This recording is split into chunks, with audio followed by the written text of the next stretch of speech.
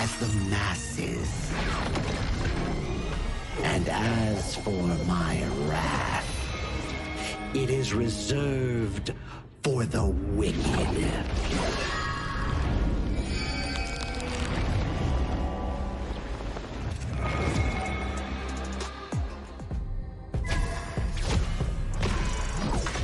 Only after enduring all 81 trials did I see how this world's hardships never end.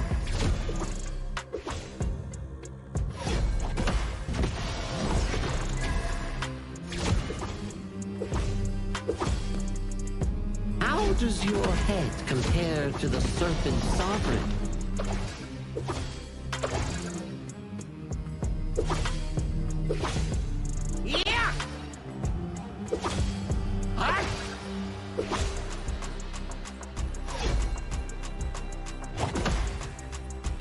Divine form renewed!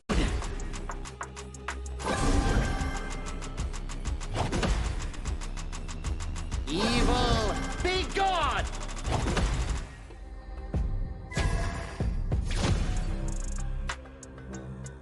All forms fade!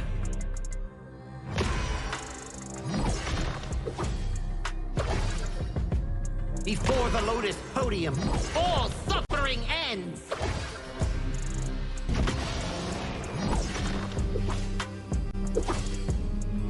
Mercy and wrath unite! I return from the West to dive back into this chaotic world. Little ones of Mount Huaguo, do you still remember me? The great sage, heaven's equal? I'll be back in a flash. Don't let any demons sneak in while I'm gone.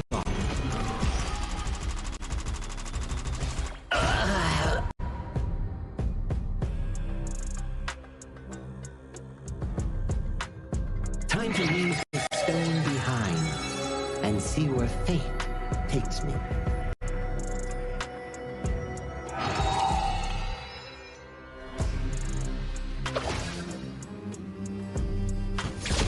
This land belongs to Mount Huaguo now.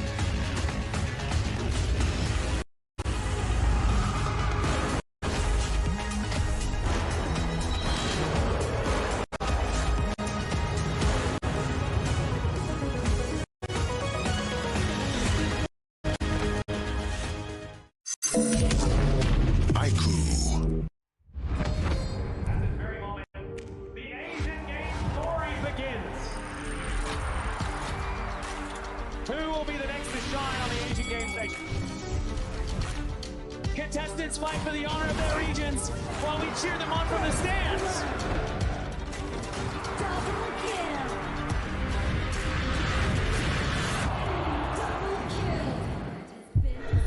This is a challenge, but it is also an opportunity. The tide is turned.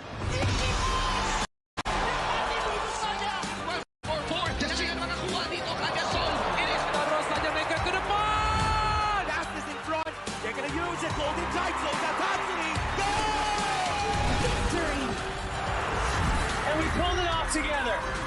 We share the same voice, the same radiance. This moment of brilliance belongs to all of us. Together, we shine.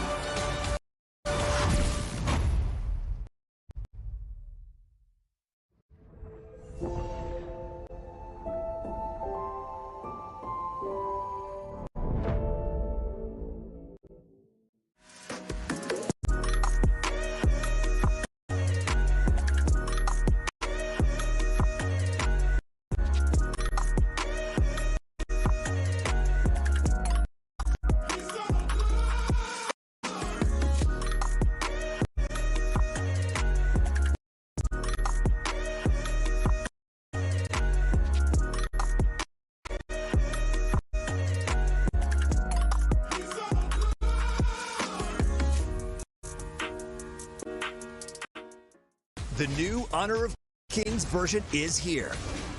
Let's take a look at the two major areas of updates: hero control adjustments and battlefield balancing improvements. Basic attack targeting rules have been updated. If a player is crowd controlled for too long while using a basic attack, the attack command will now automatically be cancelled, preventing heroes from continuing to chase enemies after the crowd control ends. The movement wheel's dead zone has also been adjusted. After the improvements, there's no longer a dead zone in the center, helping prevent input interruption issues. After improving basic attack and skill targeting logic, even if base attack target priority is set to lowest absolute health, you still prioritize nearby epic monsters, and targeting will feel more intuitive. Next up is an overview of the battlefield balance updates. In the new version, the true damage value of the Crimson Golem buff has been adjusted, with the minimum value slightly reduced. The tower destruction slow effect has also been improved. When a tower is destroyed, nearby enemies will now be slowed. The teleportation portal cooldown has been reduced from 45 seconds to 30 seconds, allowing for more flexible tactical choices. A new lizard platform return mechanic has also been added. When a lizard leaves the platform's area, it will automatically climb back onto the platform. There are even more battlefield improvements waiting for you to experience in-game. See you in the Gorge.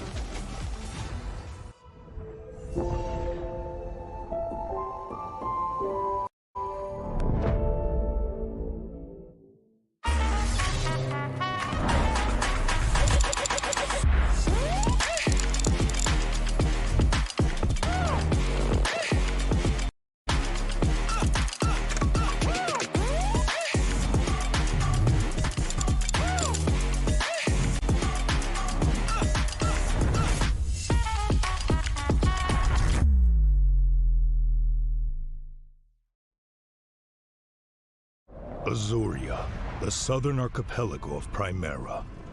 Here, humans and great beasts live in symbiosis. How this came to be traces back to a never-ending catastrophe. 2,000 years ago, Azuria's mightiest great beast, Anita, merged with the power that fell from the Sky Dome. That power amplified Anita's strength, but shattered its sanity. Driven mad, Anita transformed into a massive vortex, the world devouring everything in its path. Where it passed, great beasts were torn apart and islands were destroyed. This was the disaster that would define Azuria's history, the Eternal Calamity. In its wake, Azuria stood on the brink of annihilation. This catastrophe became known as the Great Desolation. In despair, the humans and great beasts, once mortal enemies, became each other's only hope of survival. The great beast Devita and humanity's greatest champion, Devara, abandoned their conflict and chose to work together. The great beasts sheathed their fangs, and the humans let go of their hatred. All surviving life grasped at one final power, the churning. Deep beneath the sea lay Amrita, a force brimming with boundless vitality. Through the combined efforts of humans and great beasts, it was awakened, restraining the calamity at the center of Azuria and restoring life to the world. But the calamity was not destroyed, merely sealed within Azuria's center. It erupts from time to time, bringing countless disasters to the land. Devara collected his knowledge and power and passed them down through the generations, hoping that one day the calamity could be ended for good. And so, this has continued for 2,000 years. Chief Elder Devara! The calamity has erupted again! It seems trouble has returned. The secret to life is to just take every punch and keep going.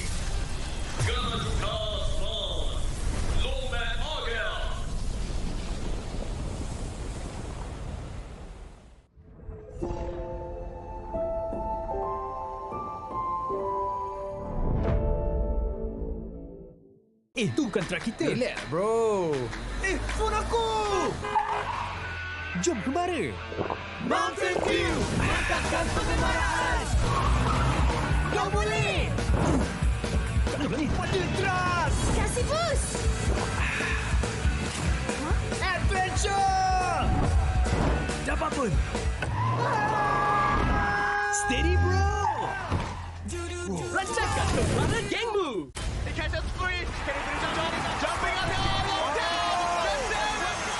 Welcome to the 2026 Asian Games Esports Qualifiers. Honor of Kings. 20 regions, one stage, and only the strongest 9 teams will earn the right to shine above the rest.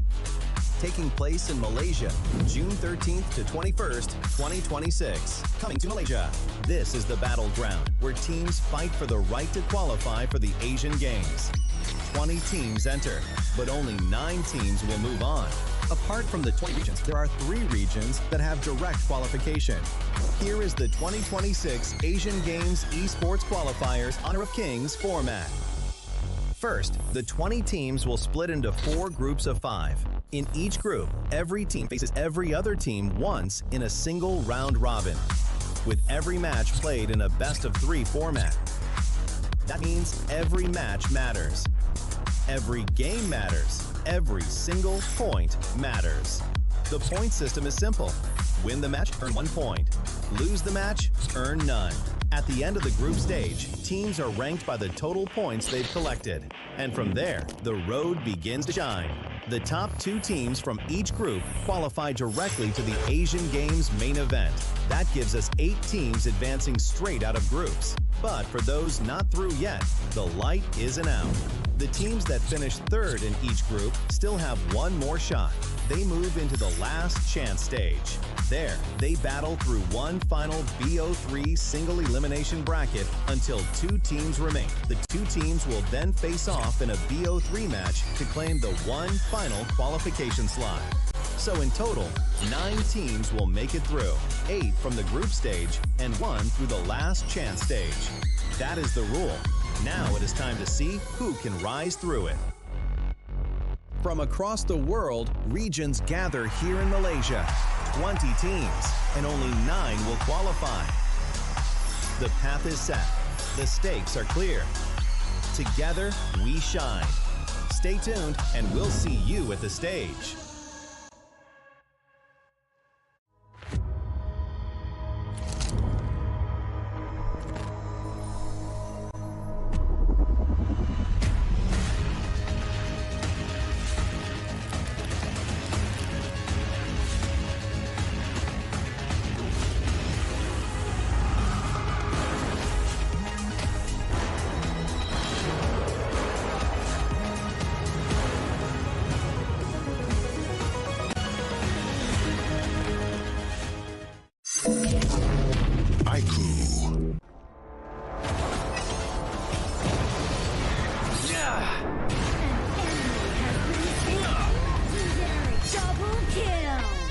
Shall I compare thee to a summer's day?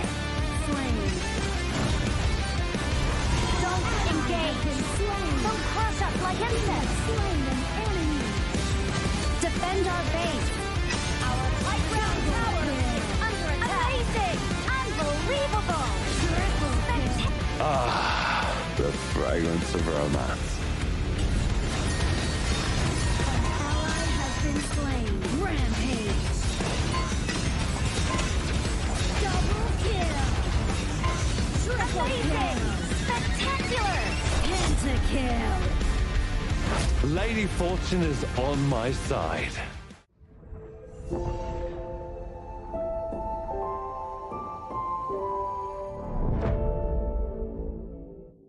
Itu bukan track kita. Relax, bro.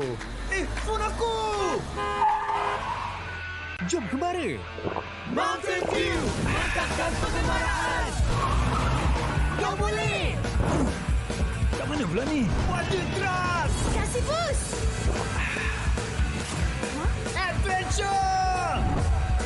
Dapat pun. Steady bro. Rancangkan kekuatan gengmu. You have been slain.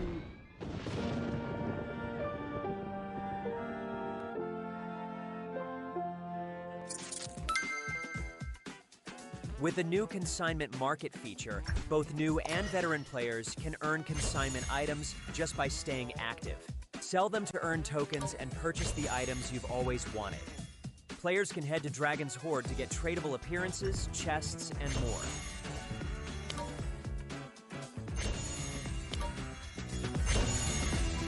Players can list tradable items on the consignment market to earn curio tokens. During the initial launch period of this feature, all item listings will have their listing charge waived. Use your curio tokens to trade on the consignment market, or purchase skins that were available before June 17 directly from the shop. With the new consignment items, players can complete events to earn tradable chests. Choose to open them yourself or list them on the consignment market for sale. Tradable skins can be obtained by opening tradable chests or by redeeming them in Dragon's Hoard. Tradable spritlings can be obtained by opening tradable chests. Tradable cards can be obtained by opening tradable card chests. If you bought an item but did not use it yet, you can still relist it on the consignment market.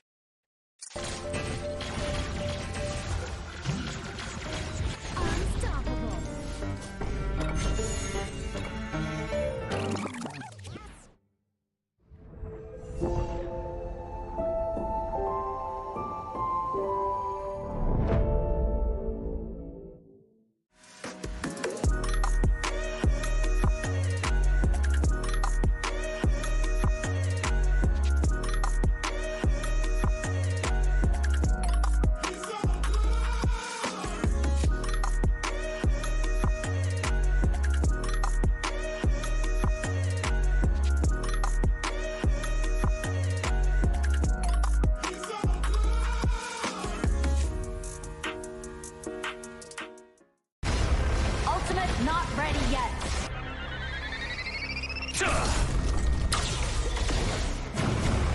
You have slain an enemy. My magic murmurs in ecstasy.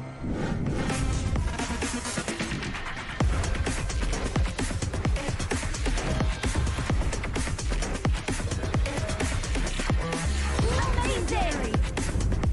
There is no escape for you.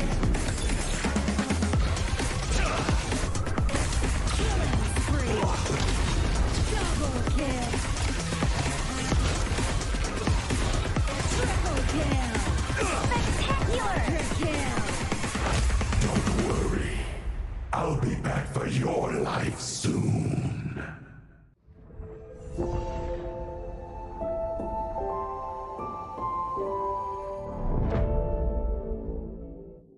If you've ever wondered how to go from HOK player to HOK top influencer, this one is for you. HOK welcomes all creators. First things first. When you start as a HOK player, your in-game highlight can become your content. This is the first step of building your own social media presence. If you keep on creating and reach 100 plus followers, you will be invited to HOK Studio and become a HOK Studio creator, starting to earn various incentives as you grow. You'll get token and cash incentives for your creativity. Stay in the loop with the latest game updates and get exposure on HOK's official media and website.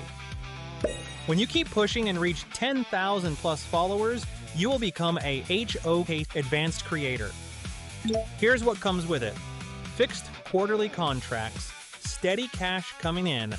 We will also offer you exclusive creative guidance to level up your content, regular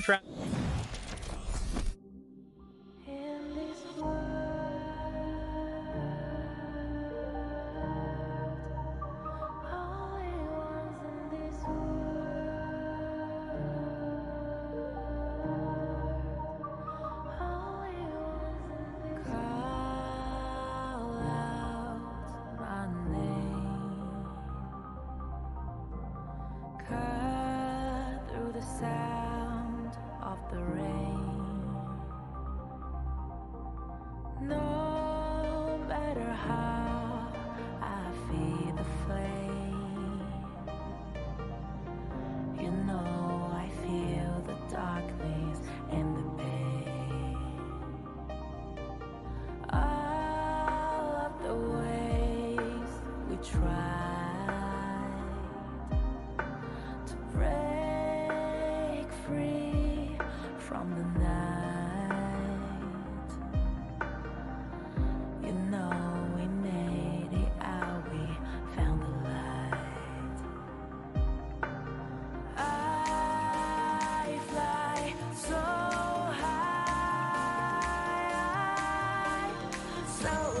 light up the skyline. Let's do it this time, like it's a whole new vibrant world.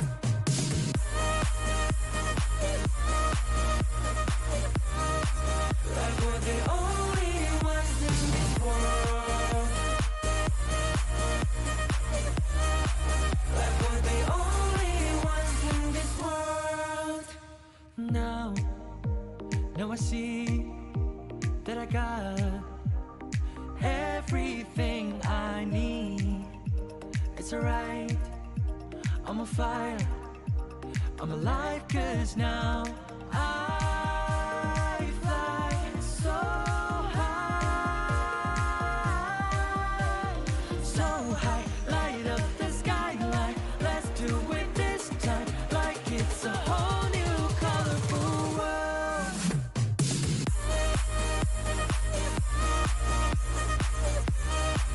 Like we're the only ones in this world.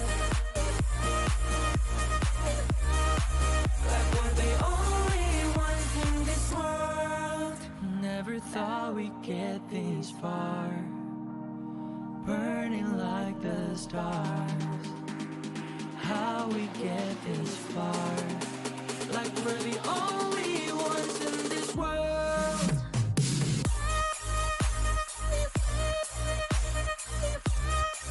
Like we're the only ones in this world. Like we're the only ones in this world.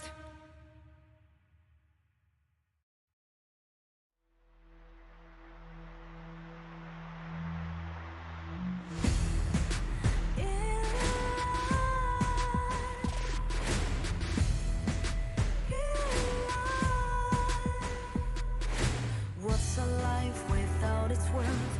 Compromising with what hurts inside, inside.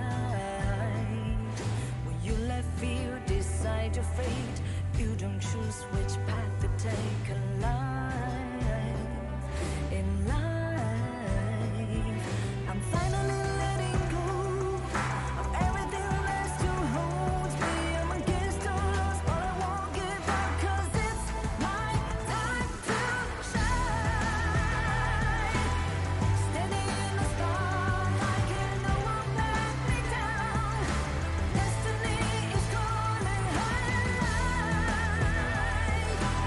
I'm not afraid to fight for everything I love. Victory's on my side.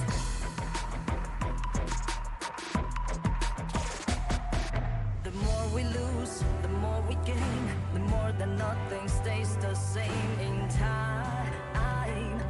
In time. Can't love ever, can't forget. What you see is what you get sometimes. Sometimes. Gonna show the world tonight the light that shines inside us. We're against all odds, but we won't give up, 'cause it's our time to shine.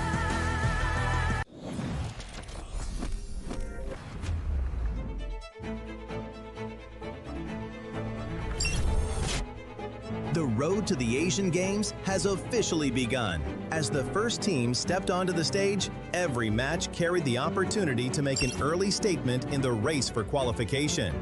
Vietnam were first to do just that, securing a clean victory over India to open their campaign on a strong note. Nepal stood their ground, turning defense into opportunity before launching a decisive counterattack to secure a clean sweep. Syria also secured a hard-fought victory over Sri Lanka in one of the day's most competitive matchups. Indonesia showcased the coordination and discipline needed to secure a strong victory. Closing out the day, the Philippines delivered a disciplined performance against Pakistan, controlling the tempo throughout the game.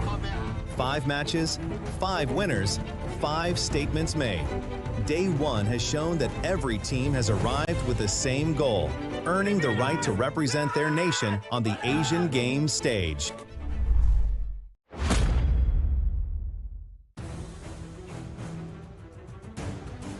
It's a thrilling day ahead of us, and we're in for an absolute showdown. Once every 4 years, Asia's finest compete for a spot at the biggest stage in sports. And today, we get the front row seats to all of it. Welcome to the 2026 Asian Games Esports Qualifiers for Honor of Kings. Yesterday, we got a glimpse of what's to come. 5 sweeps in all 5 series, with Indonesia delivering the fastest game in this tournament at 7 minutes and 19 seconds. And well, for some of the teams, this is deeply personal, with that record just sitting there, waiting to be broken.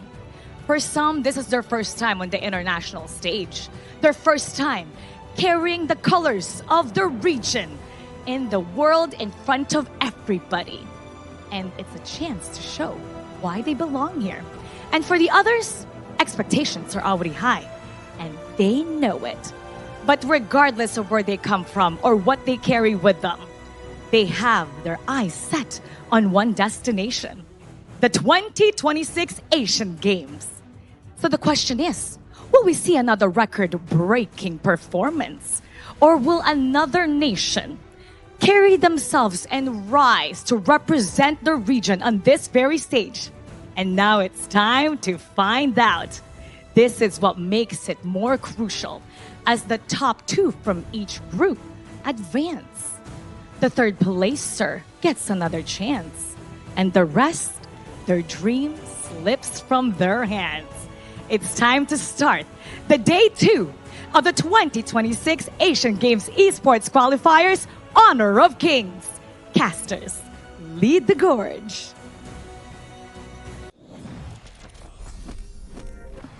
Lovely opening as always, coming in from Mara Aquino herself. My name is Sagi here, your desk host for today. This is the 2026 Asian Games Esports Qualifiers for Honor of Kings, and we are in day 2. With me is all casters of the gorge, Holler, and also Adam. Welcome back to the English broadcast. Thank you so much for having us back. And again, day 2, super excited. Some of these games are looking to be very competitive here. Exactly, and we also have the Mongolian teams going against Philippines again today. So we do know that they really have to go through hard games as the first 2 matches. Well, we are talking about something that we're having in the future. That's going to be a very far away game, maybe like match 3, match 4. Yeah. But this upcoming game that we have on our hand, this is definitely going to be the highlight of the day. Personally, for me, it's definitely going to be Republic of Korea going up against Singapore. 2 powerhouses going head-on in the opening match of day 2.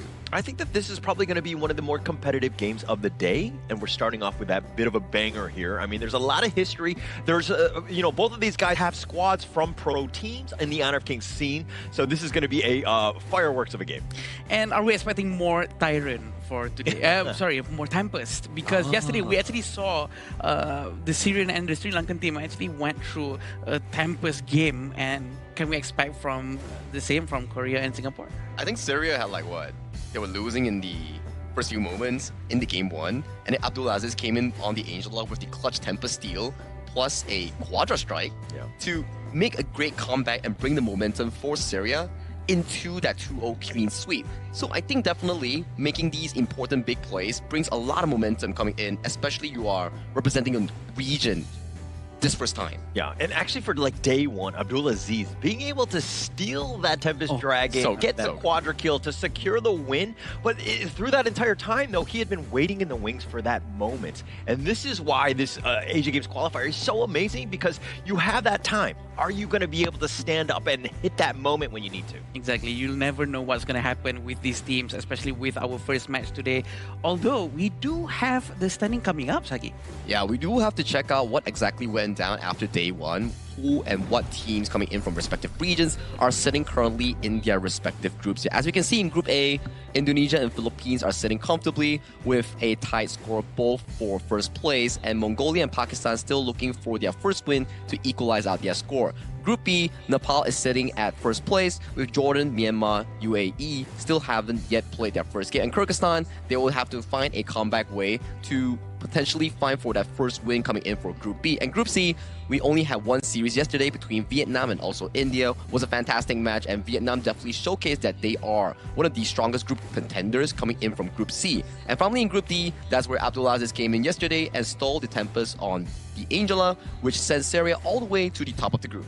Yeah, I mean, if we're looking at Group A there, Indonesia and Philippines, they were playing games like they had dinner plans. Like they were running things out, and they wanted to close out the series as quickly as possible. But again, you're kind of seeing a little bit of a discrepancy in some of the teams. But again, we have a lot of unknown teams here. Exactly, I agree. And we do know that the rest of the teams don't really have their data up online because they don't have their own leagues in their respective regions. So I do believe that it's going to be very interesting to see all of these secret metas that might come out. Yeah, and these will be the 3 matches coming in for Day 2 of our 2026 Asian Games Esports qualifiers here. Starting matches, like I told you guys, Korea versus Singapore. This is definitely going to be the hottest match of today, which will start in a few more minutes here. And coming in for the second match, UAE takes on Myanmar. Coming in for another Group A match, Philippines will take on Mongolia. Coming in, India, Kazakhstan, and finally, Indonesia taking on Uzbekistan here. So as you can see, there's going to be a lot of Group A matches today, especially for Philippines, Mongolia, Indonesia, and Uzbekistan. A lot of good games ahead of us. I think that a lot of eyes going into this is going to be back on India. How do they bounce back after that loss against Vietnam? This is still a team that we think that has a lot of potential in Group C. So we're going to see exactly if they're able to, again, bounce back here. I agree, because I actually went through a couple of ranked matches and I actually went against one of the Indian streamers. Oh. So they were so good that we almost lost our game, but it just shows how fast they adapt to the gameplay. It's so quick, and I think we're going to see the same in their gameplay. The adaptability is definitely something to be prized about, but after viewing through so many of the matches coming in for today, right, there seems to be a lot of Group A games, and with more Group A games coming up for their respective regions and everyone else, it means that the more games you play, the faster you will know who will be sitting comfortably first and second place going into the main event, and who will be fighting for that third spot going into the LCQ. Yeah, and so basically we have about 8 days to do this single round robin to kind of find out who's going to be the top of your squad, or in terms of that group. Getting into that one is obviously key. You want to be top 2. So anytime you're like on the losing end, you got to start putting that pressure on now. Yeah, definitely. And I do believe that they really have to give their best, especially early on this stage. But we do have a new Baichi skin participating in the event, Sagi. Oh yeah, it's definitely going to be the Playground Hunter. It's already live in the official server of HOK. If you were to like finish up the events, you can get a free Baichi skin in the event shop. For free? Yeah, for free. You just have to do missions here. Just play some games and it's all yours. Yeah, you perked my interest when I heard the word free. I was like, okay, where do I need to sign up? I just need to play the game? Okay, all right, easy. That's the game on right now, yeah. Right? So yeah, I'm actually super excited to get this skin. Being a new Clash laner myself, I'm kind of evolving and I need all the skins here. Oh, you're joining the Clash laning role now. Oh boy, I do have a competition. Oh, you're changed man. What were you previously? I was previously a roam. A roam, yeah. Okay. So you were competing with Cloud, so you decided, you know what? Cloud has his own roles. You're gonna. I see that. Now I see why. I see. I mean, Clash is a very fun lane because you do have a lot of 1v1s early on, and then you have to try to expand that into a fast rotation for your team. So hey, save that for your rank games here. Right here for the 2026 Asian Games Esports qualifiers here, and for the first upcoming series, we have Republic of Korea and Singapore, and they will be taking up the stage with this upcoming teaser video. So let's get to the teaser video.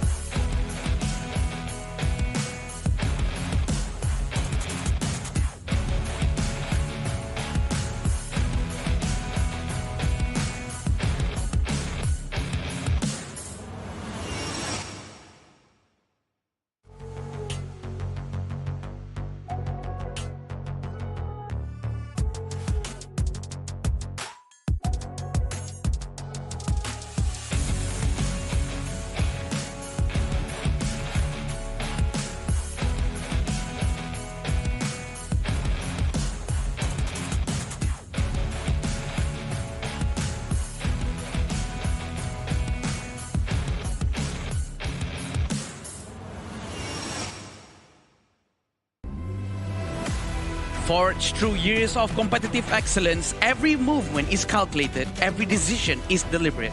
One of the tournament's strongest contenders has arrived. Please welcome Republic of Korea!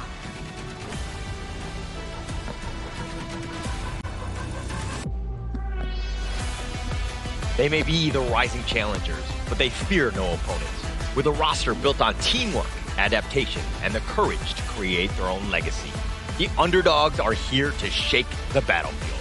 Please welcome Singapore!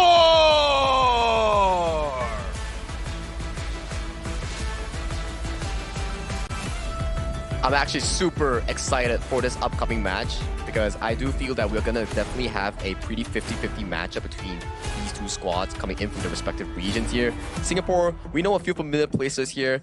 Those players, they have been in the esports scene for quite a while now. And for Republic of Korea, they are no strangers if you are following HOK Esports Global. And this is the lineup for Republic of Korea, coming in with Yuno, Jihoon, Sungbin, Hunmin, and Sungun.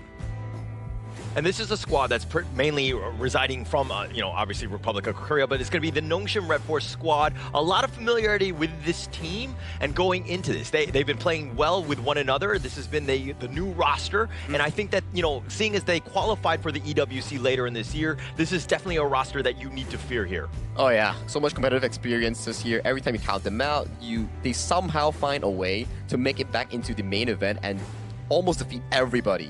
And their recent performance, I think they were second place in the previous tournament here, so they're definitely one of the hot ones coming in from the respective groups. Definitely a lot of consistency, right? And I think that there's gonna be a lot of history between this team and at least one player on this one, and I'll point that one out. But it's gonna be Yenche, Yuming, Yuha, Kayang, as well as Wikat. And Kayang is Raven. He previously from Visaka, who had previously beaten Nongshim Red Force at KC 2025. So there's a little bit of a history, and I'm sure that there's a revenge story somewhere in here. Yeah, and I do believe that they have a lot of competitive experience in the background.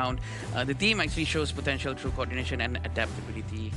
We do know that a Singaporean team is not going to go down easy, and I'm not surprised if we actually see 3 tempers in the first game. Sagi, are you excited about that? 3 tempers is a long way to go. We only had one yesterday, but judging from two teams' respective playstyle, that may be a possible outcome, judging from the fact that Republic of Korea, their playstyle really resembles slow and steady winning the race, pacing towards those power spikes, wanting to fight those big objective fights. So maybe, Adam, maybe we might see those Tempest Dragons that you're referring to. Delicious.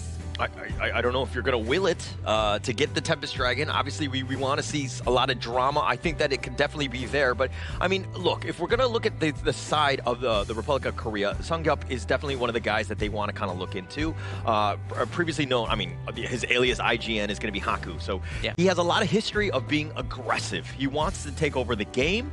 So, again, eyes on this guy in terms of just how he performs and takes over the map. Now, I have a different perspective on this. I think it's more on the farm laners here.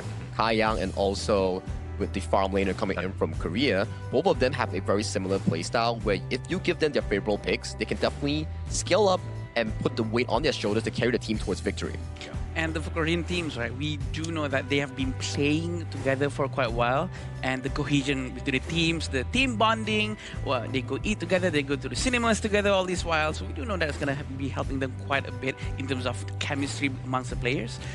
Compared to the Singaporean players, I am not sure that they have this bond as strong as Korea. I'm pretty sure they need to adapt quick for this. Is that why I'm losing my ranked games with my stack? Because I'm not going to the cinemas with them? Is that what you're trying to say? Yeah, probably. You have to, you know what I mean? You have to spend time with your players outside the game to have this unspoken chemistry. You don't need to call out your shots in the game before you do something. Yeah, it's like something like what we saw from Team Philippines yesterday, that everything was so well coordinated here. But the first thing that we have to coordinate is the draft coming in for Game 1 between Singapore and Republic of Korea in this BO3. And it looks like they're going to go with a Yukio to kind of start things off. Singapore will just kind of ensure that they lock this one in. And this is funny because this is kind of carrying over from day one, right? Where the Yukio had been picked quite a bit. It seems like they're trying to look more for like a counter pick. It's a very an all-rounder, I would say. And it's a very smart choice coming in from the Republic of Korea on their drafting phase here. You can see yesterday we had more on the bans coming in from Malaysia Nui, Dolia coming in from the red side. But this time around, Korea knows for the fact that, okay, Singapore, you have a hyper carry farm lane player. And what's the meta revolving around this entire Asian Games version? Channel, Arlie, both removed from the pool. Yeah, they really do focus on his hero pools, and at the same time, we do know that Dolia is still open. I'm not sure if anyone's going to pick it up, but I do feel that there's going to be a very different playstyle. If they do pick Dolia from any side of the team, they really have to find another hero to go with the Celestial Melody to make it useful. And this will be the third hero pick from Korea. I am assuming they're going to take something for their jungle. I like the fact that most of the teams have kind of honed in on the Ata pick. I mean, Korea is going to go with the Angela, just locking down that mid lane. I mean, it does quite a bit in terms of the stun. Yes, it's a little immobile, but I think Sungbin in that mid lane will be fine. But Ata, man, the ghost ships have been amazing thus far. Amazing, I would say, especially when against an Aaron of all heroes that doesn't have a solid dash that can cross walls. Once the Aaron loses the flash, and then she gets locked up by the ghost ship, it's done for here. So I can definitely see the idea coming in from Team Singapore in trying to use the Ata to mitigate the laning phase against the Byron while also amping up Yu Ming on that Ukyo Tachibana to go for those early aggressions here. Still with the Dolia being out in the open, and I do agree with the Singaporean teams actually bringing out or taking out Guan Yu and Mai Sharnoi from this game, because it has been such a big problem for anyone who's able to play these heroes very well. And Liang has also been taken out by Korea, probably because they want to play something like an assassin at the jungle. Yeah, and you want to kind of target Sungbin in that mid lane. I mean, that's kind of why they banned the Mai to begin with. That's one of his signature heroes. On the other end, you kind of don't want to...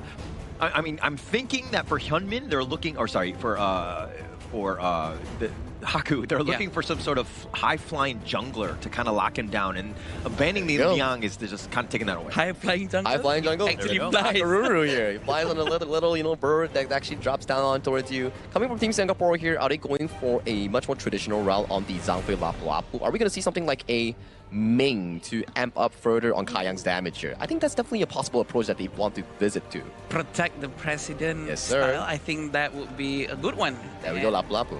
Lapu Lapu is there, and also we do need some magical damage coming from them, and the mid lane should be something bursty. Probably gonna be I don't know what we're gonna go with. I think figuring out there was something like Ladyism will be pretty comfortable, especially when you have a Byron coming in towards your face and leaving towards Korea's side. There's not a lot of Romans left available. Potentially the Zhangfei is their only option here to finalize it. But oh my god, this is something that we call a Longshin Red Force Special, which is Team Korea's official team, their club. It's a Quay. We're seeing another Quay today. When in doubt, go with the Quay, right? I mean, it's all about those hooks, all about that control. Plus, when you have that ghost ship there, you can potentially pull somebody back into you. So it kind of plays around it. So I really like this in terms of the draft. This is very smart coming from them. It all depends on the execution in the end, on how the Quay is going to try to grab someone towards his teammates and make sure it goes down. But again, we have to remember the hook hitbox is actually quite small. It's coming down to precision here, coming in from the Republic of Korea. So, Holler, talk to me. Who do you give the edge to in this game one? I mean, it really comes back to the Quay, right? How many hooks is he going to hit? Is he going to hit, like, everything? Then they're going to pretty much win every single team fight, right? Because they're going to isolate somebody, get that man advantage, and take over. But if he's not able to hit it, so Songgon, if he's, again, just not able to kind of, you know, connect with them, they're going to have a rough one in this one. Yep, and they will try their best to clear as fast as they can early on in this game. It all depends on how fast they rotate to help the teammates on the side lanes. Having Wikiat opening up the vision up front is going to be very good for the Singaporean team, and we do know that Songyeon hasn't been too aggressive yet as of now. He's not going to be hoking the buffs away from Yuming, but he's going to be helping his farm lane. Yeah, and actually one thing to take note of, just fun fact, Singapore, Lady Jean and the Lady Sun, both of them ladies, right? This is the lady draft that they were looking to go in. A lot of flexibility, plus the Lady Sun, you know you're going to do some serious damage come mid to late game. and we do have the Atta still up top without too much of a problem going up against Yuno, and Yanji having these skill sets such as the passive that he has, he's going to be able to do a lot of health recovery. As long as no one in Korea does Blazing Cape too early, he's going to be fine. Yeah.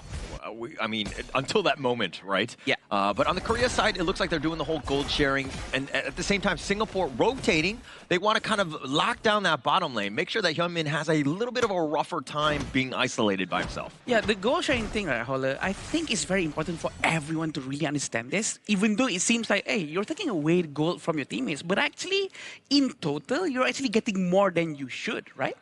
Yeah, and that's the key, right? It's a game mechanic where when you're doing it, it seems like, oh, why are they doing this? Like, why are they sticking together? Why are they wasting time? But actually, overall net worth grows, and that's what you need to do. Any sort of edge you can get, especially early game, is going to definitely help you out. Songgon and Songbin still in the middle. Is he going to try to steal someone over to their side so that they can burst one down?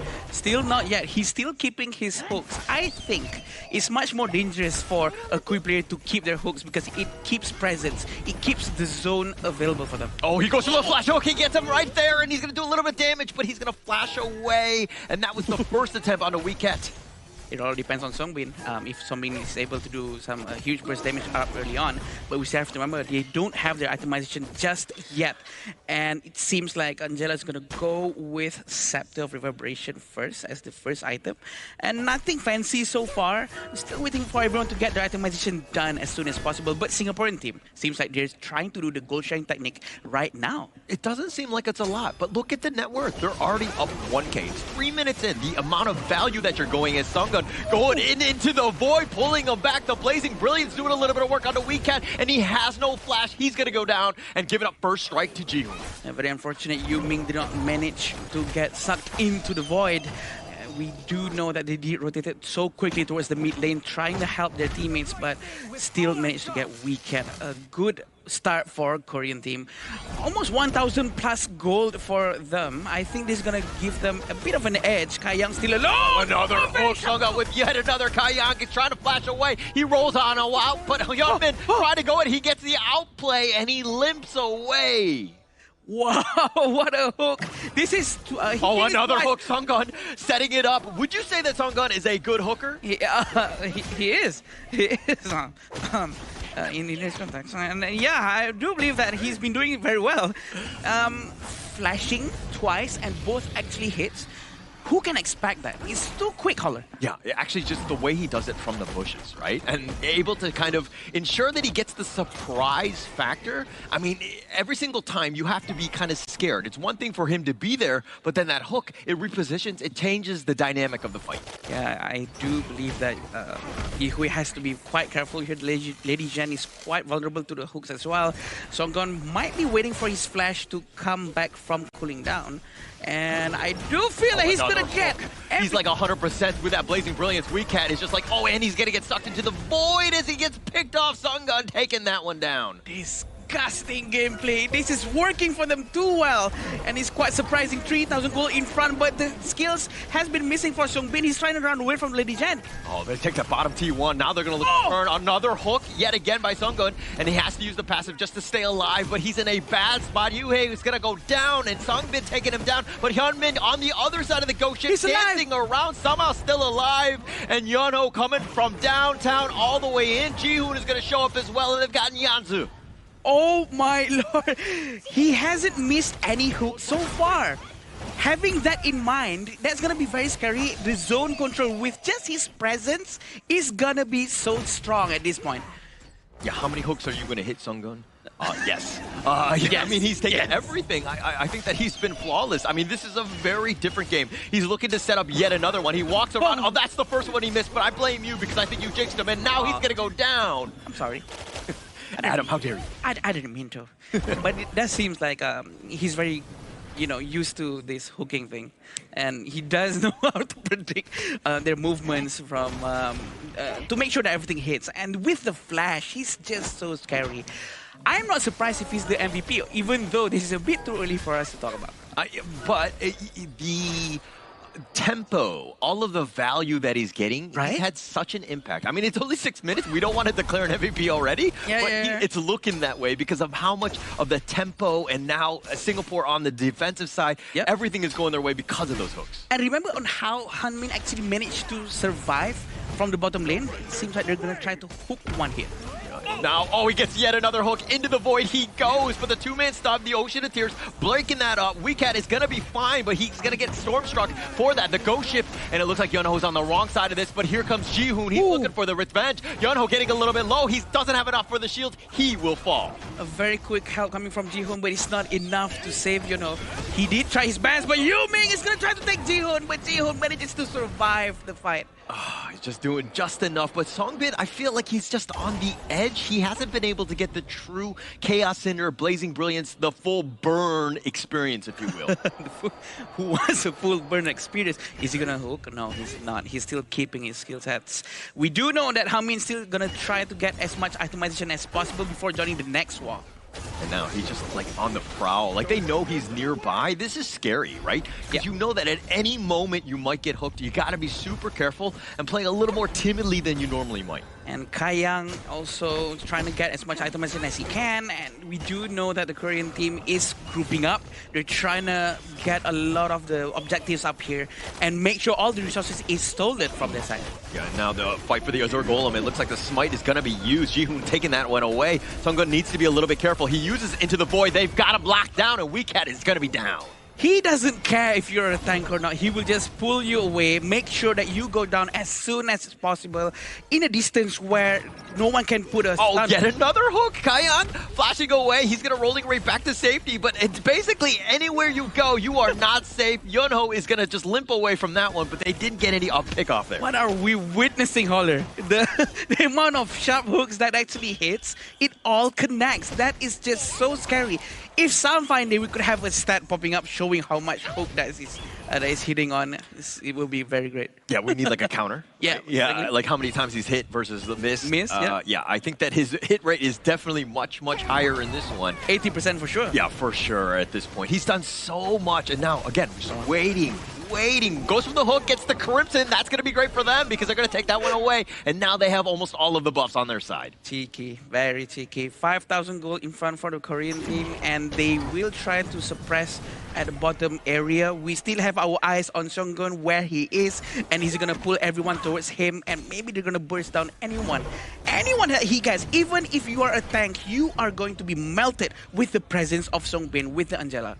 I mean, it's the backup, right? I mean, it's about that repositioning, pulling him away, and then you have the rest of the team. This is the easiest thing for Songbin, using that Angela, because you can just literally burn everybody down. It just makes things so much easier when you have the guy right in front of you locked down. I feel so bad for Yuming right now. It hurts as a jungler when you're not getting your buffs, you're not getting your resources. You know that's your only source of food to be economically okay to get your itemization. And he's not getting that right now. Yeah, actually, the way you said it, with no food, that just sounds very depressing. Right? I think I need a new term. You could have gone with many different analogies, but you went with the food one, and that one hits home, man. Well, we do see that he's struggling right now. Okay, good idea from him. He's actually trying to cut the bottom lane, make sure that the team has a breathing space at the base, because now Korean have to send someone to defend their bottom lane. Yeah, but they sent Jihoon. It's probably going to be a worst case scenario for Yuming, as he's trying to get away, and the dash across, the Eagles are being thrown, and Yuming is going to be down for the count yet again. Yes, he tried to pull the tank, but he does know that his teammate is not nearby, so he pulls it off and cancel it out. But the Tyrant is still being focused by Jihoon. It seems like it's going to be easy double objectives for them. This is very greedy, but this is what they need, and they can do it. Yeah, I mean, this is as greedy as it gets, taking them both down, and they have enough damage to deal with this and to just survive this. This is the 10-minute mark, and you are so far ahead that you're able to take both of the big neutrals. That is a giant play for both, and now they've got the pullback into the void. You can't get away from Songun. You cannot get away, especially he just finished his frigid charge. This is going to be a bad dream for the entire team of Singapore, but... Oh, the flash forward, the Storm Strike is going to be on point. He dives the tower. He doesn't care. Kayang is going to be down. They found Yue as well. Weekek, all he can do is watch, and on the bottom side, Jihoon was doing some work as well. This game has been nothing but Korea. This is the chemistry that I was talking about, right? Going to cinema really helps. Well, it depends on also what movie they were watching. Okay. Right? Like, is it a horror movie? Is it what? But it looks like this is going to be a horror movie as they take down Weekend, and it looks like Korea are going to take game number 1 off of the ace. A good game coming from Korea. Congratulations to them winning the first round.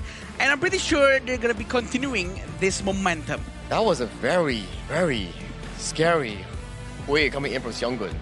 A lot of the hooks, a lot of the plays, the early game leads were generated by this Quay pick coming in from Korea. And I had to say, that was pretty insane accuracy. Right? He doesn't miss. He doesn't miss. I think that, I'm just going to predict it now. The highlights are going to just literally become gun, just hooking everybody, right? It doesn't even matter about the kills after because he was just setting it up for all of the team fight action, right? This game was all Republic of Korea. And we've actually only witnessed one miss, and that's all. And I have to highlight that because it's the only thing that stands out about him, because he missed that one time. So missing stands out because he's doing too good of a job in the game. Exactly. Yeah, that makes sense. I mean, not to go Asian dad here, but you are a dad, though. Like, son, how it are you is gonna... Asian Games qualifier. Yeah, I mean, how dare you? You got it on tape. You missed once. Oh my God, Sungun. That's going on his resume, right? But definitely, though, that game 1 coming in from Republic of Korea was really, really amazing. Aside from only dominating in the game with their planning coming in from Seonggun's Quay's hooks, you can see from the pick and ban phase, they have already strategized how they want to counteract against the farm lane-centric team Singapore here. Yeah. First bans coming in, the first 2, strong picks coming in from the Asian Games farm lane pool. Channel, Arlie, gone. Yeah, taking that away, right? Yeah. You also made it very difficult for Kayang to really get going. He is probably the star on Singapore. And anytime you're putting pressure on and he's not comfortable, doesn't have that space, and constantly getting hooked left and right, you're going to have a rough time. And I was actually expecting for the Quay to focus down on Kayang because they are the backlions, they're the one who deals damage. But in the end, he was just hooking the tanks in front, the ones closest to him. It's the most convenient, and I thought that will be a problem for them to take them down because of the burst damage might not be enough and early on the game. But it works out, and they managed to steamroll from hooking tanks. That's where the Angela comes in, right? Once you get the hook in, that Blazing Billows drops on towards the side of Weeket's Lapu Lapu, and he gets disintegrated, burns down. So I do think that in terms of planning, of understanding the Asian Games version, so far Team Korea, they have shown a very high level of mastery. Yeah, definitely of mastery on that one. It also comes back, you're like, maybe it's like a draft issue and all that stuff. But when Songun is literally hitting every single hook, it doesn't matter what your draft was at the end of the day. It was really some really high-end gameplay coming in from Team Korea, but let's check out some of the item builds, KDAs in this post-game stats. So far, Korea is leading the series with a 1-0 score, and we do see that Seonggun 2-1-8, contributing to 10 kill participation here, the highest in this team. Every hook that he hits has led to almost a successful play. I agree, and we do know that he creates a lot of space for the team every time he hooks someone or every time he keeps his hook because of the accuracy itself. Everyone is also aware, so aware that he's present, he's still keeping his hook, it's not cooled down yet, so they cannot move forward. They cannot go out from their base. And you were talking about in the beginning of the game, you're like, oh yeah, he's just not hooking, but the potential is there, and it's actually changing the dynamic. And ever since you said that, Seonggun was like, no, I'm just going to constantly hook. I am not going to hold it back. Every time it's off cooldown, I'm going to use it. So after observing this Quay performance, right, would you give it over to Charles from Philippines yesterday or Korea's Seonggun? To me, the one miss sticks out, right? So I think, no, I'm just kidding. I think that's not an amazing game. Are you still in this Asian dad? I am. Calm down. I'm gonna talk to him later. How dare you miss one on stream? Yeah, aside from Quay as well, right? We've been seeing a lot of Angela actually in the Asian Games version. I think this is like our fourth or fifth Angela pick so far in the second day so far. And actually, that was, in terms of performance, it actually wasn't even the best one, right? Because in terms of damage, Abdulaziz yesterday, monster game with the Angela, but this one, very different because he didn't really need to. Like, the rest of the squad were doing enough damage for him. To be honest, this is what probably I would call selective damage, when he just chooses the most important targets at the right time. So it doesn't really matter if it's translated into the stats or not. You can see Sungbin's damage is just about 3,000. It's not too much, but it's the most important moment, and it works out. Yeah, I think that's a very good statement, right? Because every time we see Seonggun land a hook on the Quay, Seongbin is always there, ready to follow up on as the main damage dealer to burst down the tank that you talk about here. So I think it's like what you say, selective damage, so proper follow-up. It's probably those cinema visits that you talk about. I'm very proud of that. Very proud of that. I know that the cinema thing is very helping out with them. I'm pretty sure they did it. And I want to know what are their routines other than cinemas. Yeah, but I want to know more specifically in the cinema. Like, what are they watching, right? Like, again, it's like, give me a movie name, because then I'm like, okay, all right, we got to go for, like, is it like a romantic comedy? Like, kind of, get this awkward vibe with the team? Or is it like, tell me, brother. Which genre helps the most, right? I mean, it's probably going to be horror, right? Like, everybody's trying to see, like, who is the most scared in this specific part. But you can see, like, in the 11-minute game, Korea had to pull in a 9.6 thousand goalie, which is amazing here. And these are the starting few moments that Seonggun was landing most of their hooks, which caused Wikia to be out of position, giving the first strike over to the side of Ji Hoon-ya. And this is an insane one.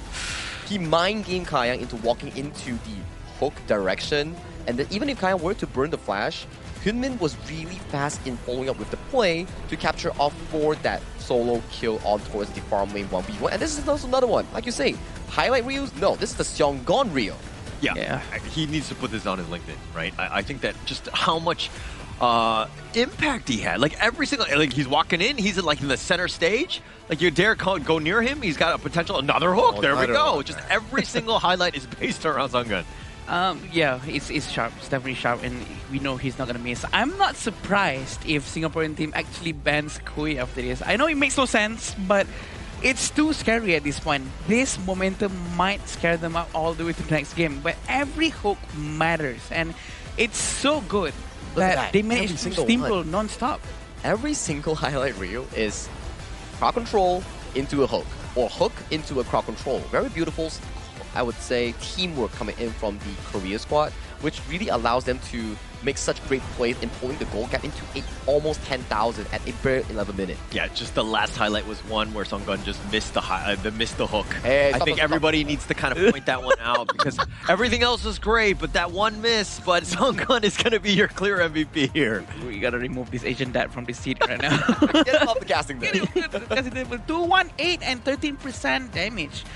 For the Kui, 13% is actually quite a lot, to be honest. Even though he's been hooking tanks, but he's doing a lot of work, definitely. And damage taken is also 22.7%. Seonggun, he deserves this one. Definitely deserving, right? So much presence in the game. From start to finish, he was making plays after plays after plays, building leads, shattering the hopes of the Singaporean squad in trying to make a potential comeback, in trying to drag the game into potentially like Tempest Dragon that you mentioned just now. So well played thus far in Game 1 coming in from Team Korea. What can Team Singapore do to actually make a 1-1 coming in for the remainder of the series? I mean, Van Kui is definitely something that they need. They might need to consider. That's how dire things are right now, because I think it just has so much impact. Plus, we're not playing global ban, so it's always going to be available. And when you have a performance like that, you're kind of thinking, like, what can we do? What are our options? How do we avoid this altogether?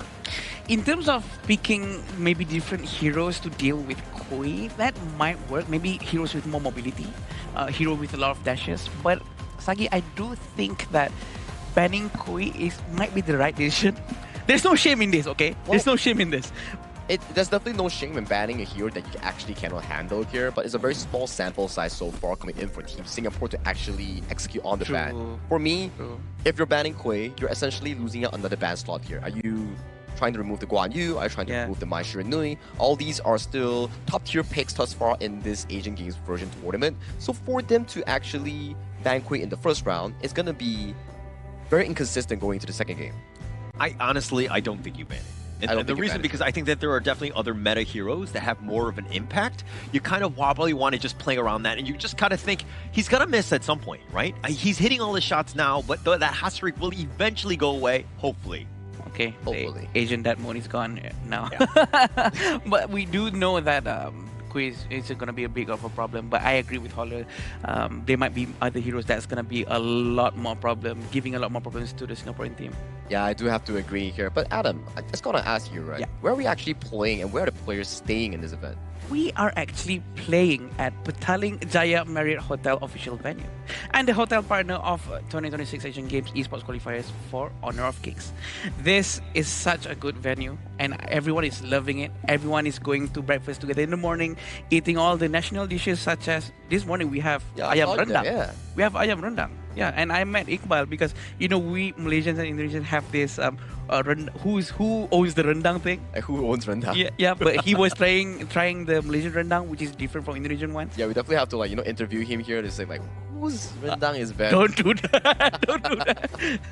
I kind of want to see. I kind of want to know. I feel like, which one is better. I want to see the contest here. You don't want to see anything. You just want to see heat. That's all you want. I just want to see you guys at each other. Can I get out of this room? I'm very scared right now. Not be scared, because the only one have to be scared right now is Team Singapore if they can find the equalizer here in this series itself. Korea will be defaulting towards the blue side as Singapore chooses the red side here. So red side has a bit of consideration here. What do you actually ban out to allow Kayang, your core carry, to pick up the heroes that he wants, because you are on the second pick, which doesn't really allow you much room to think. I think right now you're looking for something just early game. Create a little bit of space. We didn't really get to see exactly just how much, like the spacing from Yuming to be able to push them back to kind of create space for Kayang to get that farm. He was under pressure from the beginning, and if this team wants to succeed, again, everything kind of on the shoulders of Kayang. I agree. I think they need to focus more on taking care of Kayang, and we do know that Kayang has a lot of potential. That doesn't mean that you can leave him alone at the bottom lane trying to deal with 3 heroes. Having Koi in that mix-up, I think they might have to really babysit Kayang, not because he needs to be babysitted, but because the team needs to win. I think this responsibility falls heavily on towards Yi Hui and also Lihat in trying to win out the mid lane 2v2, in providing more room of that 1v1 focus for the side of Singapore's Kayang here. As you can see, the same strategy still stands. Korea bans away the Arlie and Chano, some of the top tier picks thus far for the farm lane pool, resulting in Singapore defaulting into the Eren here. But here's the problem here. That's a first pick Guan Yu, and so far there seems to be no crowd control being drafted by Team Singapore in stopping this horse. Starting off with a bit of a banger here. I mean, this is another one. Very similar to the Quay in the sense that you're looking to reposition, change the dynamic of the team fight. On the other side, Singapore going with the Eren and the Dune. Some way you need that frontliner. The Dune is going to be great for that. Eren, again, what you saw, how Korea play that one, very strong as well. So again, it's a bit of a chess match at this stage. I agree with Sagi. But not me? I agree with you as well. But, coming back to Sagi's point, where he said that they're lacking crowd control. And I think they need, what do you call a pinpoint crowd control? Something that stuns directly, like an idea. An idea spell to stop the Guan Yu? Yeah, to stop the Guan Yu's charge draw. I like the Ata pickup here because Ata can actually break and also counter out Guan Yu in the laning phase. So that's going to be a pretty decent pick. But coming into the second phase, more of these roamers, more of these enablers coming in from both teams will be lock away coming in for the second phase of the draft. They're going right back to the Angela, right? If it ain't broke, why fix it? I think that they're going to kind of let Sungbin do his thing in that mid lane and ensure that, you just have that old tried and true damage, which is kind of lacking from some of the mid laners that are, in this version of the patch. I love this pick from Korea, which they took DRNG. DRNG is the best hero to deal with HP-based heroes such as Atta and Dune. We know that he's going to be melting Atta and Dune very, very soon. As soon as he gets Doomsday and Sparkforge Dagger.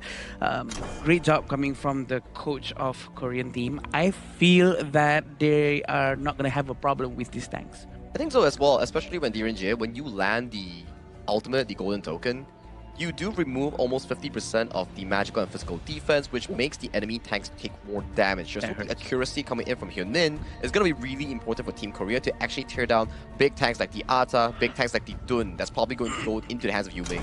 Just a lot of damage on the Korea side. You have pretty much a very well-balanced first 3 picks here. And kind of, again, going back to the Yuming Ata, like the Ghost Ship has had quite an impact. But is it the right play when when you see the Guan Yu charging the Razor Cavalry from the back? Maybe you lock him down with that Ghost Ship. I mean, that's kind of the thought process. But is that enough? Well, for me, it's still okay. But the duty falls heavily onto his Yanzi, right? If he misses one flank coming in from the side of on that Guan Yu, things are going to be really, really difficult coming in for the player itself. And to me, I feel like the Ghost Ship is might backfire the team if he position it in the wrong way. The Guan Yu might make good use of the wall and just smash them against the wall, which is gonna be a big problem. But Dahlia has been picked, I think. That's our first one. The first time. Yeah, I think it's gonna work very well with Dun, resetting the Unruly Blade a lot of times and hopefully being able to stop the Guan Yu. Yeah, the Dahlia Dune combination, just these double yeah, the combination that you have, very strong, really setting it up. And I mean, this is something that we were kind of alluding to yesterday when we were talking about how the Dahlia would always be a power pick, right? It just adds so much impact. Plus, there's a lot of great ults that you can refresh. This is a good lineup thus far. Hang on a moment here. That Guan Yu seems to be going into the jungle coming in from Team Korea. That's a Byron Clash lane. Huh? Wait. That seems to be a jungle Guan Yu coming in on the hands of Ji-hoon that will be played in this exact version. And then, yes, in some versions of this game, especially regions coming in like Vietnam, they do play the Guan Yu in the jungle here. So I'm interested to see how they actually pull this off. Instead, it's going to be a Byron jungle coming in from Ji-hoon. Yeah, I think Byron would make more sense because Guan Yu is a hero that really needs to run around and charge up before he can attack. That seems to be the case here, but this will be game 2 coming in from Team Singapore and also Team Korea. We have a niche pick so far coming in as Byron jungle on the hands of Ji-hoon. So Holler, how do you think this will unfold? I think it's gonna unfold. I mean, hopefully, it really comes back to Sungyup in terms of the jungler, this Guan Yu, just how much impact he has. If he's able to again reposition everybody, they win all the team fights, like kind of what you saw in the last game. So it really comes back to him. Yep, and it seems like the Singaporean is going to try to do a better rotation this time. We're going to try to catch Hanmin early on and really try to help Kayang. The stun really connects towards Yihui, and it seems like Yihui is going to do okay so far. They don't have enough heroes to help them out to get the Firehawk, but they managed to try to defend at least. Smart, right? Singapore, you got to if you know who the all-star is on your team, Kayang is the guy. Not to say that the other guys aren't, but I think that he's kind of the man, right? He needs his space, he needs his farm, and especially, any sort of support you can give to him, you're doing a good thing. Yep, he's actually outside the brush. I'm not sure if he realizes this. Yeah, probably he knows. He's trying to freeze the lane here. Okay. So he's going to take a little bit of damage because he's just going to wait it out. I mean, and it's outside of the tower range, so it's going to be perfectly placed so that, now it's way more difficult for Yan to kind of to get those last hits because it's so close to that tower. I see. Very smart from him. A lane manipulation 101. 300 or 500 gold in front for now for Singaporean team. Seems like they're doing well in terms of the economy. We do know that Yu Ming is ready for war at this point. Is he gonna jump in as soon as he sees the Angela? So while he's technically ready, I think that you still kind of want to wait. You got to pick your moments. Kayang here taking a little bit of damage there. Weecat was there on the side, but Korea looking to again pressure Kayang. He's the guy. Make sure that he has a rough game. Ji-hoon is still trying to defend mid lane as fast as he can. Songbin is on the way. The gold sharing will be done soon. And we do know that Hanmin is trying his best to farm as much as he can. It seems like this time there's not going to be too much aggressive gameplay early on. But we do know that Korean is usually starting to come online around 4 minutes and above. Yeah, they'll be ready. I think that they kind of set themselves up. In terms of the lane, right now they're doing a lot of gold sharing, making sure that Ji-hoon's got that farm for that 4-minute mark, which is, of course, a key milestone in this one. Yeah, and we know that Yihui is using Garuda. Garuda is going to be a big problem for them as well because the Wings of Judgment is going to be so painful for anyone in front of him. I think in terms of scaling, maybe Singapore might have the edge. A little bit of an edge. I mean, if anything, this draft is a little better because Yuhei, the wave clear is real. It wants space, right? Yeah. The last game, pretty much Korea got those pickoffs, and then they had no answer to deal with the constant wave pressure because they were down a man. This is a little bit more stock sturdy because you have the tanky frontliners as well. Yeah, and are we saying that it's better off if they pick Kui again this time? They should have picked Kui. Are you saying that, Holder? No, I mean, I think they could have gone back to that but this is also good. Sungun is also a sniper with these cannon blasts on the moats.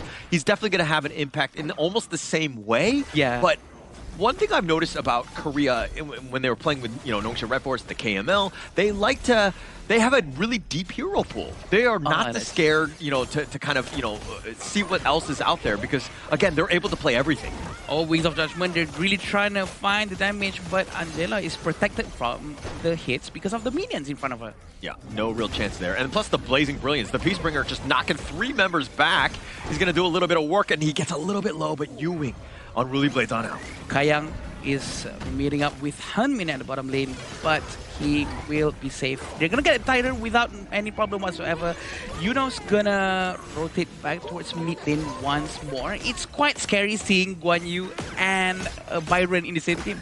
Actually, I mean, they're very tanky frontliners, plus they're able to reposition you. Right. I mean, Jihoon is going to be a problem. He's always great with, he's so good with all of the different junglers, but on the Byron, this is an interesting wrinkle in the lineup from Korea here. The amount of crowd control coming from them is a lot, because we have Guan Yu, we have Byron, we have Angela, a lot of crowd control coming up from Korea, and it's going to make it a lot easier for Hanmin. I think that's the whole point of this, Holler. Just to create space for Hanmin to be able to do a lot of basic attacks at the end of the game. Yeah, Korea rides on Hyunmin's play. Like, I think that once he gets going, he is that finisher. The Storm Strike is going to be real. Kayak taking a decent amount. He's got the homing missiles, but he's not doing enough. And now with that think inside the box, they got him in the wrong side. The Unruly Blade, Yuming, he's going to get on back. Wind Slash just to ensure that he gets that space and he gets on out. I'm quite surprised that Songgon actually missed his Cannon Blast. I was, hoping for him to channel his inner Kui into this Moza. But maybe it's a bit too early. He's going to, be angry if he hears what I said. If there's anything that I've learned, it's okay to let them miss once in a while. Oh, okay. I know it's a little weird, and he should be hitting all of his hooks, but, the Cannon Blast, we'll let him go a little bit. Yeah, but we can see that they're really trying to focus down on the tower, and is he going to commit? No, he's not, just to make space for the tower to go down. I mean, they saw them coming in the way that they were just able to kind of dive in. They were just running on out of there, but they lost the bottom T2 because of all of the space that was created.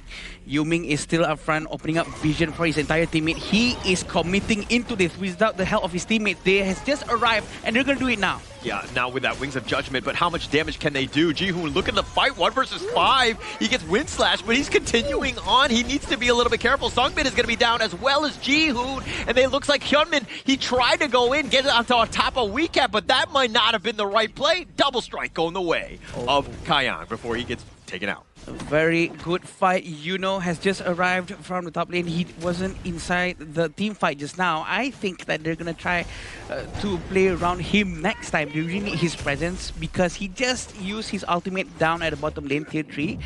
And I think that Singaporean team actually chose a very perfect timing for this war to happen. No wonder Yuming actually committed all the way down into the backline because the lack of CC coming from Yuno. So this is something that, Nongshim Red Force Korea tends to do, right? Yeah. They will look to take fights. If you're looking at what had just happened, even in the last one, Yeonho was nowhere there, but they were willing to take the fight 4 versus 5, and you can kind of bait out Jihoon at moments. He tends to be a little bloodthirsty at moments. And I guess he's supposed to buy some space and time for his team, but apparently it's not enough, and his team actually lost a lot of space and heroes at the back. But we do know that they need Yuno in the next team fight. They need Yuno no matter what, and Yuno really needs to be at least nearby. Okay, you just said like many a time, so I'm like, no, he needs that to be, needs to be there. Got it, I'm on play. Okay, all right. It took a little tracking, my bad. It's still a little early in the morning. Stop the Asian diet thing, please. But here we go, the Blazing Brilliance, he's been stuck on the wall. Songbin, he's just trying to stay alive, but he gets picked off. Yinuo making him pay for sticking around. The Wind Slash is going to be on point. They find Hyunmin as well. The Cannon Blast slowing him down, but I think Singapore are going to be very happy as Jihoon goes in with a force field suppression. He wants at least Weecat. He tries to go for that Storm Strike, but he's in a bad spot. He too will fall. A hot streak going the way of UA. He actually tried to chase Dolia. I thought that he was going for different targets, but he actually going for the Roma is a very interesting choice coming from Jihoon. But it seems like Singapore is going to try to get the tier 1 tower in the mid lane without any problem whatsoever. Still having Songgun, and is he going to force it out? He is! He's trying to push everyone into the tower, but he's being punished with the Wing of Judgment coming from Yehui. Oh, a little bit of a bait there. Yunho trying to make that Soaring Green Dragon, the Razor Cavalry onto the minions, but he gets caught out. The Ghost Ship was perfect by Yansa, and they're going to set things up. And if you wanted to see Singapore start rolling, now has been the moment. It seems like they figured out Korea, at least in this early game.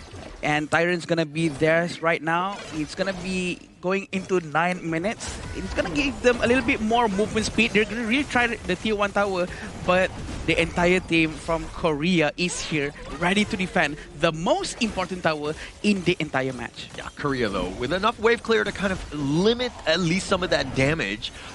Yes, they're behind, but they still have that opportunity. They still have that outside. Again, you were talking about the importance of that mid T1. Still alive. They still have a chance in this one. And having Guan Yu in this game, Holger, I was expecting Guan Yu to do a lot more plays with his teammates. But as of now, we still haven't seen any of that. And it seems like he's going to get caught way up in front because he's not using Kui. Yeah, Songgun all by himself, kind of, I mean, he got a decent cannon blast, but he was completely isolated. The rest of the team were not there. It seemed like he didn't get that invite to that movie. Go on. I think that he needs to be closer to his teammates. He was trying to use his cannon blast while his teammate was so far away.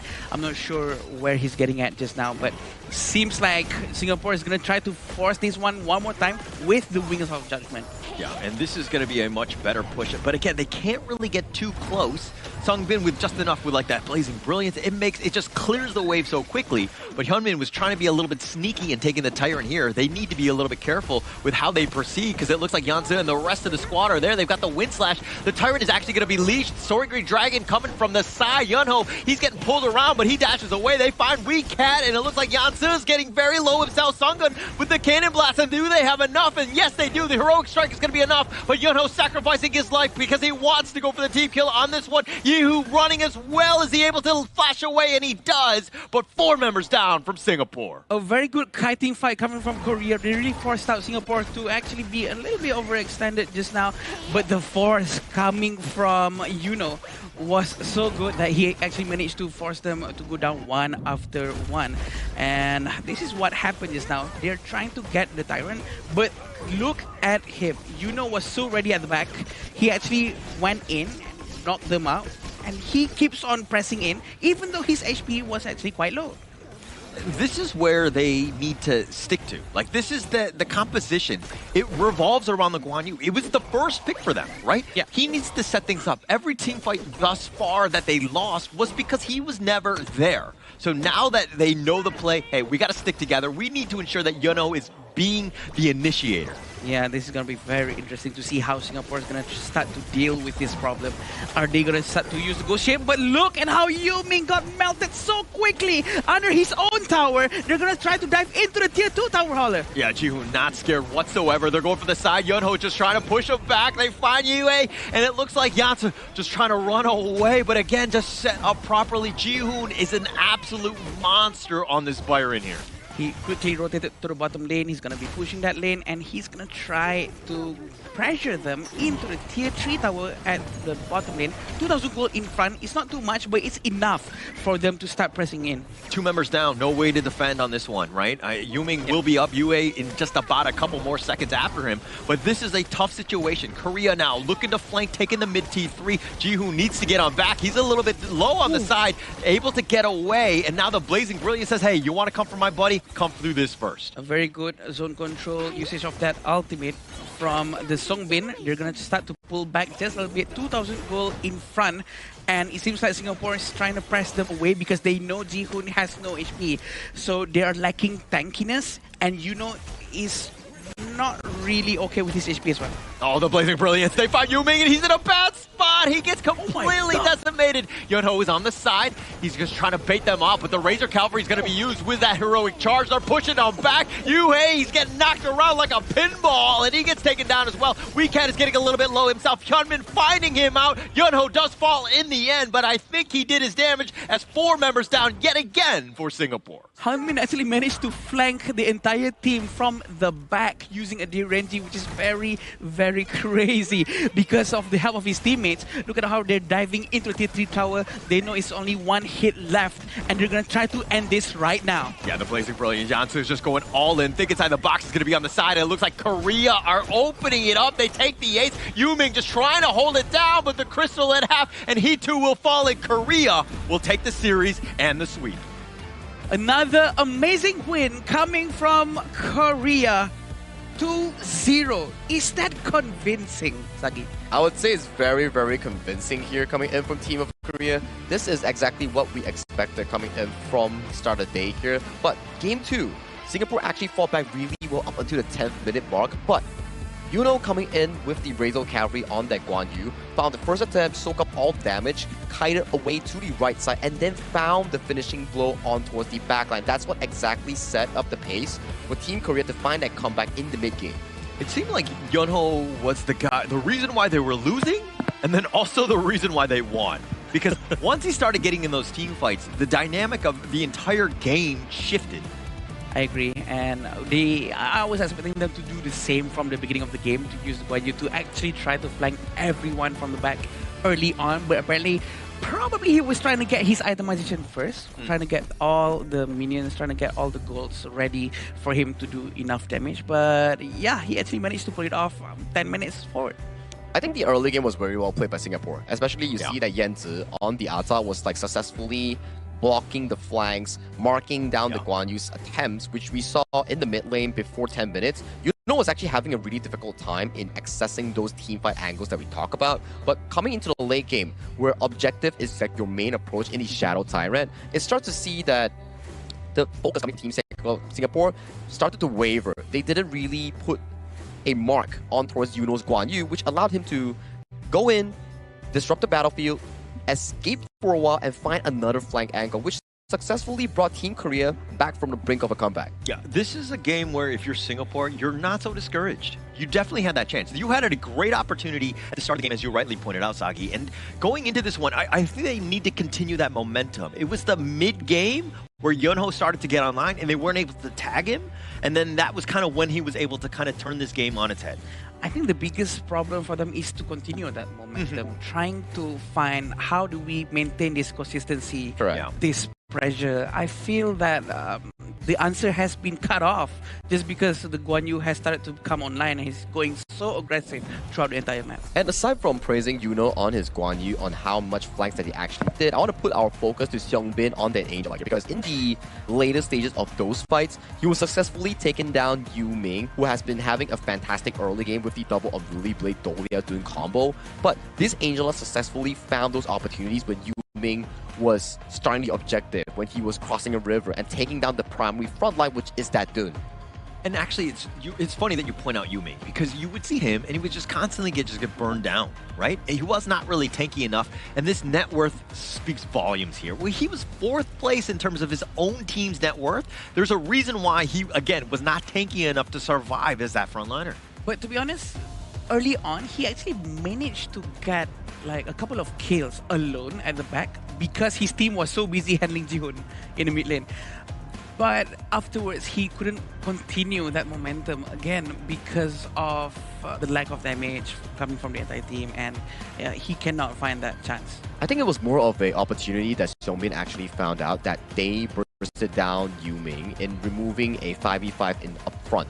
And afterwards, you can see the damage coming in from Korea. It's coming mainly from Seongbin and Hunmin. And it goes back to what you said during the pick and bans. If Hunmin gets to land the golden token, it allows Seongbin to simultaneously burst down the tank even quicker than expected here. That's why we see Yuming. Although he got taken down a few times, you can see a very high damage taken percentage of both the Singapore's clash lane and also the jungle. Actually, I'm not aware that the golden token actually uses magic as well. It's okay, now you know. I thought it's just physical, just for the DRNG, but apparently it helps Seongbin too, so that's very interesting. And looking at these stats, I mean, like Yunho, 50% of the team fight rate, right? Again, they were losing because he was not there. Yeah. And then once he started showing up the other 50%, and then that's when they started to win. So stats speak volumes about how a team fight or a team game actually went. And it just being able to show up at the right time, it's got to be key as the class laner. And honestly, I thought that Songgun's Mose was it was okay, but definitely not as angry, not as furious as the Kui just now. Because he was sometimes off position in the mid lane. He went in alone. He'll never do that with Kui, right? Probably because Kui needs to stay away from the enemy so that he can pull them further away.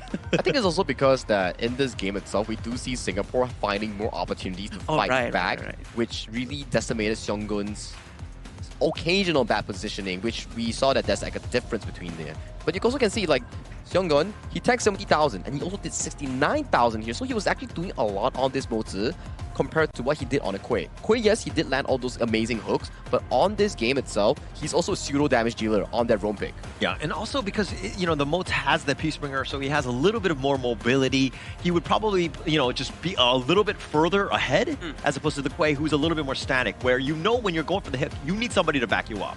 So I'm sure that they were on the same page a little bit more with that role in mind. But again, the Mozi is a little bit different here. I agree, and this graph really aligns with what both the three of us have expected to happen, which is a very close fight between the two teams. And Singapore actually shows that they are able to take down Korea, but they did not manage to continue the momentum. The graph really shows that a roller coaster. Once it goes to Korea, goes to Singapore, and all the way back to Korea.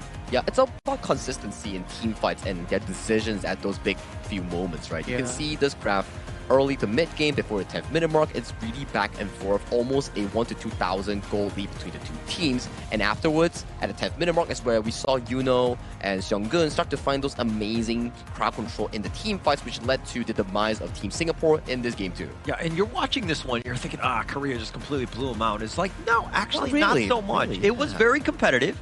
It took the last minute, as you see in this goal graph, for Korea to really kind of get to that moment. I would say like the 10-minute mark is when they started to just get that ultra rise and they were able to close it out. But this is a much closer, it's a much closer game than the 2-0 score will show. Yeah, that's when Yuno comes in probably. But I want to ask both of you, do you both agree that it's gonna be Yuno that's gonna get the MVP?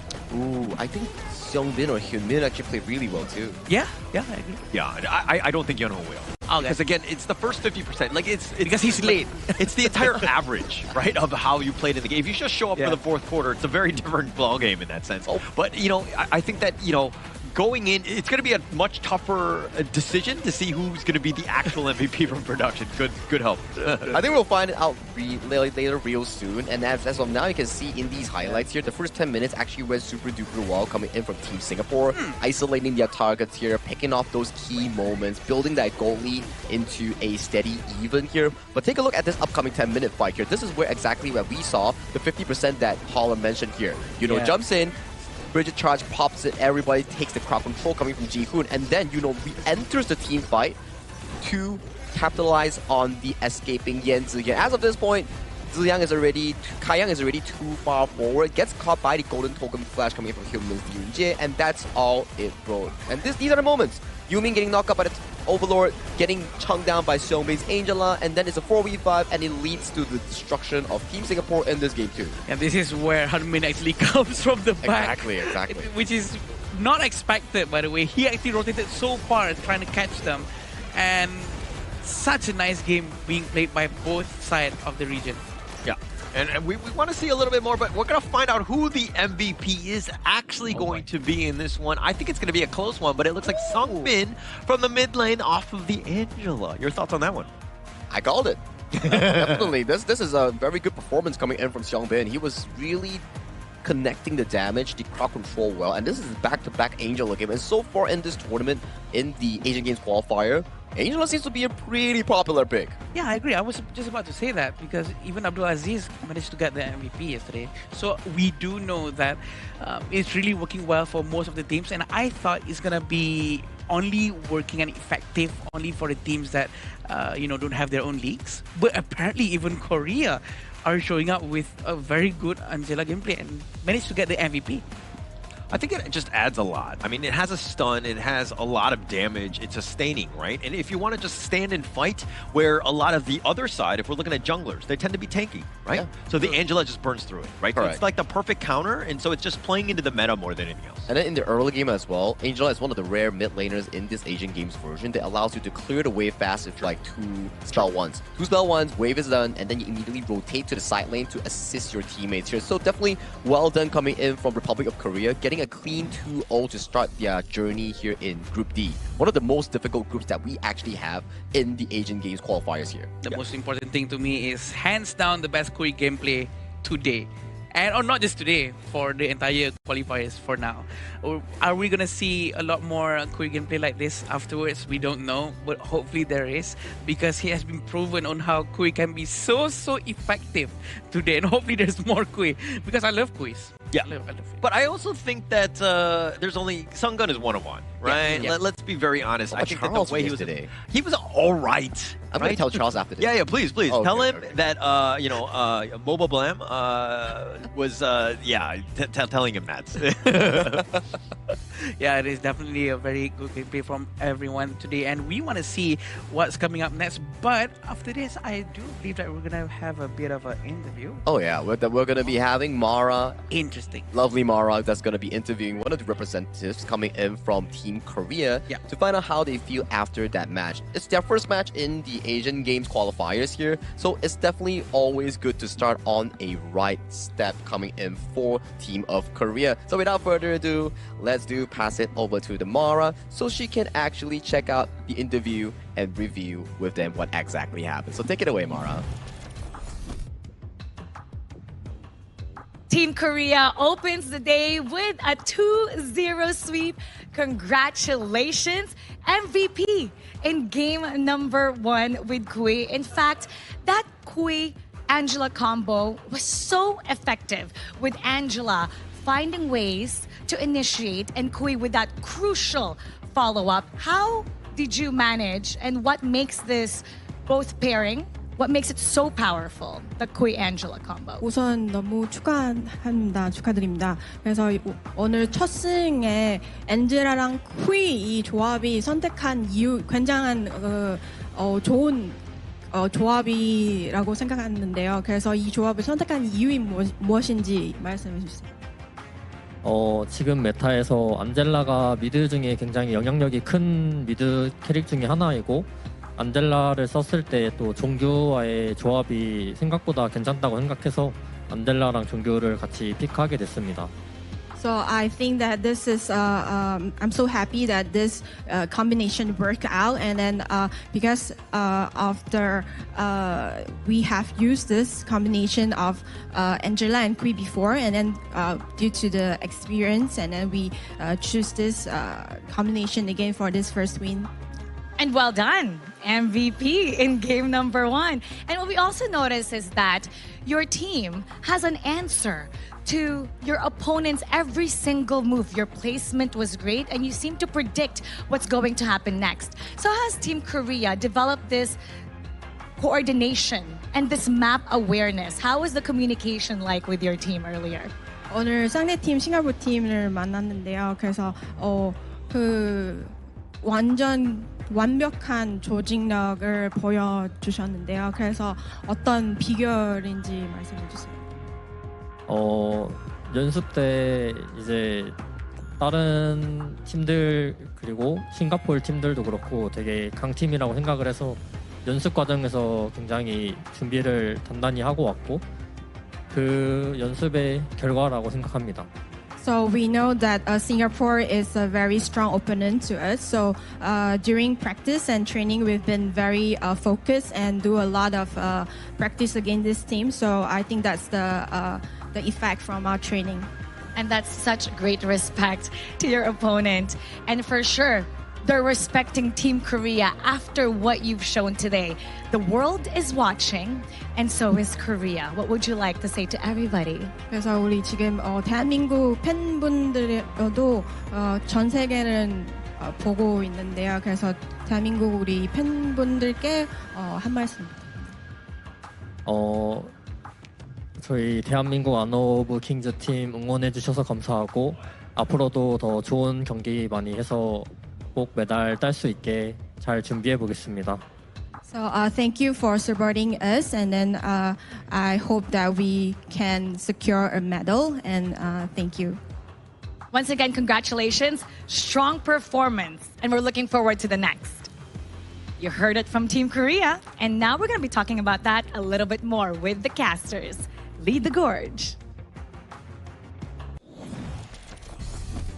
Like I say, every time that we have a representation coming in from different regions, one thing that is in common, they're always super proud and happy to represent their own region in the Asian Games esports qualifiers here. So I'm very happy with their performance, especially from Republic of Korea, because that was a showcase of what they can actually do, and they are aiming for the main event. Yeah, there's a reason why I'm not on a pro team, because come winner's interview, I would be like trash talking. I would just be bad mouthing. I would be probably a bad influence, and probably there's a reason why I'm not on the winner interview. A very good thing that you're with us at this desk then. But we have to be talking about our next game after this. It's gonna be United Arab Emirates against Myanmar. I think it's just like a, I would say, opening match coming in for both regions, because they have yet to play in a official match so far in the Asian Games esports qualifiers here. But if I were to put my focus, I think Myanmar definitely has a higher shot, because they do have competitive experience thus far. So for UAE,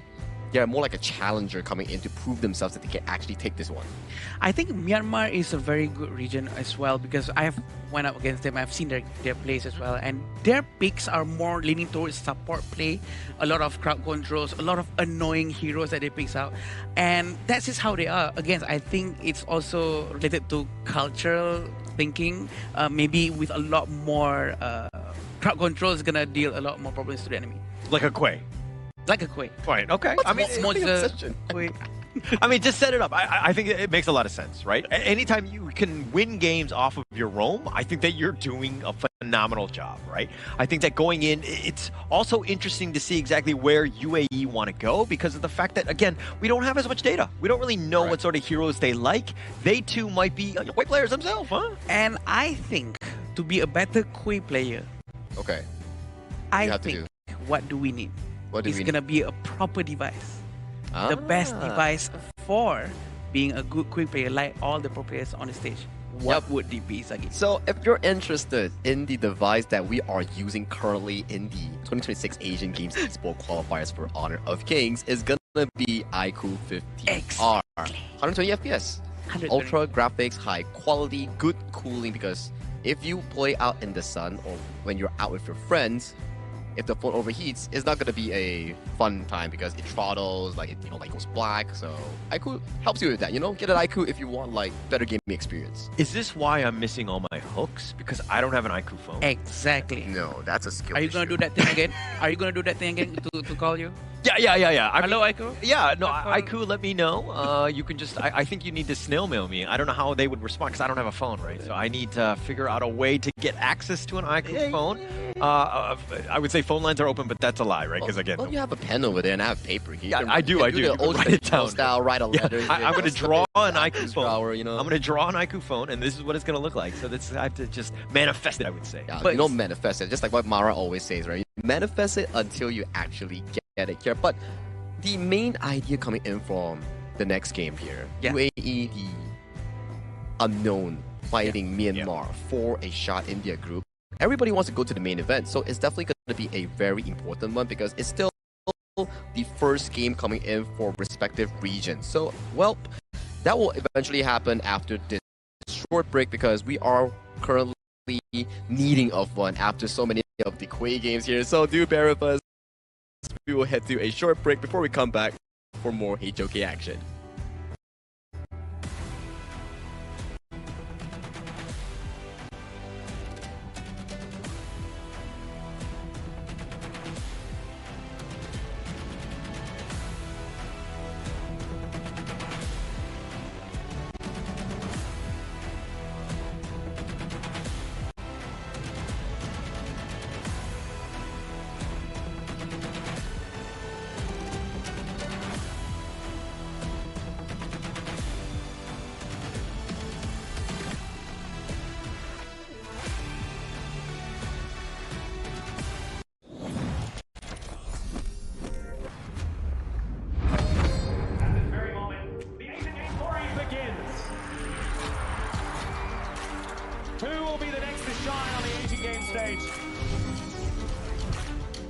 contestants fight for the honor of their regions while we cheer them on from the stands.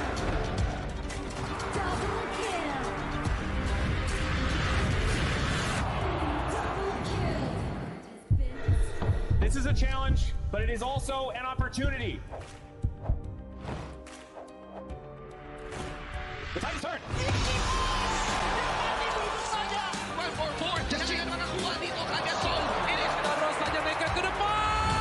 Aspas in front. They're going to use it. Golden touch opportunity.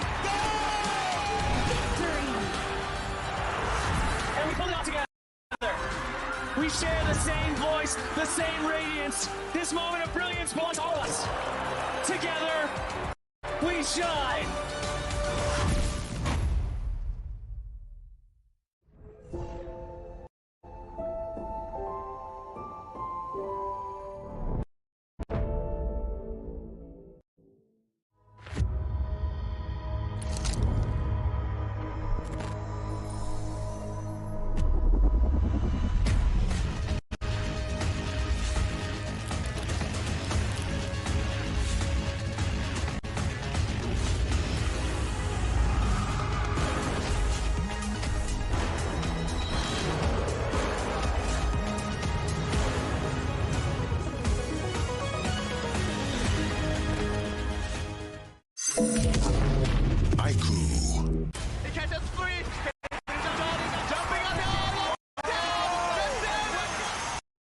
Welcome to the 2026 Asian Games Esports Qualifiers, Honor of Kings. 20 regions, one stage, and only the strongest 9 teams will earn the right to shine above the rest. Taking place in Malaysia, June 13th to 21st, 2026. Coming to Malaysia, this is the battleground where teams fight for the right to qualify for the Asian Games. 20 teams enter, but only 9 teams will move on. Apart from the 20 regions, there are 3 regions that have direct qualification. Here is the 2026 Asian Games Esports Qualifiers Honor of Kings format. First, the 20 teams will split into 4 groups of 5.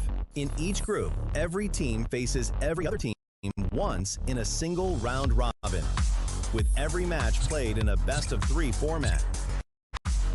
That means every match matters. Every game matters. Every single point matters. The point system is simple. Win the match, earn 1 point.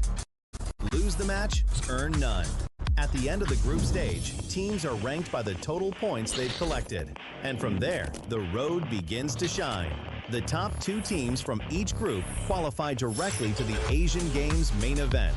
That gives us 8 teams advancing straight out of groups. But for those not through yet, the light isn't out. The teams that finish 3rd in each group still have 1 more shot. They move into the last chance stage. There, they battle through one final BO3 single elimination bracket until 2 teams remain. The 2 teams will then face off in a BO3 match to claim the one final qualification slot. So in total, 9 teams will make it through, 8 from the group stage and 1 through the last chance stage. That is the rule. Now it is time to see who can rise through it. From across the world, regions gather here in Malaysia. 20 teams, and only 9 will qualify. The path is set. The stakes are clear. Together, we shine. Stay tuned, and we'll see you at the stage.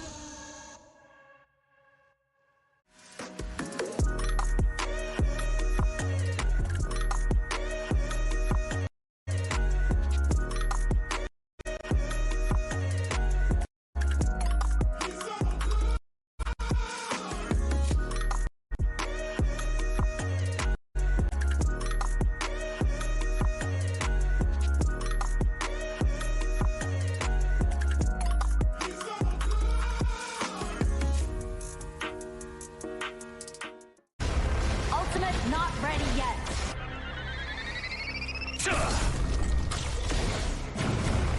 We have slain an enemy. My magic murmurs in ecstasy.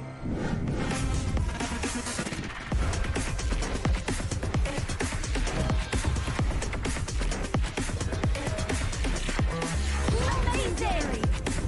There is no escape for you.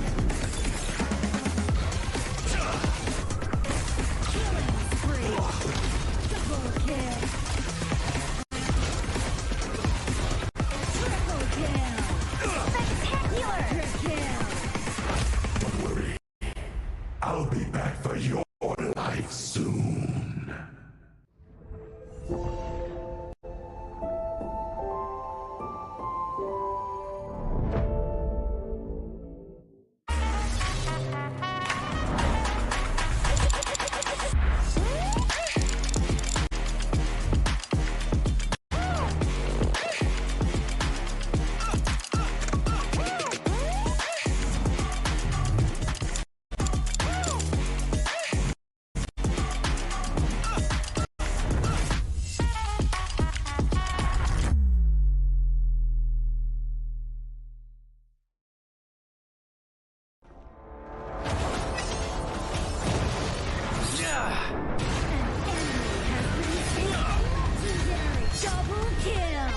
Shall I compare thee to a summer's day? Don't engage. Don't crush us like insects. Defend our base. Our high ground tower is under attack. Amazing! Unbelievable! Ah, the fragrance of romance. Ally has been slain. Rampage. Double kill. Triple kill. Spectacular. Pentakill. Lady Fortune is on my side.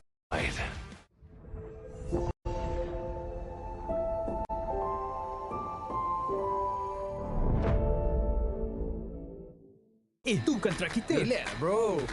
Phone aku! Jom kembali. Mountain View! Angkatkan pengembaraan!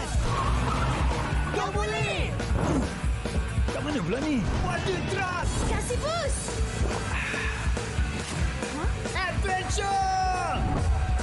Dapat pun! Steady, bro! Rancangkan kepala gengmu!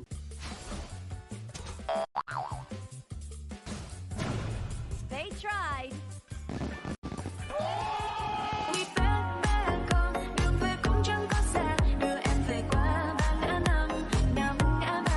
The new Spriteling skill, Dig It, is a passive skill, which will automatically trigger at fixed times each match, up to a maximum of 10 times.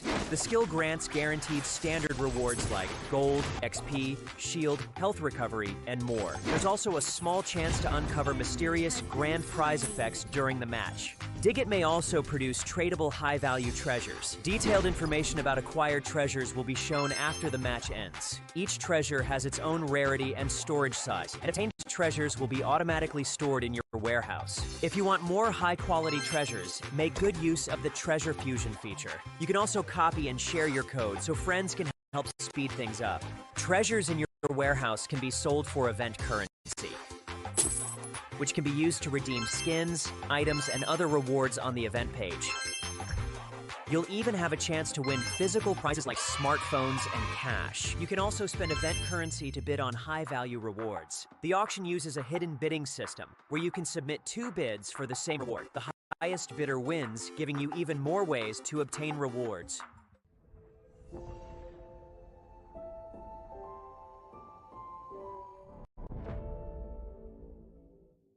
If you've ever wondered how to go from HOK player to HOK top influencer, this one is for you.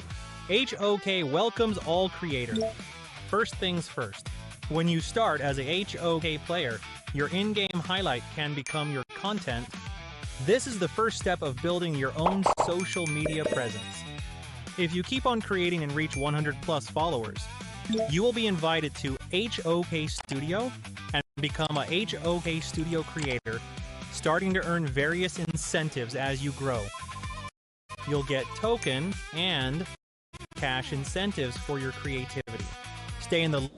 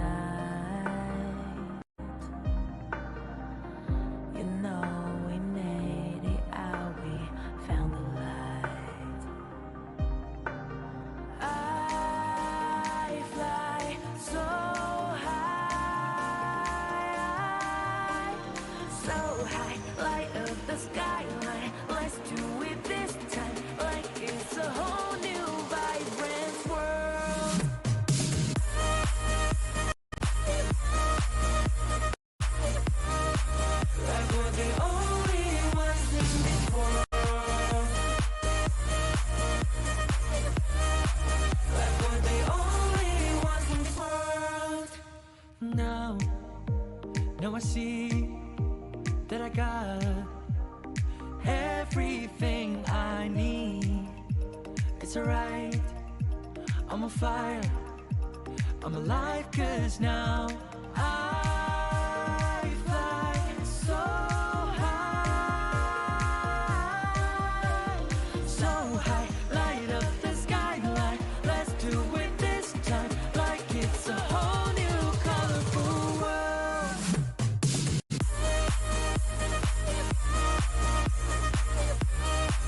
Like we're the only ones in this world. Like we're the only ones in this world. Never thought we'd get this far, burning like the stars. How we get this far, like we're the only ones in this world.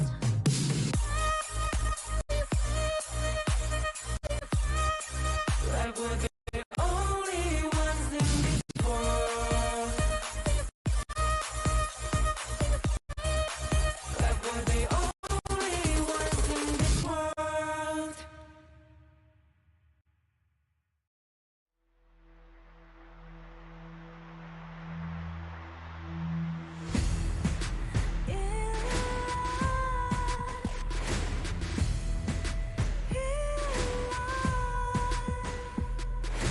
What's a life without its worth?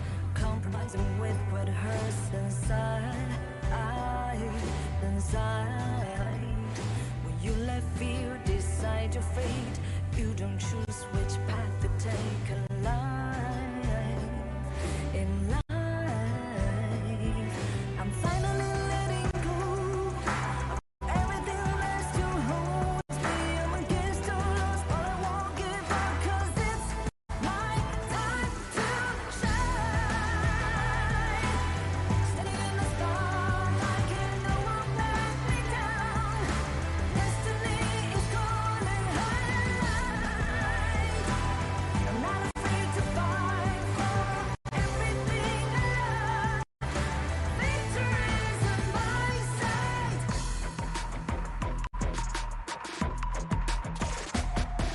The more we lose, the more we gain. More than nothing stays the same in time. In time. Can't love back, but can't forget. What you see is what you get sometimes. Sometimes. Gonna show the world tonight. The light that shines inside us. We're against the odds, but we won't give up, 'cause it's our time to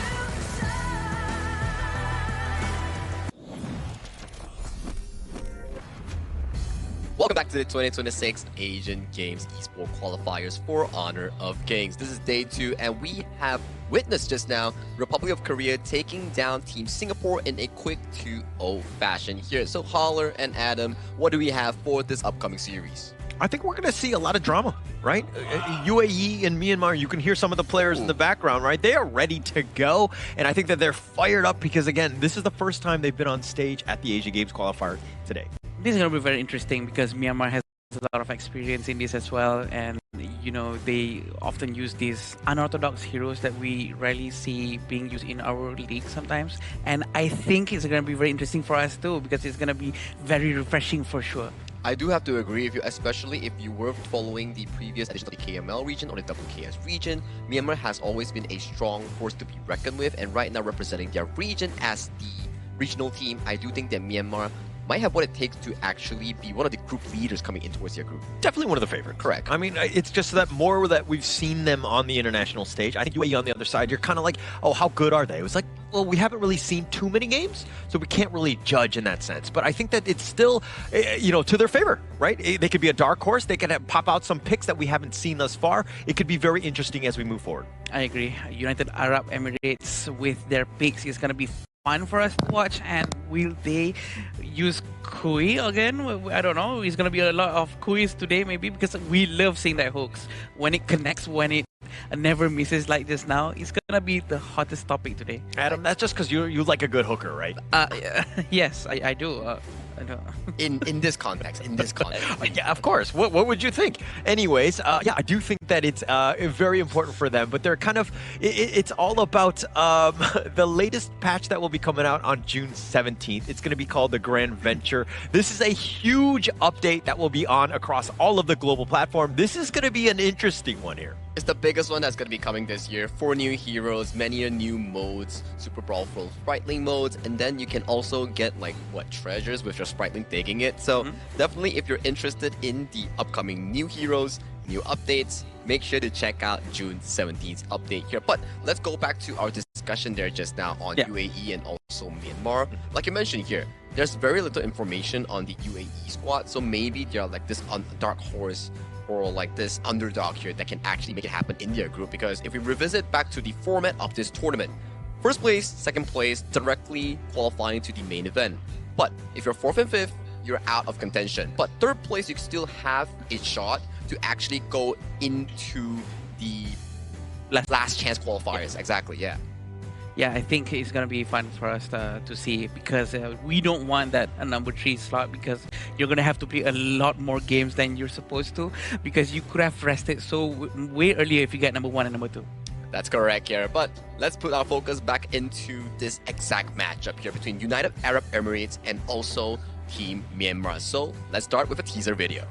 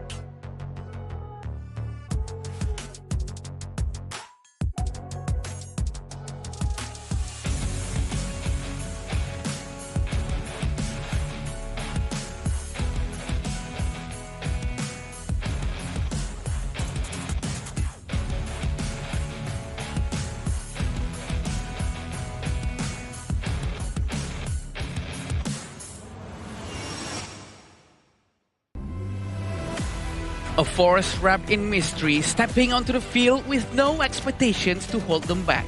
Unpredictable and fearless, their greatest strength may lie in the unknown. A new challenger has arrived. Please welcome United Arab Emirates!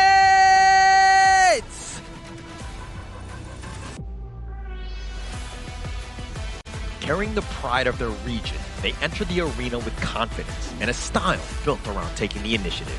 With sharp coordination and the hunger to challenge every opponent, they are ready to prove their strength on this stage. Raise your voices for Myanmar! The Battle of Group B. Currently in Group B, with the information that we have, Nepal is sitting comfortably with a 2-0 lead with 1 series win against Kyrgyzstan. So whoever wins this one, they'll put themselves higher in the rankings of Group B, and whoever loses this one will be at the bottom with Kyrgyzstan. This will be the lineup for United Arab Emirates. We're starting off with Abdelaziz, Ahmed, Muhammad, Rashid, and Abdullah. They seem to be mysterious also because there's a lacking of data from online tournaments for them also. This is going to be their surprise, right? The surprise factor is going to come from them, and they have this sort of like an edge to surprise anyone who's fighting against them. Yeah, and it's also kind of like no expectations, right? I think a lot of the teams that have, are deemed the favorite or whatever, they have a lot more pressure. They need to kind of perform. But for them, hey, this is like free money for them in the sense of just being able to play out on the stage, and they're probably going to be able to surprise people here. And to talk about surprises, we do have to check out Team Myanmar on their available roster in this tournament. And they're going to be made up of Min, Een, Sai, Jin, and of course Zai here. And this is a squad that, again, we were talking about pressure. There's a little bit of pressure on Myanmar, and they definitely need to perform because, again, all eyes on them right now. Yeah, I'm expecting them to be able to play this much more easily compared to United Arab Emirates. And we do know that they have a lot of experience in their hands, and they should be able to do well, knowing that the hero pools from Myanmar is a lot bigger. Yeah, I think that's the fun part about HOK, right? Like hero pools, like your depth of the knowledge of the game that pushes you further and further into the mastery of this game. But for the side of Myanmar here, rather than pressure, it's about them representing their regions, just like what UAE is doing here. If you can win, that's the best part about this game. I mean, if everyone can win. I think that, you know, nobody wants to come in here being like, hey, you know what?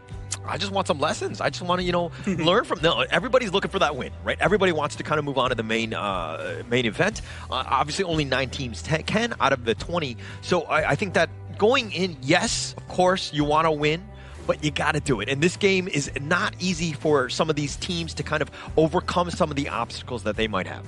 Yeah, knowing United Arab Emirates, we do know they are going to be very mysterious, that we want to see a lot of hero picks coming from them that's maybe unorthodox.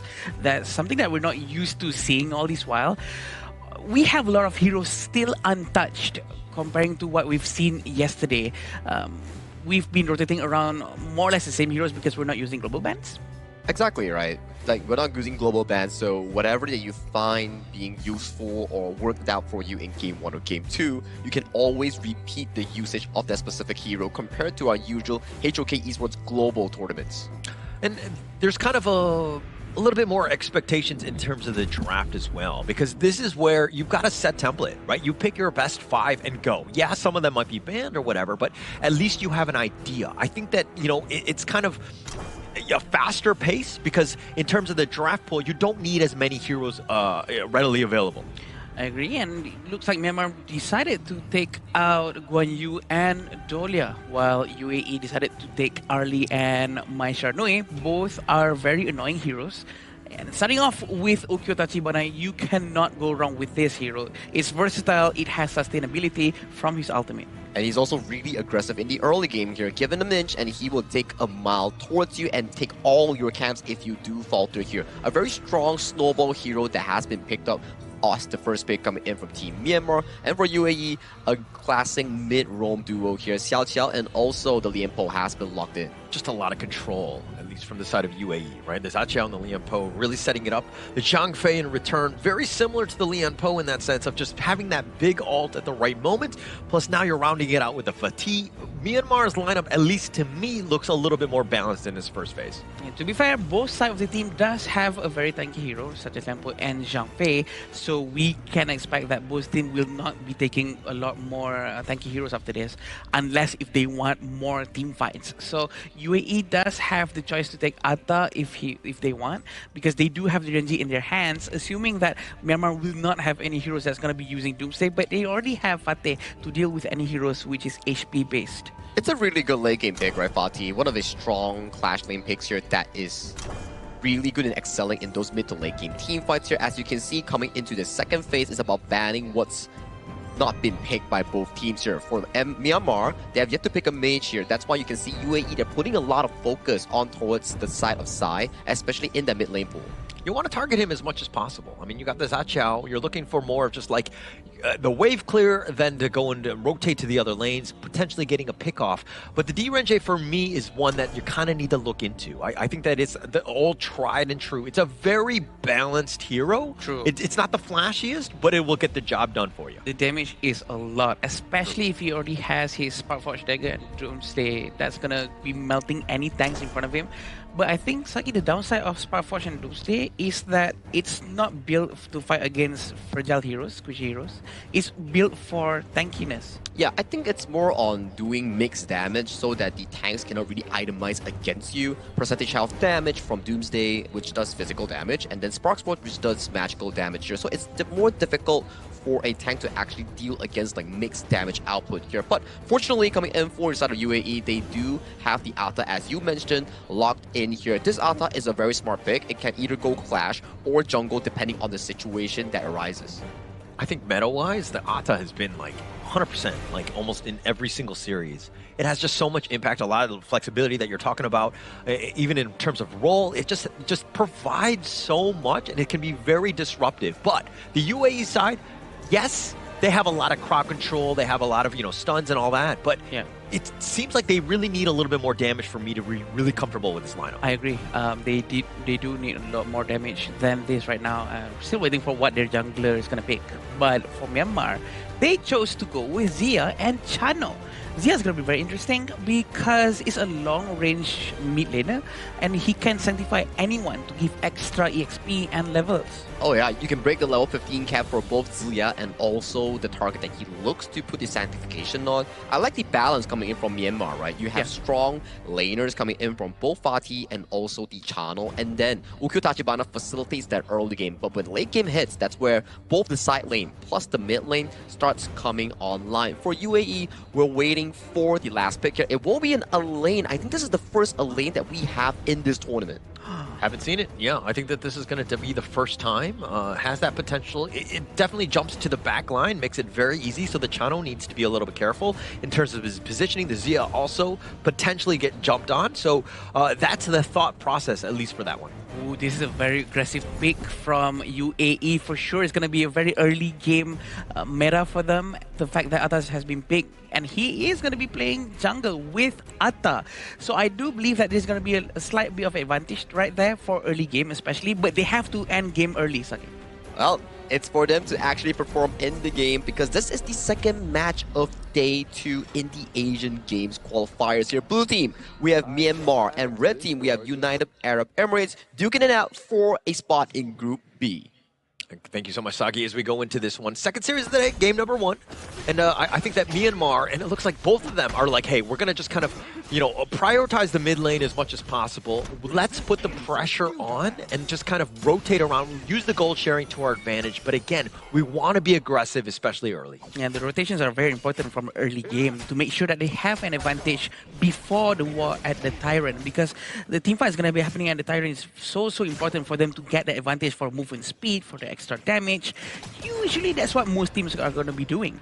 And we do know that having Atta in their hands, they have to finish the game early. They cannot prolong for too long because having Chano in Myanmar, they're going to be focusing on that game. Yeah, Xin is definitely the guy that they need to kind of focus on. Maybe limit as much as possible. Plus, Min, he can be a late game monster as well. So they have their plethora of options. Plus, you have Sai that can kind of help accelerate those guys as much as possible. So again, you were talking about early game. Yes, I 100% agree with you from UAE. But who from that side really needs to step up to just make sure that they carry this game from UAE?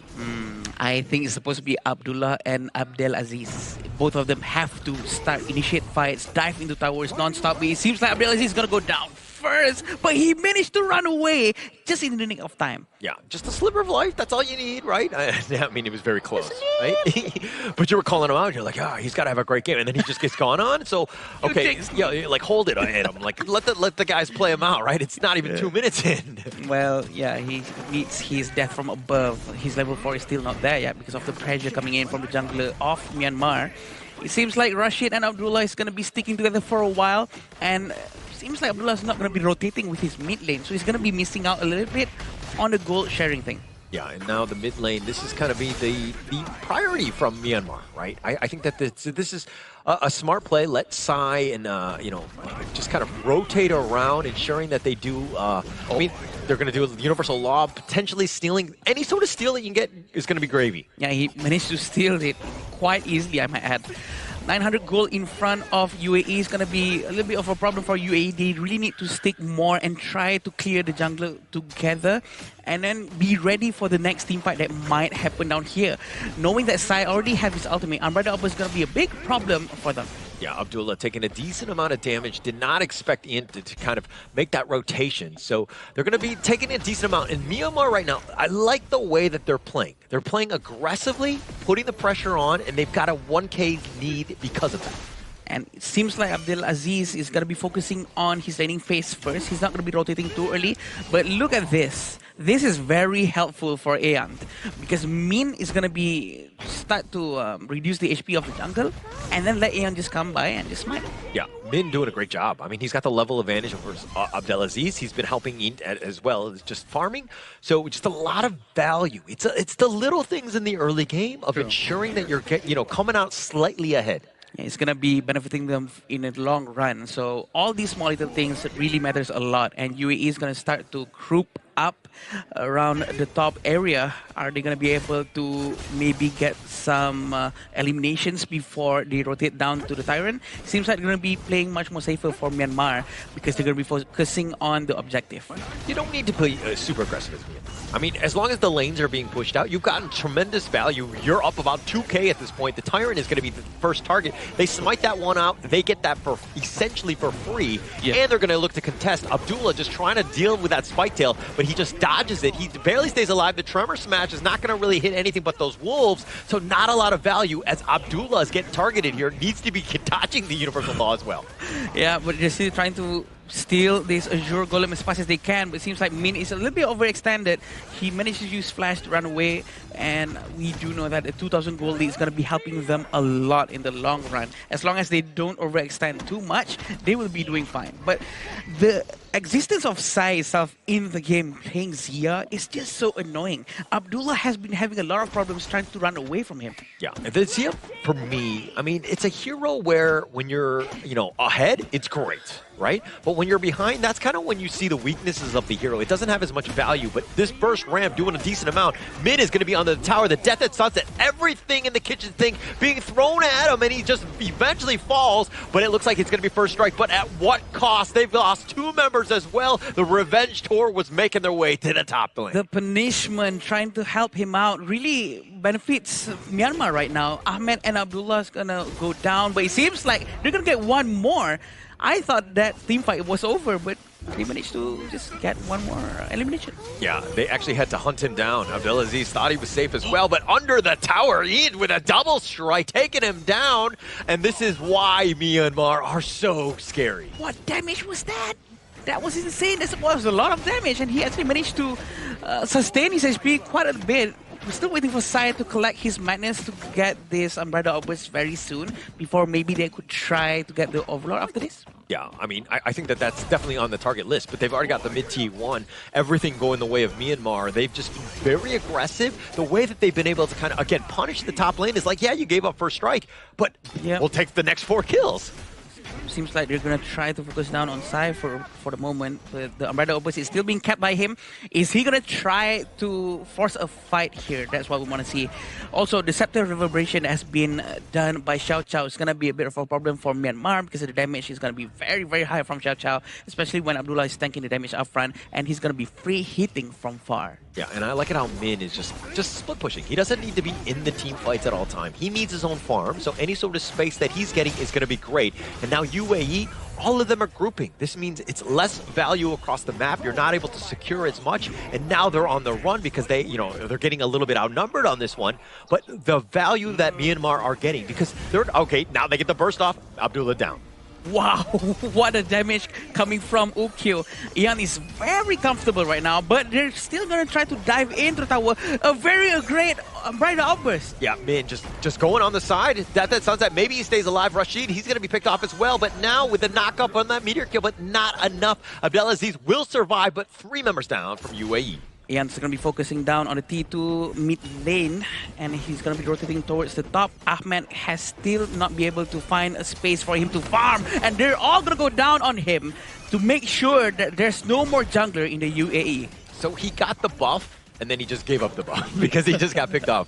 I mean, he got hit by that punishment from Sai-P, ensuring that he doesn't get away. I mean, nothing is for free at this point. Myanmar, with this map control, this aggression, this game 1 has been definitely in their favor. I think Ian's going to be diving into the tower and get a free distraction towards the tower for free. 7,000 gold in front for Myanmar is a big number within 7 minutes, right? This is going to be helping them a lot to push and what might potentially be the final team fight after this. It all depends on Sai if he's ready to use his Umbrella Obus or not to open out the team fight. Yeah, and now he's thinking about it, but Rashik has bursted on the side, a little out of position. Ooh. The Umbrella Outburst is going to be flawless as they go in. The Tremor Smash is doing a little bit of work, but he's going to fall. The Death at Sunset, they want to go with a meteor kill. He's not going to be enough, and Abdelaziz gets picked off. 3 members down. Myanmar looking to just take this game 1. 5 of them is still up, but double strike has been given to Ian. There's still Ahmed in the base trying to defend, but can he pull it off with just him alone? There's only 2 minions up top, maybe a couple in the middle, but I don't think it's enough. Yeah, no ult as well. Ahmed, he's just going to be knocked around. He's going to be picked off. Rashid is just respawned, but it's not going to be enough, and it looks like game one going to Myanmar. Congratulations, Myanmar, for being able to get this first game with such ease. And that was a dominant performance thus far coming in from Myanmar's player and on that Ukyo Tachibana. Very demanding early game, utilizing the full extent of the Ukyo Tachibana burst in capturing a lot of single eliminations on his own self. Well, there you go. I mean, we were kind of like, had eyes on Myanmar. We're like, okay, how good are they going to be? What level are they going to bring? Well, you see exactly what's going on. They are ready to play as they came out firing in game one. But there's still a lot of proactiveness coming in from the UAE squad. We did see a very strong dive potential coming in from Abdelaziz and then the Elaine. Everyone just piling on towards the Myanmar for that one solo elimination. But it comes down to how you play the later stages of the game. The tower pushes, the objective starts here. I do think that Myanmar definitely had more of an advanced approach coming in towards this segment. Yeah, I agree. I think Myanmar has been doing great and they are quite confident, comfortable with the rotations. I feel that Ukyo has been doing very great.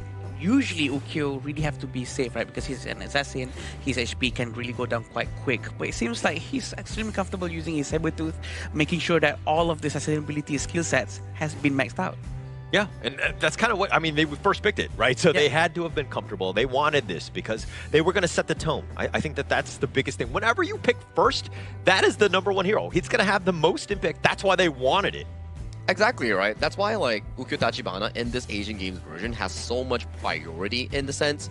It's not only about damage, it's also about how strong his mobility is, how fast he can clear the jungle camps, how he can take away from the enemy. That's why it makes it such a good pick, especially on the blue side.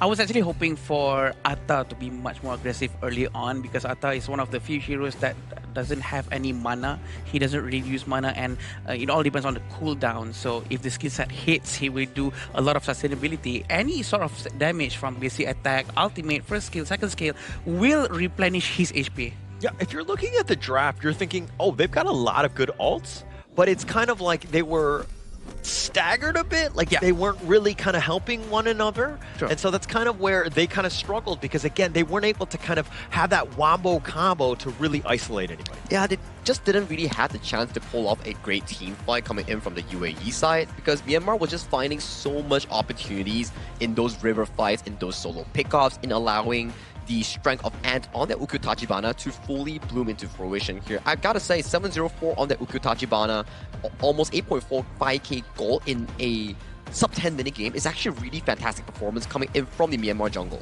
That's a lot, actually. And also, when we were talking about early game composition from UAE and then late game composition from Myanmar, apparently Myanmar really compensated that lack of early game capability by utilizing Zia at max. He was chasing everyone down from the beginning, chasing Lianpo. Whoever is in front of him will be hit a lot. Yeah, and also Ian, I mean, look at his net worth, 8,500.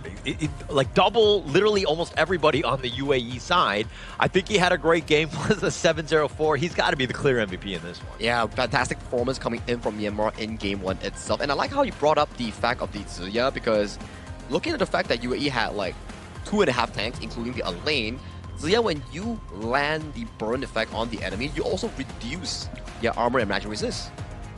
Take away everything, right? I think that he was able to kind of set things up. I mean, he had like second highest damage. Yeah, he didn't have kills, but he definitely softened it up, made it so much easier for Ian to kind of just clean up when he needed to. Because again, once they're lower and you know the Ukyo is going in, he's gonna just basically just like decimate everybody. Yeah, the first skill of Zia is gonna be slowing everyone down, and it really works well for them. We were expecting also that having Alain and Atta and also Xiao Chao is gonna be helping a lot towards the early game, but apparently maybe the rotation has to be a lot more close formation rather than spread out throughout the entire map too far away. The fact that Min is always on the side lanes, and most of the time Myanmar has been doing team fights with just 4 of their heroes, and they're still winning those team fights. Oh yeah, it really comes down to the early game power spike coming in from Ant on the Ukyo Tachibana and how the team is able to move around his place out here. Mainly talking about Sai P and also Sai H, which has been setting up most of these team fights really well coming in from Myanmar. Yeah, also I don't want to arrow him, but Rashid just got picked off early, they couldn't really fight. That draft revolves around his damage just being there so that he's able to sustain and able to take people out. Once he goes down, all of the crowd control in the world it's not going to save you. You need the guy, the farm laner, to really win these team fights. Not able to do it, as you see it in this gold graph here. It's a give and take thing, right? You need crowd control, control the team fight, but you also need the DPS to be ready and available to dish out the sufficient damage on towards the enemy team. So for this exact moment, as a team per se, Myanmar is definitely miles ahead of UAE, at the very least in this game 1, because we see in this goal graph, that's a 8-minute 45 seconds game with an 11,000 lead towards the Myanmar side. Definitely more mature in terms of gameplay, in terms of how they position themselves and how Zia is consistently in front of them, poking everyone, making sure that the farm lane can have a lot of space to farm freely and hitting all those last hits to make sure that he's maximizing all the gold available to him. I mean, 8 minutes and 45 seconds. It really didn't seem like UAE were able to really get settled into this game. This was the first good attempt. They tried to dive under the tower a little too deep, right? Yeah, they got first strike, but then here come the cavalry. Literally everybody and their moms are there in the top lane, just taking everybody out. You really had no chance, and they made them pay there. It's like a kindergarten visit, you know? It's like time to pick up your kids. I think you definitely know more than me regarding that. So for me, this is definitely how we factor in the entire map movement. One guy getting caught out coming in from Myanmar, and the other 4 members, they immediately come to the aid here. And these are the moments where Sai-H and Sai-P were so good in setting up those team fights for Ant, Xin, and Min to actually pick up those easy, quick eliminations. Oh, Sai-H, with all of these amazing ultimates coming from him, all of the jump phase that we've seen in the Asian Games qualifiers has been performing very, very well. And it's one of the best performing roaming hero that we've seen so far. Totally agree. With probably the highest percentage of win rate, I might add. It has so much value, right? It just provides so much. The team fight, the ultimate, you know, the Umbrella Outburst is so good, right? It just sets everything up. Plus, it almost baits people out. Everybody goes on him, and it just makes it easy because it sets it up for that perfect ult. Yeah, the perfect ult, right? Because that play right now that you just mentioned here, everything is set up by the team, but who kickstarted it is Ant. Definitely this guy, 7-0-4, 26% damage dealt on the Ukyo Tachibana here, while also holding 26.3% of the total goal from the team. Not only is he scavenging for takedowns, he's also gathering all the resources here from the hands of the UAE jungle. He's so fast. He's so annoying. It's very hard to catch him. I can see that the UAE was struggling to touch him even. The fact that he can just go in and delete someone and make sure that he can get out without being touched, that is something that you really need to learn how to do. Yeah, and actually something that I've just learned is that, hey, if you want to be MVP, you need to pose and strike a #1. Because for myself, all my poses, I do 5, and so I usually end up in 5th place or last place, depending on where in the game. But I think that, yeah, I got to start doing the #1 in my own pick. I think that's fact. That's a fact with evidence here, because I do remember Chami Nazaria from yesterday. He was also pointing a 1. Okay. So that actually makes sense coming in from Holler. Yeah. Everybody knows, right? Called manifesting? Yeah. This is they know they got to be the #1. I think that this is the biggest piece, right? It sets it up. I've been doing my profile picks wrong this entire time. All this while you've been raising all 5 fingers. Yeah, I was like, that's why I'm #5. Oh wait, I'm. Oh. But definitely one of the great plays coming from Myanmar. I feel that I think that Ukyo has been a good pick. It shows how confident they are with the hero. And it's on standard ban pick, right? You can still revisit back to the pick itself if you want to. And for those who are wondering, where are we holding this exact event for the 2026 Asian Games Esports Qualifiers for Honor of Kings? It's definitely at the Marriott Petaling Jaya here. It's our official venue sponsor and also hotel partner here. So players, talents, and all the coaching staff from across the globe all stay here for the Asian Games Qualifiers. So we bid our thank you once again to our official hotel sponsors. Yeah, just a big shout out to them. I mean, they've been very hospitable as well as everybody here. So the food has been great as well. So being a foodie myself, I've enjoyed it here. So yeah, they have the #1 food. I think that's there we go. #1 on food. Very smart, very smart. Now, that's like everything that we saw in Game 1, right? For UAE and also Myanmar, there seems to be a large skill discrepancy between the two teams. It's the cool thing about esports, right? It's always about skill, always about mastery towards the game. So for UAE, what's your expectation for them in Game 2?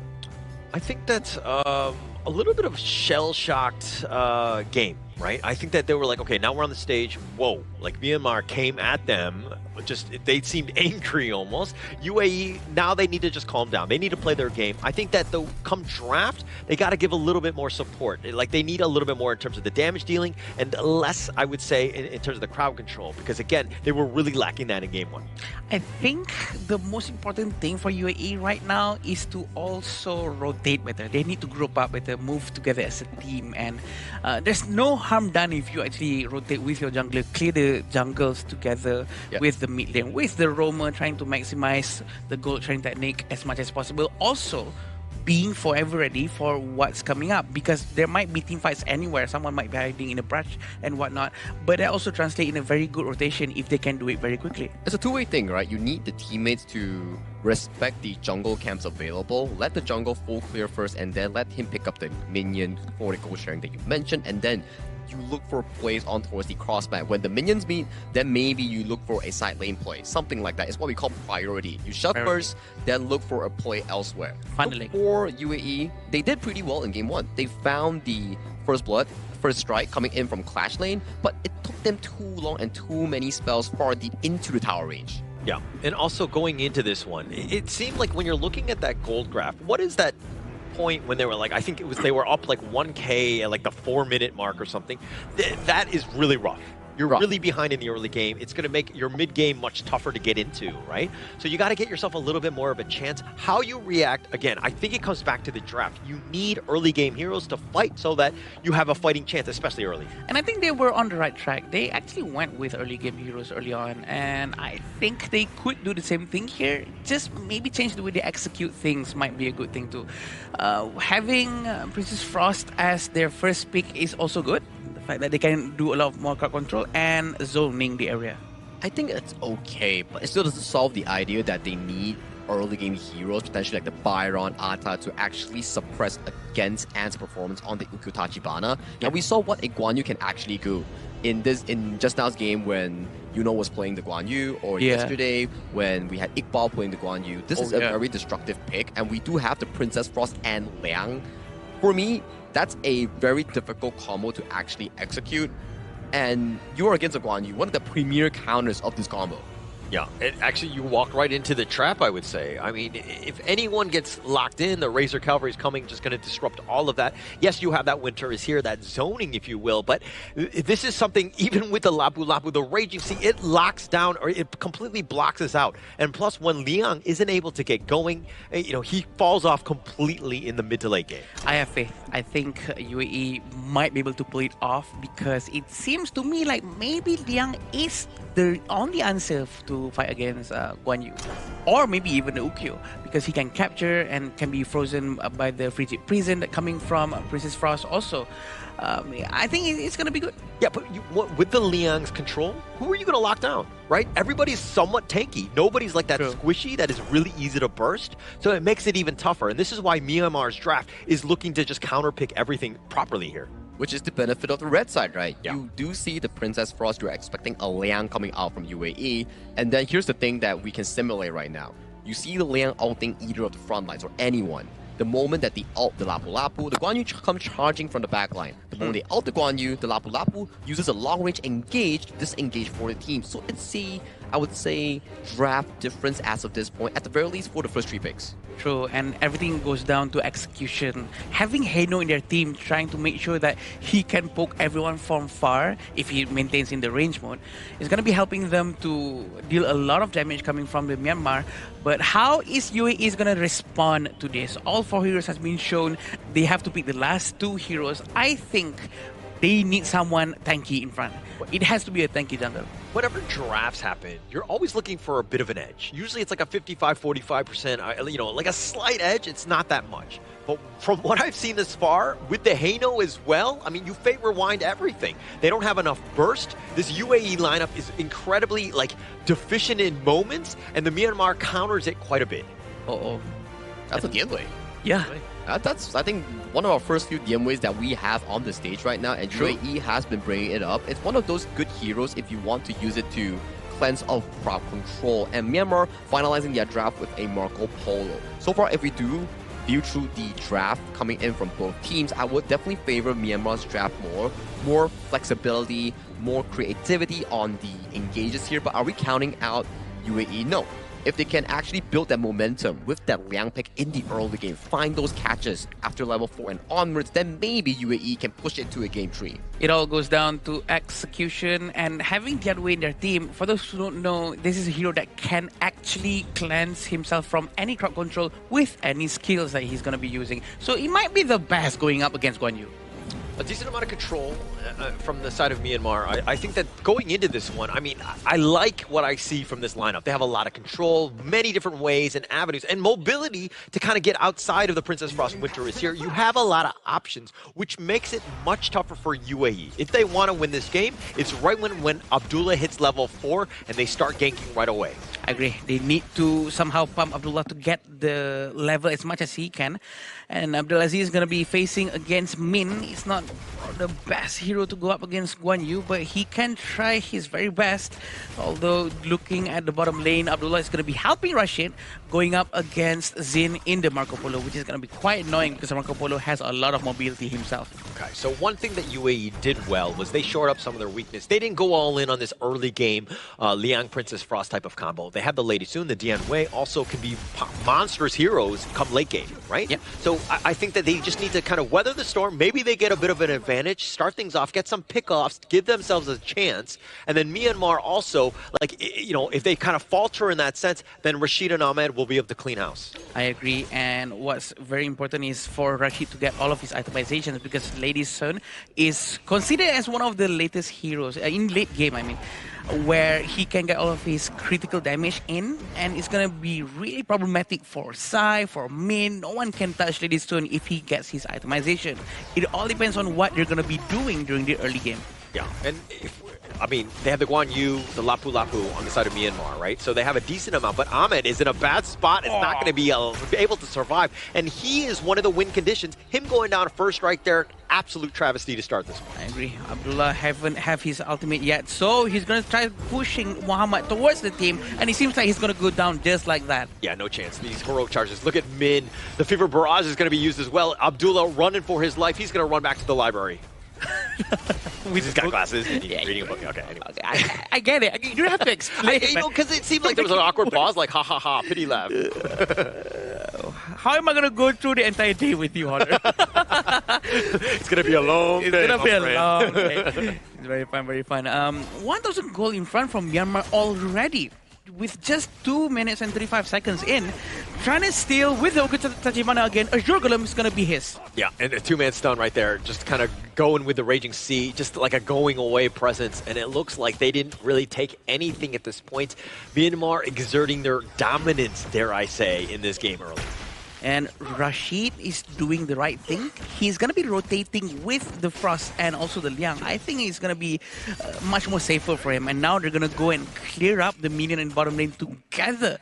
I think this is smart because they do know that they're lacking behind in terms of gold and they cannot go in alone anywhere else anymore. Okay, well, I do agree with you. Yes, they should be going to ganks. Abdullah just hit level 4, has that control, right? This is the opportunity, but they just walked into the minion wave in the bottom. Like, they showed themselves and they realized that, hey, there's 3 of them. So what does Myanmar do? They rotate outside. You know, Zin is going to play even safer. He understands that Liang might be there. So they're going to basically avert that crisis.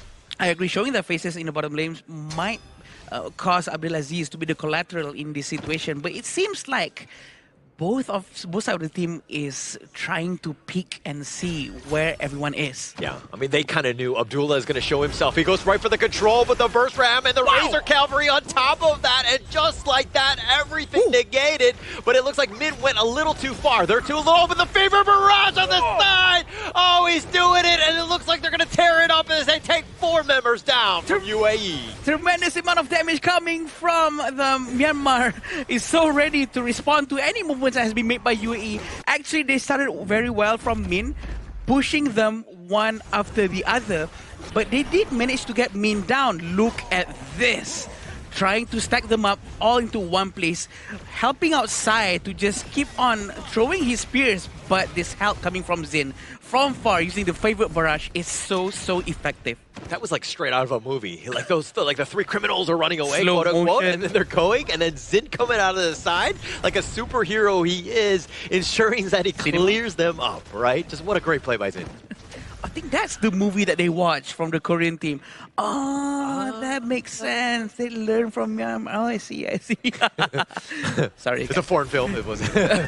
Zin is still up there alone. He's going to be pushing the tower with no problems whatsoever. But the UAE actually managed to secure the Tyrant, which is quite important. It seems like Min is really trying to capture someone. He is zoning that area very well. Actually, UAE did a great job. I mean, they snuck it under. I mean, they were behind, but they were willing to risk it, get themselves a bit of an opportunity here. And taking that Tyrant away, actually pretty key for UAE as they were starting to fall really behind. Spears has been thrown by Sai. It's very painful if it hits the stacks, but look at the damage coming from Rashid. It seems like he's getting a little bit more confident now, trying to deal at least some damage towards the roam from the Myanmar side. But it seems like the tier 2 tower is going to be a bit of a problem for them to defend. Yeah, Abdullah down. I mean, you're down a member at this point. And we were talking about how the Liang really falls off in the mid to late game. We're still in the early game, and he's kind of, not done a whole lot. And now Rashid, the Raging Sea, everybody coming in, and he ain't there to clean house. Rashid down for the count. Yeah, I have not much to say. It's going to be a big problem for him to run away from them. We know that these heroes are very controlling the area. Having one Guan Yu is already a big problem. Now having Lapu-Lapu at the back with the Raging Sea, there's not much anyone can do. 6,000 gold in front for Myanmar within 6 minutes. This is a huge amount of gold economy for them. Absolutely huge at this point. Ahmed, Rashid, those are the win conditions. They've died twice already apiece.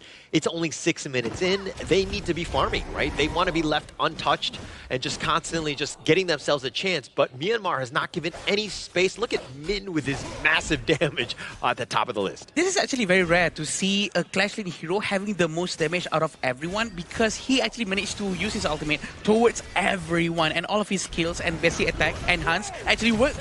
Yeah, and now the Fever Barrage right on top of this. Rashid is already going to be down, and it looks like they've gotten 3 members. Myanmar surgically taking them down. You step out. Oh, Muhammad with the flash. That was a bit of a misclick there. The double strike going the way of Int, and it seemed like this is going to be the end as Myanmar take the mid T3. The Death and Sunset for one last time. Is he able to survive? Maybe he gets a pick off, but no. Unfortunately for him, that's going to be an ace, and Myanmar in a hurry are going to take game 2 in the series. Congratulations, Myanmar, managing to get 2 points within 7 minutes for game 2. That was the second fastest game that we had so far in the Asian Games qualifiers. Yesterday, it was 7 minutes, 15 seconds coming in from Team Indonesia, and today, it's even faster, almost even faster coming in from Myanmar. Wow, this is such a fast game. There's nothing much to say. Their gameplay is very mature. Yeah, very mature, very experienced, I say, with the way that they're able to move. Everything was done with purpose, right? When they going for the gank attempt, they ensure that they get it. The conversion rate, very high by Myanmar. Really well played series. The smiles on the faces here coming in from both teams here. UAE coming in as the underdogs, coming in as a new region in the HOK esports global scene. They're definitely learning a lot from Myanmar, which is such a experienced region coming in towards this tournament.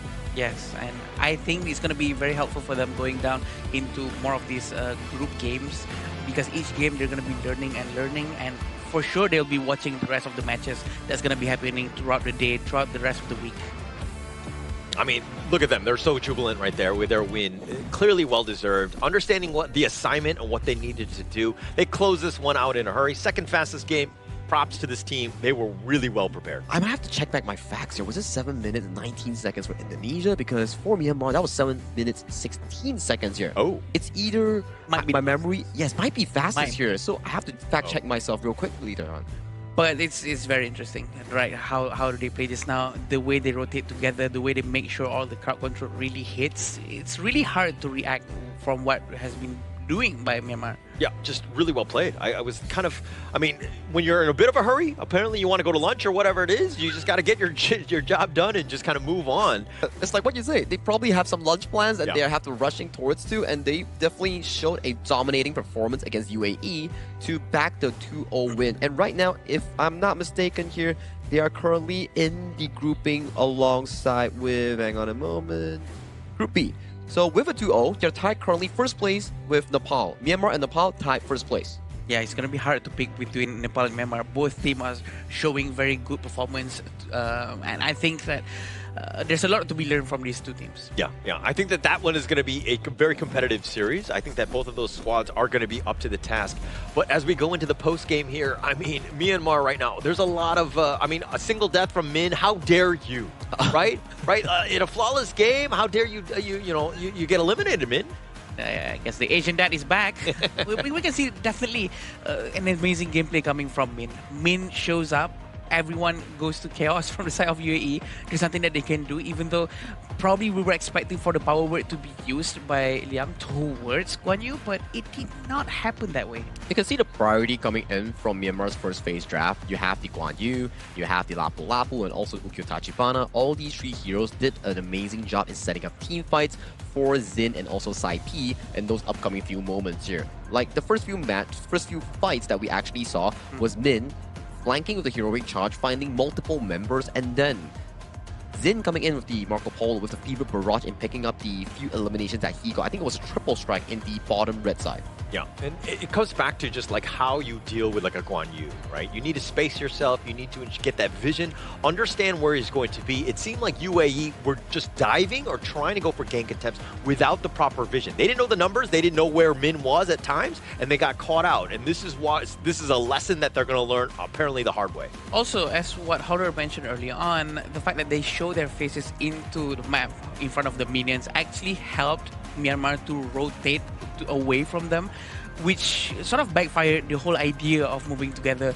I think the art of going in, trying to catch someone, they really have to learn how to play around the fog and also the brushes. Correct. You need to make sure that you actually have vision, especially when you are against a Guan Yu. Yeah. You need two things. Number one, you need someone to mark him and make sure that the person marking him has the crowd control to stop this Guan Yu. Number two, you need vision as well. Once you establish the marking ability, you also simultaneously get vision, which gives your carries such as Rashid on the Lady Sun or Mohammed and Abdullah on the Princess Liang Frost combo more room to actually shine before they get ruptured by the Sai H on the Raging Sea ultimate from the Lapu Lapu, or a great flank coming in from mid. Yeah, for me, it was that that fight in the mid lane, right? When they were both from brush to brush. It was like Red Rover, and like it seemed like UAE was trying to make a play. They saw one guy that was out, and he just kind of rushed out. Abdullah tried to go for the control, but they didn't know the numbers, and they got completely jumped. If they waited a bit,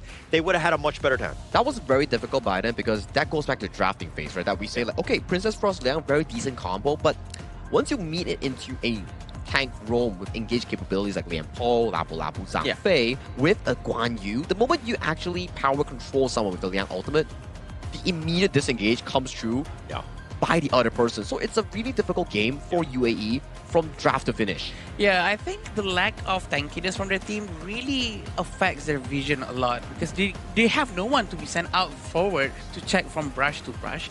I feel like maybe if they have at least one just a minor little bit more tankier for them to have a better vision, it would really help UAE to make their decision making better. For Liang to move around, to find his target, okay guys, let's go here, let's go there, but they can't make that decision because they have no tank.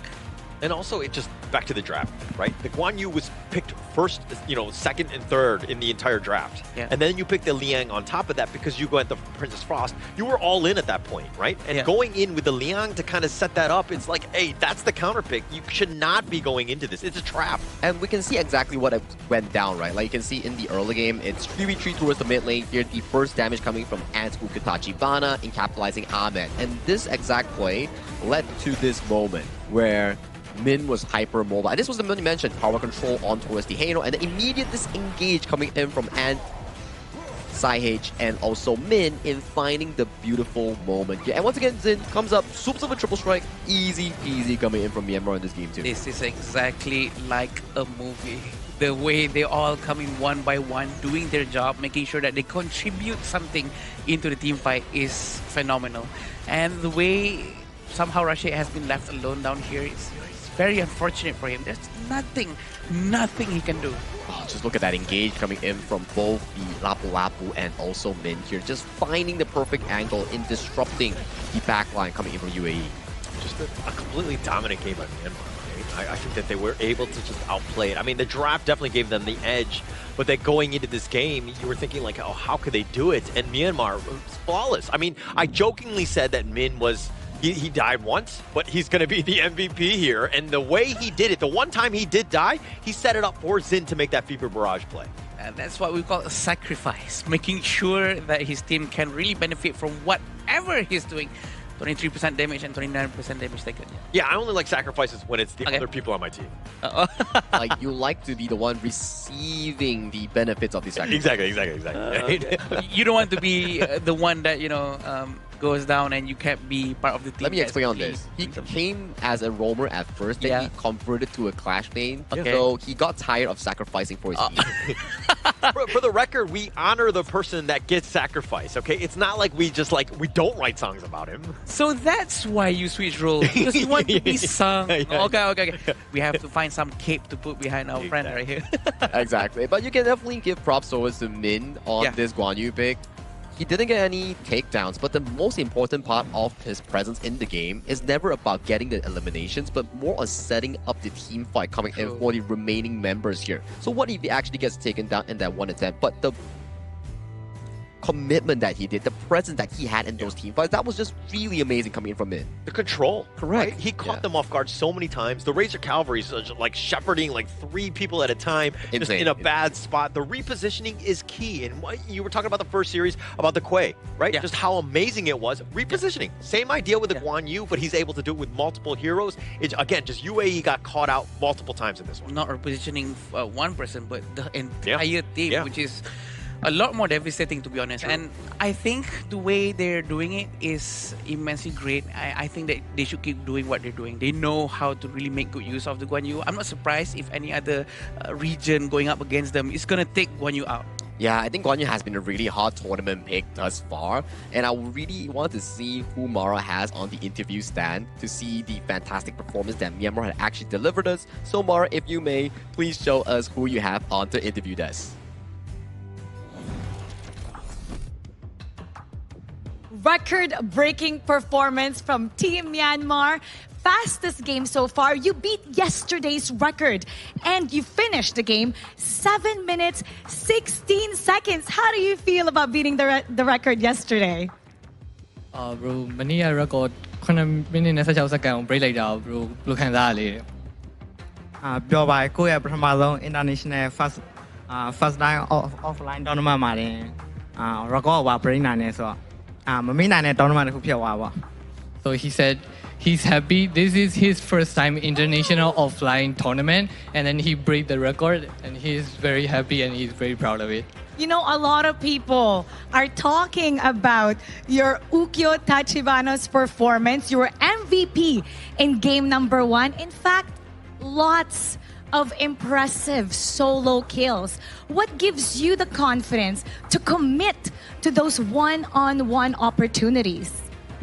Bro, game 1 မှာ MVP ရတယ် bro performance ရန်ကောင်းတယ်ပေါ့နော် bro အဲ့လို solo kill ကိုတယောက်တည်း commit လုပ်ဖို့အတွက်ဘေးကနေ confidence ရတယ်လေပေါ့အဓိကကတော့ကျွန်တော်ဒီ hero ဆော့လာလဲတော်တော်ကြာကြီးကိုယ့်လက်ကိုလည်းယုံနေဆိုတော့ line မှာ confidence တာ So he's been playing this character for so long, and then he has confidence on himself. Oh yes, a lot of the solo kills that he did actually is needing to know the hero's limits. Now, Team Myanmar barely gave any room for UAE to breathe. How do you guys have that level of control with the map without overcommitting? Bro, တပွဲလုံးမကြုံဘဲနဲ့ဘယ်လို control လုပ်သွားတာလေပေါ့ဒီတိုင်းပဲကျွန်တော်တို့စိတ်ရေးပဲထားဆော့ပြီးတော့နီးပြပြောတဲ့အတိုင်းပဲ live ဆော့လိုက်ရအောင်ပါတယ် he just keep calm and then play as the coach told him to. Listening to coach is always a good thing. And keeping calm even on your first time here on the international stage, very impressive. For sure, everybody in Myanmar, they're so happy with your dominance today. What would you like to say to Myanmar and to everybody watching? မြန်မာပြည်သက်တွေနဲ့ကြည့်နေလူတွေအကုန်လုံးဗာပြောချင်တယ် မြန်မာပြည်သက်တွေနဲ့ကြည့်နေတဲ့သူတွေအားလုံးကိုကျေးဇူးတင်ပါတယ်နောက်လာမယ့်ပွဲတွေကိုလည်းစောင့်ကြည့်ပေးပါအောင် He said thank you to everyone watching. Please keep supporting him and keep watching the games. Oh, for sure, after today, you're going to get lots of support. I wonder who else is going to break the new record now at 7 minutes and 16 seconds. We're going to be talking about that more. And now we're going to head back to our casters. Lead the gorge.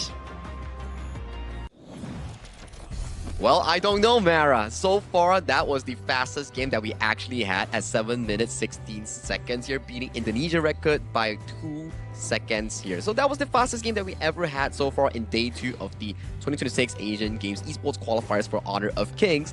But man, what a series that Myanmar actually delivered. Yeah, absolute, like a shellacking, if you will. I mean, the fastest game thus far, that speaks volumes about how ready this team was. I mean, this is a little discouraging if you're on the other end from UAE. I think that you need to kind of just like let it settle, like just kind of shake it off. You got to move on though. It's a learning experience. Yeah. Very mature, the gameplay showing off from Myanmar, because it feels like they're very used to playing this, definitely, and the way they play with Ukyo, which is very rarely used in other regions sometimes. Correct. But still, picking up Ukyo as the first hero every time and winning, I think that's the good thing. I think that's the good thing too, because they definitely have a lot of mastery, as we can see from the interview between Mara and Ant. He did mention that Ukyo is one of his most played heroes, and he's happy that he actually delivered a great performance in this match too. But for match 3, we have Philippines going up against Mongolia here. Philippines looking to continue that win streak from yesterday, and Mongolia trying to recover from their defeat against Indonesia that they actually received. Yeah, good news. They don't have the shortest game anymore, right? On the losing side of that, right? Because now that you've kind of seen what happened right here, it's kind of moved on a little bit. By the way, you can find me at Kindofu online, so that if you've got haters, Mongolia, please come after me. But other than that, I think that this is going to be one where, again, they need to bounce back, right? They need to figure it out. But again, Philippines, a bit of a giant, right? They're going to be a tough out in Group A. I think there's a better way to somehow win a game even faster. How do we do it? With a better device, Aki. What's the device that the players use, I wonder? The device would be iQOO, the official gaming phone for 2026 Asian Games Esports events for Honor of Kings qualifier. It's definitely a 120 Hz screen with a very good cooling system, which is what all the players are actually using up on the stage. Yeah, it's a good device. Great and for that to happen, right, we also want to be looking at the upcoming matchup, right? Because Indonesia was also the opponent for Mongolia, and Indonesia is one of the strongest teams coming into Group A, alongside with Philippines, which is their potentially main contender there. So for Mongolia, it's not to say we don't have expectations for them, but it's going to be a difficult route coming in for this upcoming series. Yeah, I think that that's the biggest thing. Again, another giant waiting in the wings. They just need to weather the storm. They played, Indonesia yesterday. They're going to be playing Philippines today. Those are the worst two. As long as they survive, come out with, their heads upright, posture and all that, everything looking good. As long as they have a little bit of motivation for the rest, the worst is, going to be much better as you move forward. It's about enjoying the stage, right? Like, you already come so far and come towards the Asian Games qualifiers. It feels good to be able to compete. But you know what feels good too? A small little break that we really deserve before we come back into the next series of the day.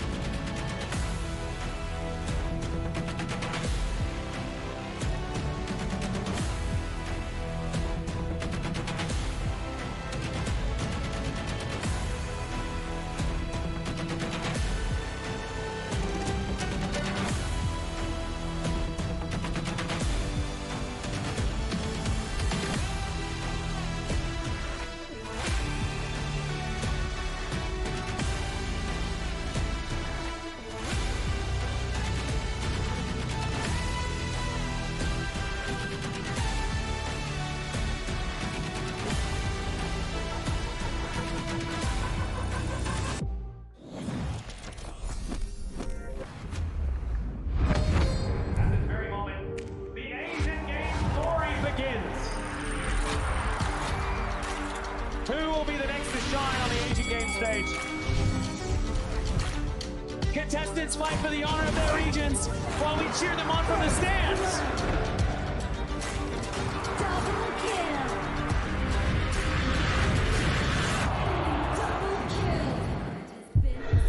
This is a challenge, but it is also an opportunity. The tide is turned.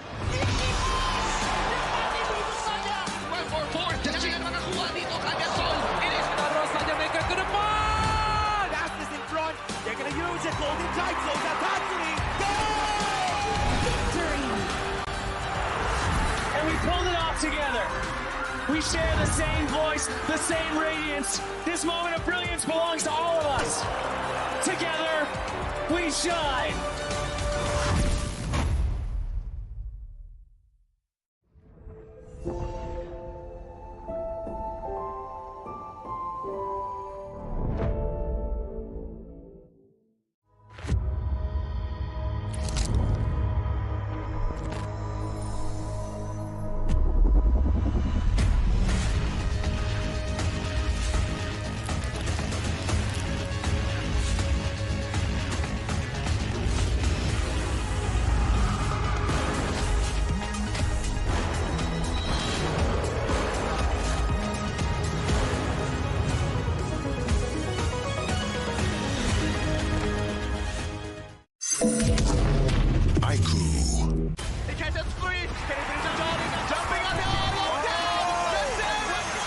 Welcome to the 2026 Asian Games Esports Qualifiers, Honor of Kings.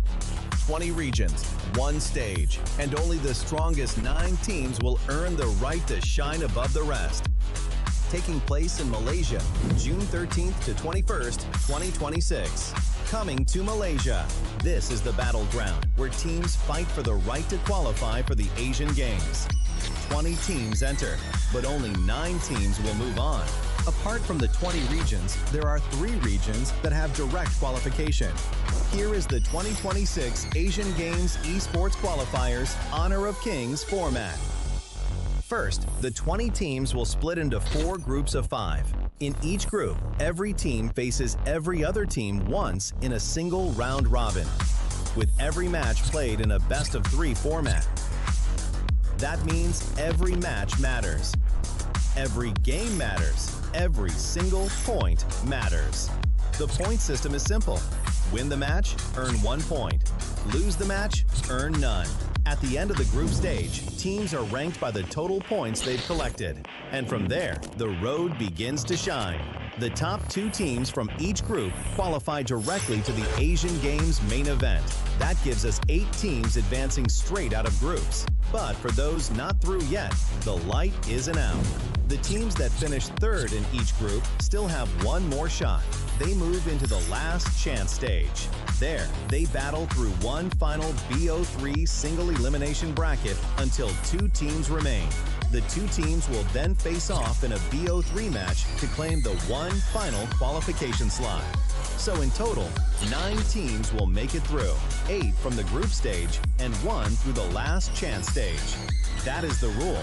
Now it is time to see who can rise through it. From across the world, regions gather here in Malaysia. 20 teams, and only 9 will qualify. The path is set. The stakes are clear. Together, we shine. Stay tuned, and we'll see you at the stage.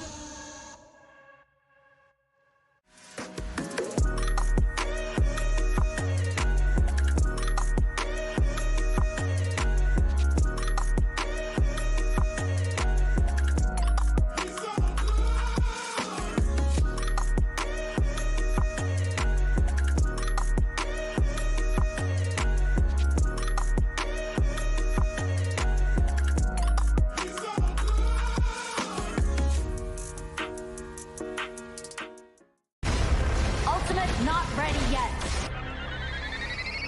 You have slain an enemy. My magic murmurs in ecstasy.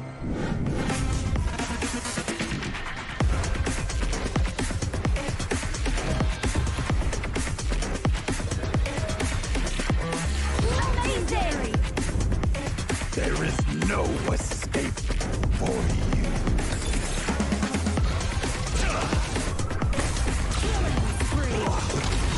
Double kill. Triple kill. Spectacular kill. Don't worry. I'll be back for your life soon.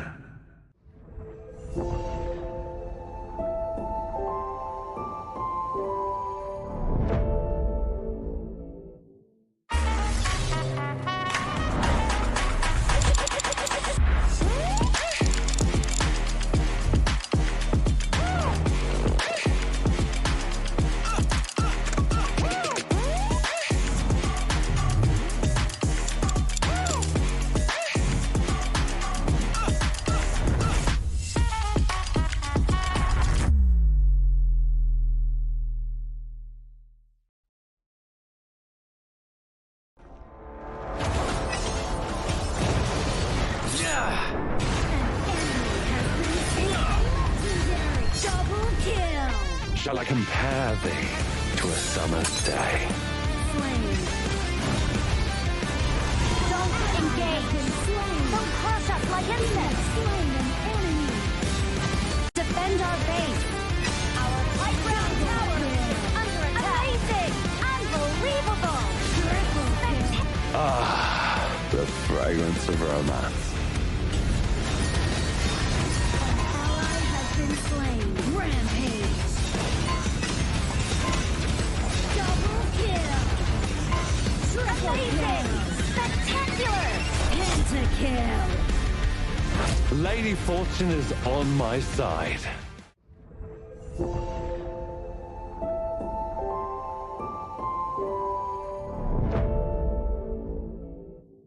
Itu bukan track kita. Relax, bro.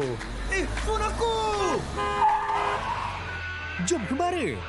Mountain Dew! Angkatkan pengembaraan! Kau boleh! Kat mana pula ni? Water Trust! Kasih boost. Adventure! Dapat pun. Steady, bro! Lancarkan kepala gengmu.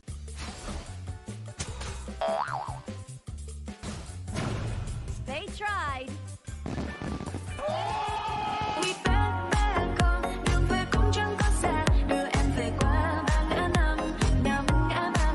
The new Spritling skill, Dig It, is a passive skill, which will automatically trigger at fixed times each match, up to a maximum of 10 times. The skill grants guaranteed standard rewards like gold, XP, shield, health recovery, and more. There's also a small chance to uncover mysterious grand prize effects during the match. Dig It may also produce tradable high-value treasures. Detailed information about acquired treasures will be shown after the match ends. Each treasure has its own rarity and storage size, and obtained treasures will be automatically stored in your warehouse. If you want more high-quality treasures, make good use of the Treasure Fusion feature. You can also copy and share your code so friends can help speed things up.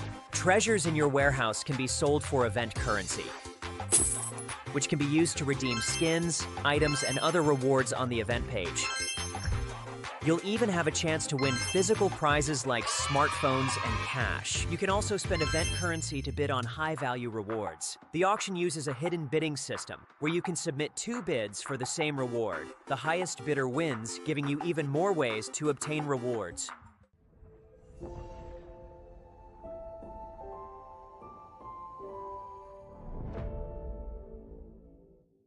If you've ever wondered how to go from HOK player to HOK top influencer, this one is for you.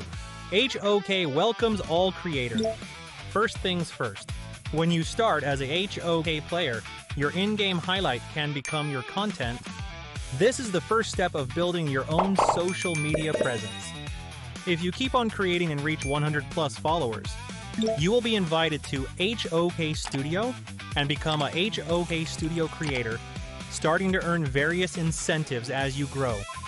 You'll get token and cash incentives for your creativity. Stay in the loop.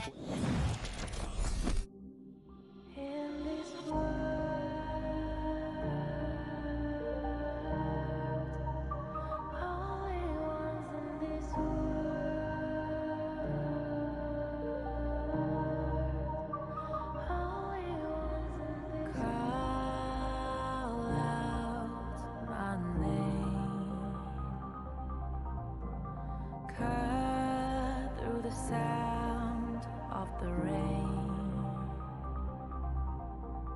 No matter how I feel the flame,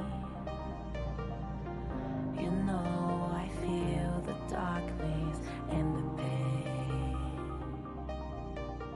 All of the ways we tried to break free from the night,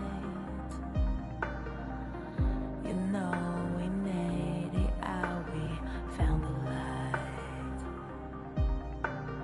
I fly so high, light up the skyline. Let's do it this time, like it's a whole new vibrant world.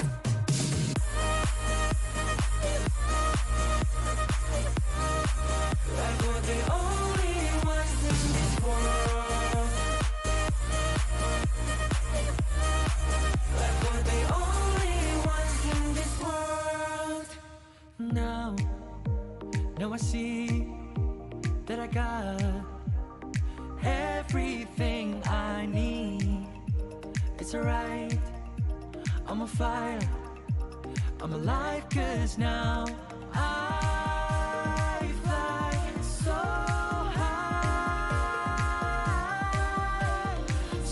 high, light up the skyline. Let's do it this time, like it's a whole new colorful world.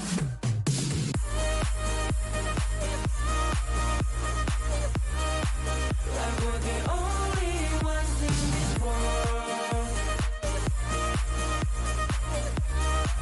Like we're the only ones in this world. Never thought we'd get this far, burning like the stars. How we get this far, like we're the only ones in this world.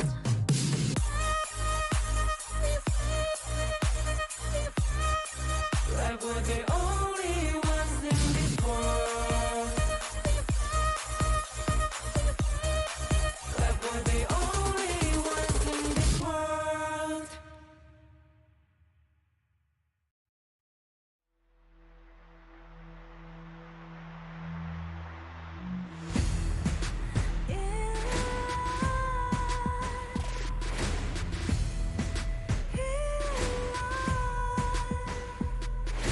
What's a life without its words? Compromising with what hurts inside. When you let fear decide your fate, you don't choose which path to take in life.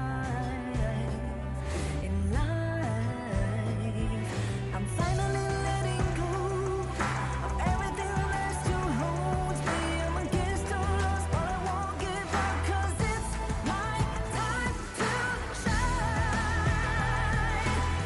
Standing in the spotlight, can no one let me down. Destiny is calling high. I'm not afraid to fight for everything I love. Victory is on my side.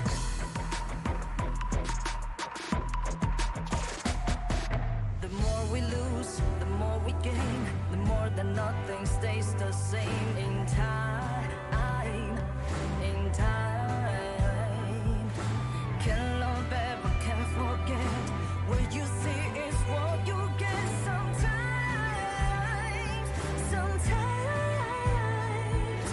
Gonna show the world tonight the light that shines inside us. We're against all odds, but we won't give up, 'cause it's our time to shine.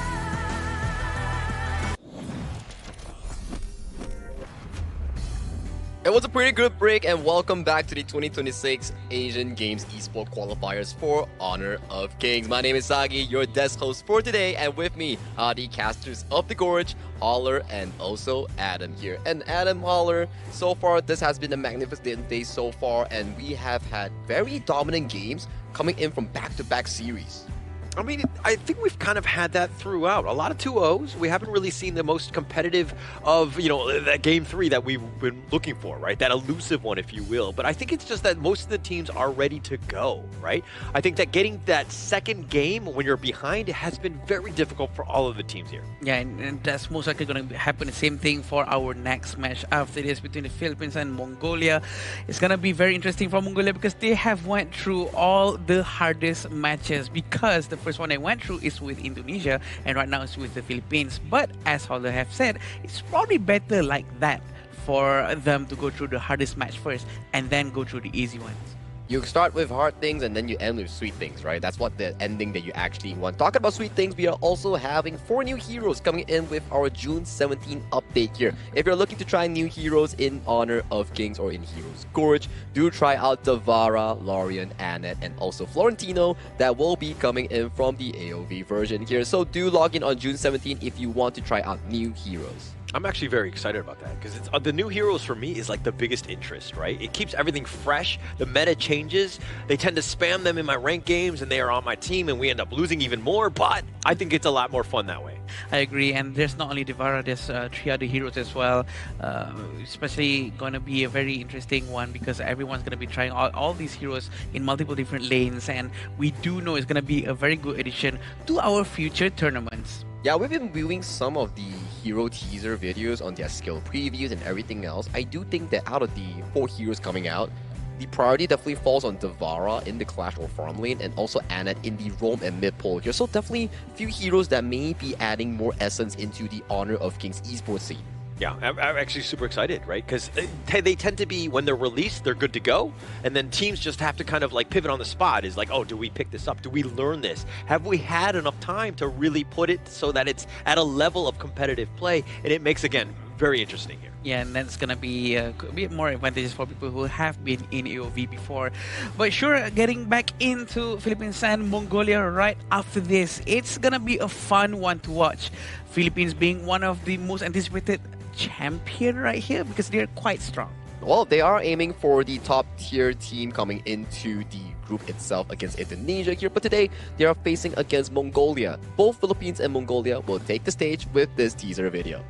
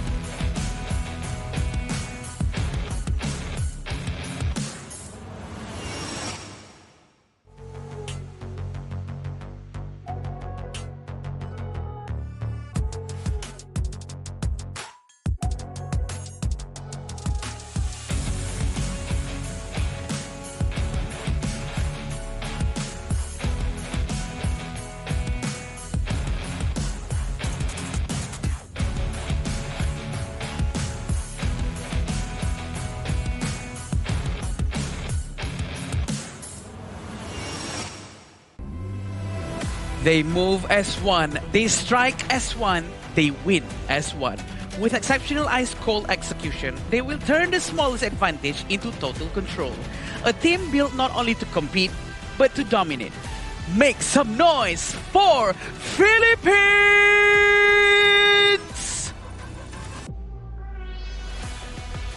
Representing their region with youthful energy and bold ambition, they arrive on the international stage, unafraid of reputation or expectation, with a fearless approach to every single fight. They are ready to challenge anyone in their path. Let's welcome the rising challenger, Mongolia! 2 teams take the stage today, and this will be Philippines going up against Mongolia. Philippines looking to further get one more victory in Group A itself, while Mongolia is striving to search for their momentum in this Group A. But do go me through here on what exactly is the lineup coming in from Team Philippines. This is where we will have Chami, Justin, Dragon, Golden and Charles, one of the most anticipated teams with their lineup having this previous bond and cohesion within them, having a strong chemistry, which is going to be quite translated very well into the gameplay after this because they are in Blacklist. Yeah, they were in Blacklist International and they do represent the club, but this time around they're representing their own region. Philippines coming in as the representation here. They want to be able to aim for the best, and to be the best, they have to first take down their opponents here, which will be coming up, Mongolia. Yeah, and if we're going to look at the other side, let's look at the Mongolian squad. It's going to be Yavaholan, Dagvadoch, Yandor, Batolzi, and of course, Abagari is going to be kind of rounding off this draft, the squad here. Yeah. The Mongolian team, this is, again, they didn't have the greatest of showings yesterday, but I expect them to bounce back in day 2. But against a titan that is the Philippines, this might be a tough one for them. Definitely, because we have seen the gameplay that they have shown yesterday. They do have a lot of things to improve, but also at the same time, for the Indonesian team, they actually went hard towards the Mongolia, and now they have to face Philippines. I'm pretty sure they will have a lot of experience going up against the other two teams in their group after this. I forgot if I asked Holler this question here. Yeah. I'll definitely ask you. Holler, would you lose 2 games first to win another 2 games, or win 2 games first to lose another 2 games? I would choose to lose no games. Exactly. But that's just, I think that's the correct answer, right? I think that this is multiple choice answer. No, because I think that every single one you're looking to, I know where you're going with this in the sense of like, you're playing the toughest teams, losing out 2, and then coming out on top of the other 2. That makes a lot of sense. But for me, win 1, lose 1. I think that balance of just staying like kind of in the middle, that average, I think for me would feel much better. Yeah, that does make a lot of sense here. So they will definitely need to find a balance. At the very least, in this series itself, try to see how far they can go against Philippines and then convert that knowledge and experience into their relevant Group A. Yeah, I think it's though, because I'm more like Thanos, where like balance in all things. Like that's kind of just like how I live my life, I would say. I see. Very, very good answer from him. I do still feel that for me personally, I would choose losing 2 times first and then, slipping off well with the last 2 wins. But again, what Holler said really makes sense. And I do feel that Mongolia will have a lot of things to improve. Sure, they have went through a very hard game yesterday, but pretty sure they will show some improvements today too, from their draft picks especially, because draft picks are so important, especially going up against teams like the Philippines. Oh yeah, drafting is the essence of the game itself. If you have like a 2 50-50 teams going at it against each other, drafting actually elevates that team who comes out on top in the drafting phase. That's why this draft that will be coming at the pick and ban phase that we mentioned is super critical, especially for coaches and the team.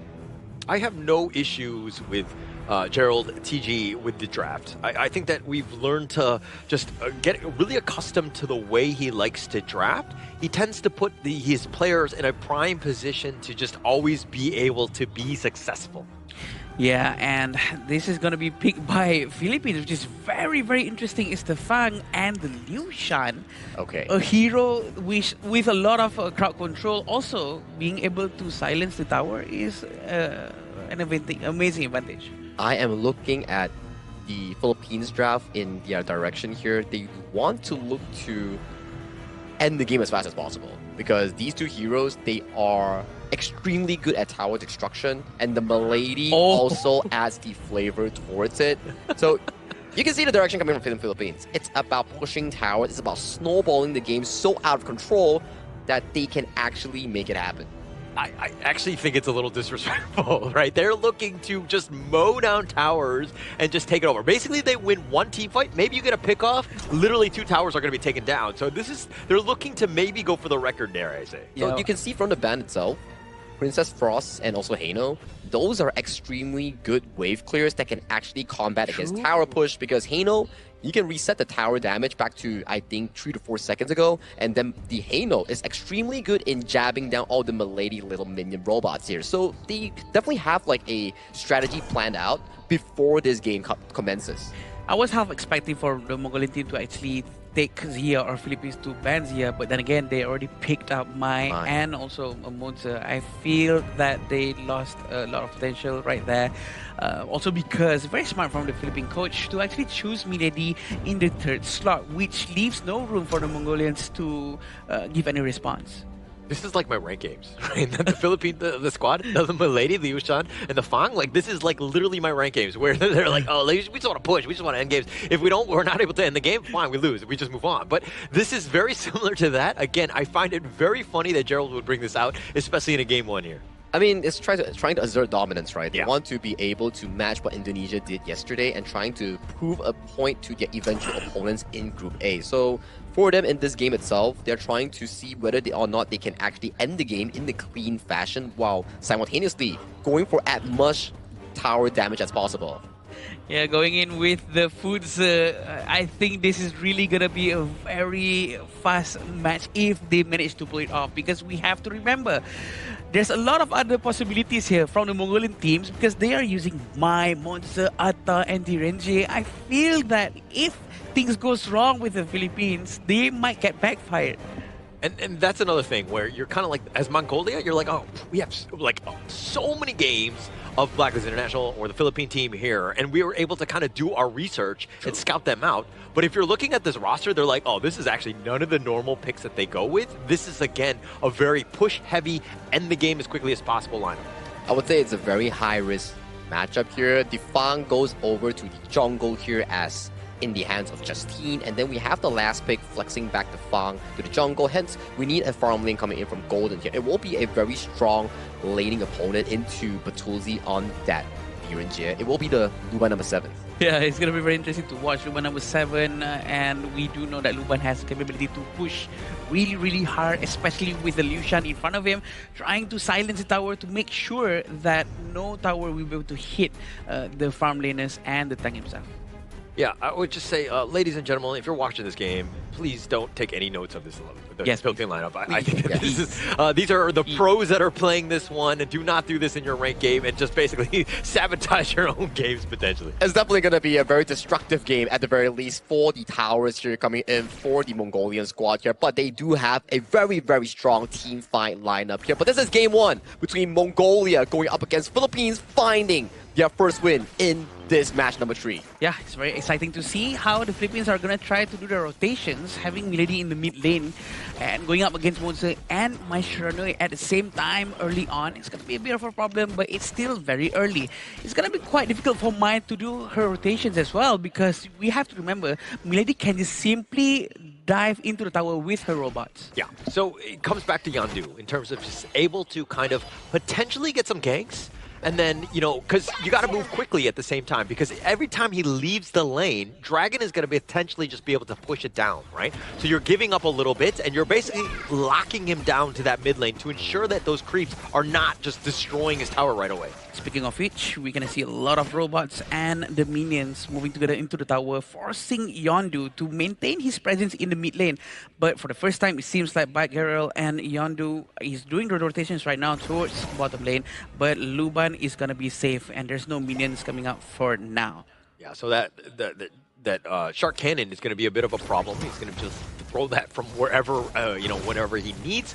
And seeing as that you've got the Fang jungle, I mean, it's going to be a bit of a problem as they do a little bit of work on Bakary, and it looks like he will fall. He's going to give up first strike to Justine at this point, and now they're going to continue to dive under the tower. The flash away, Charles staying alive, but they're not going to let him go. Justine will take him down. The passive coming in from Golden, they're trying to melt the tower, even with the tower protection early game. It seems like they're going to do it, but the Dragon, he's going to, Dark Vardorsh actually, is going to use a teleport coming down to the bottom lane, trying to give them a hand to make sure that they don't lose the tower way too early. Yeah, and that's kind of the MO of this lineup, right? And it looks like Chammy, he's all by himself. I forgot that he's just Chammy and not Chammy 1 here. Yeah. I did that a lot. I almost say Chammy. But yeah, having the Secretary Blessing with Yavu Hulan, we can see on how Chammy is really struggling going up against him. But this is also because the Glacial Buckler hasn't come for Chammy just yet. He really needs the 20% cooldown reduction from Glacial Buckler to make sure that he can keep on constantly using the second skill, reset, and make sure that he can have that damage reduction all the time. Yeah, so Chammy's going to have a tougher lineup. I think the lane matchup definitely favors the Fati in this one. Yeah. So Yavulan will definitely have that advantage. They need to use whatever sort of lane advantage they might have to, again, get some space, because you want to put pressure. You want to lock down Chamie in that top lane so that he's not rotating across, potentially going for some of those games. Oh boy, it seems like the 2,000 gold difference within 3 minutes is too big at this point. And I'm sure this tower is going to go down before the 4-minute mark. The tower potential is going to go back up, but again, with Charles using this hero, he's going to keep on silencing the tower, making sure that the tower is disarmed and not being able to attack anything. Yeah, Watusi was just like literally just watching this, and they're just going to continue on the teleport even in the bottom lane, but at what cost? They have the orbital bombardment just covering them, and this is why this lineup is so tough to deal with. I mean, you have the Liu Shan as well. They're melting the bottom T2, the armor, all you want. It's not even 4 minutes, my friend. There's nothing they can do. They really have to play around with their long-range capability, but it seems like they're shifting their concentration and focus towards the mid lane right now. And it seems like with Chamie 1, they're going to be able to destroy the towers even faster. Look at this ultimate coming from the Funza. They're trying to get the 2 heroes. 2 Mongols are going to go down, and they managed to get another one. 3,000 gold difference. Double strike has been given to Justin. Yeah, taking 3 members down and literally just marching it down mid. You've got the Milady robots. Yeah, they're going to be slowed down, and now they're going to look to go in. The flash away. Batuzi's going to survive, but the mid T3 is looking to go down. This is not even 5 minutes into the game. They have no chance or no idea of maybe even taking the Tyrants at this stage. They've done everything well. They actually do a fake back. They go right back in. They get the mini stun on. Yes, they're a little bit low. The think inside the box just on the outer tips on this one, but it looks like Chamie, he's going to do a little bit of work on this one. Yavanon is going to be taken down. Magdagapoders is going to be picked off as well, but Philippines doing everything, the flash away, and still everyone survives. They want to make sure they can win early. Also, at the same time, having 0 takedowns on the side of the Philippines, that's quite important to them, I see. But with the low HP, they're forced to go back for now. But you can see the damage dealt by Justin is so much. That is how fast the scaling comes from Justin with the Fang. All right, in like 99 games out of 100, most of the teams will take the Tyrant first, the 4-minute one, because they want the damage. They're thinking about, like, you know, farming and all that stuff. But they were like, oh, we're going to take the Overlord in this one. We just want to push. We just want to end the game, because off of the back of the Vanguards, it's going to be very tough for Mongolia to hold and repel that attack. I agree, and this is what they're going to be doing again. They're trying to rinse and repeat the exact same thing. Kachosin has been thrown towards Charles, but Charles feels nothing for now. Chamie is going to be helping them, going to the front and tank some of the damage and making sure the Sage is going to be used. Yeah, and Baltuzi's going to have to just take a decent amount. They're just slowly weathering it down. Bajrel is going to be taken down, but it looks like Yandu with a nice little charge. Dagvodish is going to be taken down as well. Yavalam is going to be killed. They finally find Dragon and Golden, and both of the twins are down, and now they're trying to end the game. And now with no minions, everybody's so low. He might go in. Yandu try to find it, but it's a triple strike going the way of Justine as they get the ace. They're going to wait for this Vanguard. They get the disruption, and of course Philippines off of the back of that wipeout. Charles gets taken down. It looks like Greed has hit them as they've been completely repelled. Somehow Mongolia holds on. Justin managed to run away from the crystal before being taken down. It's all because of the bad Gerald. You have to remember, if you are severely under-leveled, the advantage is that you spawn so much faster. And maybe they did not do the math very well, but Moses comes out, throws away the cannon, making sure the damage goes in, but the Vanguard was flying very slowly because of... This is a very low-level Vanguard, right? This is below 10 minutes, so they don't have the Shadow Vanguard helping them. All right, so, I mean, they're still in a great spot, but, I mean, the fact that Mongolia were able to hold and to extend this game as much as possible, and now they're going to use the think inside the box, trying to go in, the ghost ship, locking him down, and probably in the wrong spot. Bagel is going to be taken down. He was kind of stuck on the wrong side of this, and now the top lane getting completely pushed here by the Philippines. Yeah, they're going to try to destroy the tier 3 tower as well. I'm not sure if there's anything Mongolia can do. The Kachosen has been thrown one more time. The minion is coming in, and the tower is going to melt very quickly, especially with Charles in front of the tower, disarming the tower non-stop. Yeah, constant pressure, right? All the lanes have just kind of been opened up at this point. Charles, what are you doing? You're almost fountain diving, but it doesn't really matter as the Philippines will take game number 1 in a hurry. 7 minutes, 39 seconds. Not quite the fastest, but might be the 3rd fastest. Congratulations, Philippines. Philippines, they want to assert dominance against Mongolia while simultaneously aim for the fastest achievement here. They almost did it in the first attempt of the game-winning push, but Mongolia held on, and they managed to defend off the high ground push at the very second push. Yeah, definitely, because we do know how Philippines are really trying to end the game as fast as possible just now. Also, this has been demonstrated quite well. The fact that they tried to silence the tower, trying to make good use of the Liu Shan and the Fang from the jungle, but it did not work as fast as they would like. I mean, they tried. The attempt was there, and it just kind of came back to the minion waves, right? They went. If they had that one last push when they were all alive and they had 3 members, they would have been able to take it down. But unfortunately, the wave wasn't there in time. Yeah, the wave just wasn't there in time, and the respawn coming in from Beggarol, he was using the Mozi to stop whoever who wanted to try and force for the end here, because the HP bar was blinking low coming in from Dragon, I think the Zhao, and also the last member was Charles, if I recall correctly. And they were all blinking low, and they had to force the retreat, which stopped Philippines' approach in trying to go for that fastest winning push. I mean, they tried, right? It was a good attempt. Obviously, it was very obvious with that draft of what they were trying to do. But if Mongolia was able to somehow hold on, repel some of those attacks, they might have had a chance, maybe?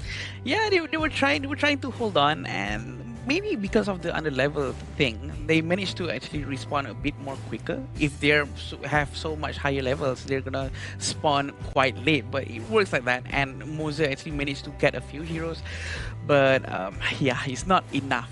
It's not enough for them to defend. I think you make a good point, right? As the game doesn't progress that far into the late game, in the earlier levels, you do respawn faster, which actually stopped Philippines from being able to end the game as fast as they imagined. But definitely, these sort of compositions are not what you would usually pick coming in from the Filipino lineup. I would say that this is more of a dangerous experiment.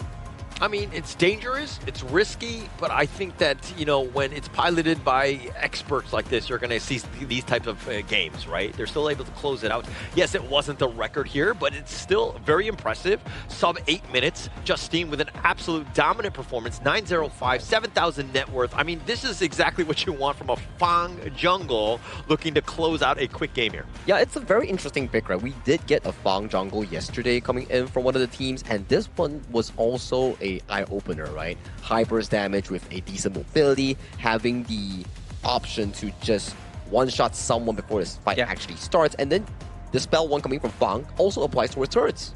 Yeah, I feel that they really know what they're doing. They want to try to execute it as fast as they can, and they have demonstrated very well that it can be done. But I'm pretty sure they're not going to be doing this against bigger teams such as Indonesia and such, because it's very, very risky. The fact that Mongolia almost managed to do something just now shows a sign that people at home who's watching right now do not follow this in rank. Yeah. Okay. Now, if you were the coach of the Philippine squad and there's no global ban pick, do you actually go back to the well and pick this roster again? I think the objective coming in from Team Philippines is to try to end the game as fast as possible with a dominant snowball. If under the circumstances of this standard ban pick, for example, the BO3, they could very much revisit it if they really think that is the best option. Yeah. To be honest, I feel like this is something that Gerald will not allow. I think they'll pivot. I think they'll I mean, they tried it. Yeah, it was cute. Yeah, it won. I think they're going to try out other things. This is a team that has a pretty deep roster. The question is, are they satisfied with the result? That's the thing, because right now, I think the whole point of doing that is to maybe win the #1 spot of who ends the game fastest. I think you shot your shot. You missed on this one. You still got the W, right? I don't think that they're going to go too far away from that. You know, I mean, all jokes aside, in terms of how they wanted to play this is still a time to experiment, right? True. You still want to make sure that you're prepared for the other teams. And, you know, it was cute. Yeah, I won. But I think that you're going to try other things. Correct. I think trying out other things actually definitely makes more sense, and you can see that they did experiment with certain picks like this, and it's a very dangerous team, right? Where if you give him something that's very early game centric, like the Ukyo Tachibana or the Fang that he showcased just now, he could definitely perform in a more aggressive way, that I would say. Yeah, definitely. And you know, with Ukyo in hand, you're going to be playing a lot more with aggression from the early game and such. But it depends on what the Philippines are going to be doing. Probably they are already used to Ukyo. They're not going to be experimenting with that unless they want to be very serious. They can go along with that kind of team competition. But let's see some of the highlights here. I think regardless of picks alone, you still have to give props towards the ability of Charles finding those proper engages in capitalizing Vegaro in being overly aggressive in the early game. You see, the tower tanking was splendid, stunning tower when it's needed, and allowing Justine to get that double strike in the early game. It just seemed, even in that one, right, Vegaro just kind of got a little out of position, thought he could be aggressive, did not see that the gank was coming, and they kind of paid with their lives. So this is one where, again, the Philippines, the way that they're able to take 1 or 2 members down and then somebody will continue to fight, you can't look to take a fight when you're down 2 members, right? And the Philippines made them pay. Yeah, definitely. And they really executed everything very, very well. The rotation coming from Charles, diving into the tower, silencing the tower, and making sure that the team is not hurt by any of the Crystal's attacks. And this is why they sort of forced it a little bit more. They stayed around even though they're all very low, not knowing that Bad Gerald is actually coming out. But yeah, it's very well done. Yeah, and actually, even at the end, I didn't catch the player's name, but he literally killed the elite minion. Yeah. And that could have ended the game if it stayed alive. So he knew the assignment, right? He went all in. Yeah. He sacrificed his own life so that the minion wave was completely cleared. That's a good sacrifice, right? Like that we say, like, you never count yourself out until the match actually ends. But definitely this time around, Philippines in this game 1 has been extremely dominant from start to finish, looking for the absolute destruction on those turrets. Yeah, Justine, he had an MVP yesterday. He's got an MVP now. I mean, he's continuing on with that. Just doing a great job, like just showing up when he needs to, right? He has always been able to perform at the high level. Yeah, with the 905, 35.6% of damage, and damage taken is 20.3%. Also fairly high because the damage sharing that has been done between him and amongst the team, trying to tank the turrets down while having the Milady robots chewing down turrets per turrets. I think they're doing a great job with this. I'm very excited to see what they're going to come up with next. I think there's also like a very important statistics that we actually missed out that's not available on this graphic. Turret damage. Right? I think the 5 heroes that were being drafted by the Filipino squad, every single one of them is targeted towards turret damage. So if we can get that little graphic to see like how much individually that they did, that's probably going to be an interesting one. Yeah, and also like the Charles disruption on the tower. Oh yeah, Liu Shan. That's really underrated in the sense of like how many shots, how much damage did he mitigate, right? And they were able to kind of consistently push because of that as well. So just again, the tower pushing lineup, just a great one here. I agree. Actually, I do feel that Liu Shan is actually a very underrated hero with the disruption, because especially in global ban pick situation, sometimes they are lacking roamers with tankiness and such.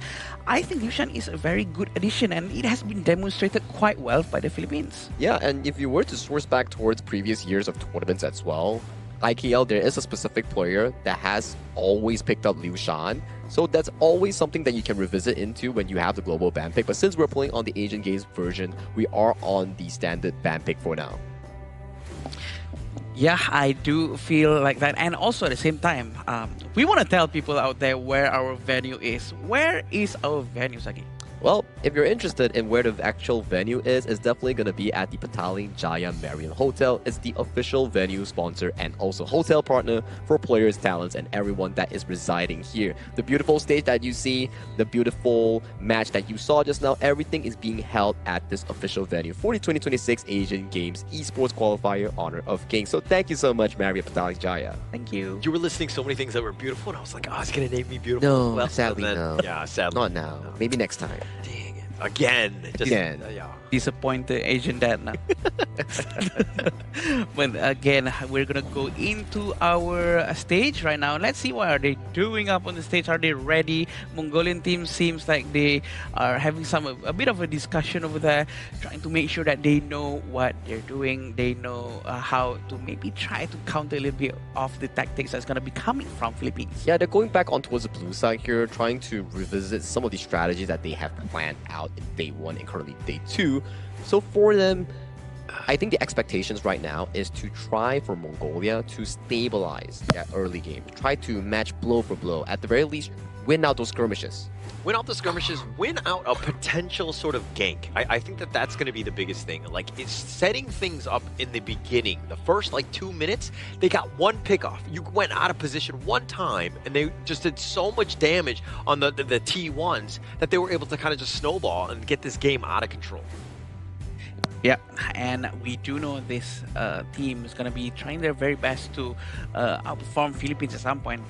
And we do know that it's going to be a very hard game for sure, because Group A are filled with 2 of the best region available in the entire qualifiers. And having the other 2 teams waiting to fight against Mongolia as well, we want to see on how they fare against the Mongolian teams when you know how Mongolians have already go through in the region and Philippines. They do have a lot of experience at that point. Yeah, and coming into Game 2 of the draft itself, we do see Mongolia banning out the Guan Yu and Kutachibana, some of these strong heroes that we've seen yesterday that has been piloted by Iqbal and also Neville coming in from Team Indonesia that could really work in the early game. And for Team Philippines, they have banned away the Dharma and Zhang Fei, some of the key engaged heroes being locked away from the Mongolian squad. So just taking away the team fight, right? And you know that Mongolia wants to fight. They've got the Mai here to set the tone in terms of just like overall early to mid game. You know that this is like a fire hero, right? It's going to be all over the place. It's going to be potentially a problem for you. And that looks like the Philippines are going to go with a little bit more stock standard. They're going to go with the Dahlia and of course the Arlie here. Having the Dahlia in hand, we can expect heroes that can actually work with Dahlia is going to be big, such as Dune afterwards. But we still have to see what the Mongolian team is going to pick, because we already have Mai, a hero with a high mobility with burst damage coming from Mai Sharnui. They have to get someone who is tanky enough to tank the damage potentially coming from the Arlie. Oh, interesting enough that Mongolia also picked up the Liu Shan. And going back to your point that they need a front line, definitely Dun is one of the key picks that could really pair up with this Dahlia. Or there's also another route they could visit to, which is the Yuhuan Dahlia that has had a pretty good performance, especially on day 1, on the hands of Vietnamese mid laner. So the Marco Polo is very late game. The Mai is going to set up for a good early game. Hopefully you get a little bit of space. And now you've got the Liu Shan there, but the Shangguan looking to just play a little bit of a, you know, excel in this mobility department. It's going to be a crazy one from the mid lane. Not only on the mobility part, but I'm also thinking about excelling those early game skirmishes here. Once the Dahlia hits level 4 alongside with the Shangguan, those final strokes are definitely going to be devastating here, because that's going to be a strong early game tool. Honestly, I was expecting for Dahlia to be focusing on a tanky hero such as Dune to use the Celestial Melody on, but the fact that they're picking with Shangguan right now and not waiting for the last 2 picks for the Shangguan to come up is a very risky move, and they're taking the risk. Now, the other 2 heroes that's going to be banned, for sure Dune is going to be taken out, which is very, very smart from the coach of Mongolian team. So you're looking at the Philippines lineup and you're talking about kind of, you know, susceptible to burst, definitely on the squishy side, glass cannon type of heroes, but you can't count them out. I think that this is definitely confidence from the Filipino squad in the sense that, like, hey, we know how these guys play. If we're able to get on top of you and just, like, outpace you, you're going to not be able to catch up, because how can you catch somebody that's as elusive as, again, the Shangguan and the Arlie here? It's very high risk, high reward, right? Exactly. High mobility, but then very squishy in the sense of the glass cannon that you mentioned just now. So for Philippines, it's more on how they execute and snowball the game. But for Mongolia, it's about how they counteract against those. It goes back to our discussion pre-draft. How do they survive these skirmishes? Can they match blow for blow against Philippines? Yeah, they really do need someone to really lock the positioning and the movement coming from the Shangguan. Now, Philippines are going with Musashi, which is very, very good hero to go up against Marco Polo and also Mai Sharnui, and to stop any potential healing that's going to be done from them. And also, they're going to go with Liu Bang, which is very good for Mongolian team. A little bit of shields, a little bit of support, just another way. I mean, you've got Liu Shan, Liu Bang, you're just taking all the Lius to kind of help out roster for this squad. But, I mean, I do think that you're looking to save the Marco Polo. Like, the Mai, if he gets caught out with that dual death, you're going to have a problem. So, the Liu Bang here, it makes a lot of sense in terms of just keeping, again, just people alive. I mean, I like it, right? Considering the fact that the Shangguan Dahlia or the Musashi Dahlia, the aim is to fight as much as possible. And the fact that this Liu Bang allows them for more global map presence, it's actually very helpful if they can actually find those quick saves that you mentioned about. But Team Philippines, they're bringing up another new pick towards the scene. Chami will be on hands of that Mulan. The Mulan is going to be very interesting. She has double formation or double modes, which is the heavy sword or the small dual knife. This is going to be very interesting for us to watch because Mulan can really hold the lane on her own with the massive damage that she can do and also the damage reduction coming from her second skill. A lot of different opportunities. This is the high fly-in lineup from the Philippines. This is one where they can, like, you blink, you burst them down, you take over, you have a lot of opportunities. But again, we're talking about high risk? Yes, high risk for sure. Yep, going into the match right now between the two teams, who do we think is going to excel better? We can see how the Mongolian teams are using Liu Shan right now.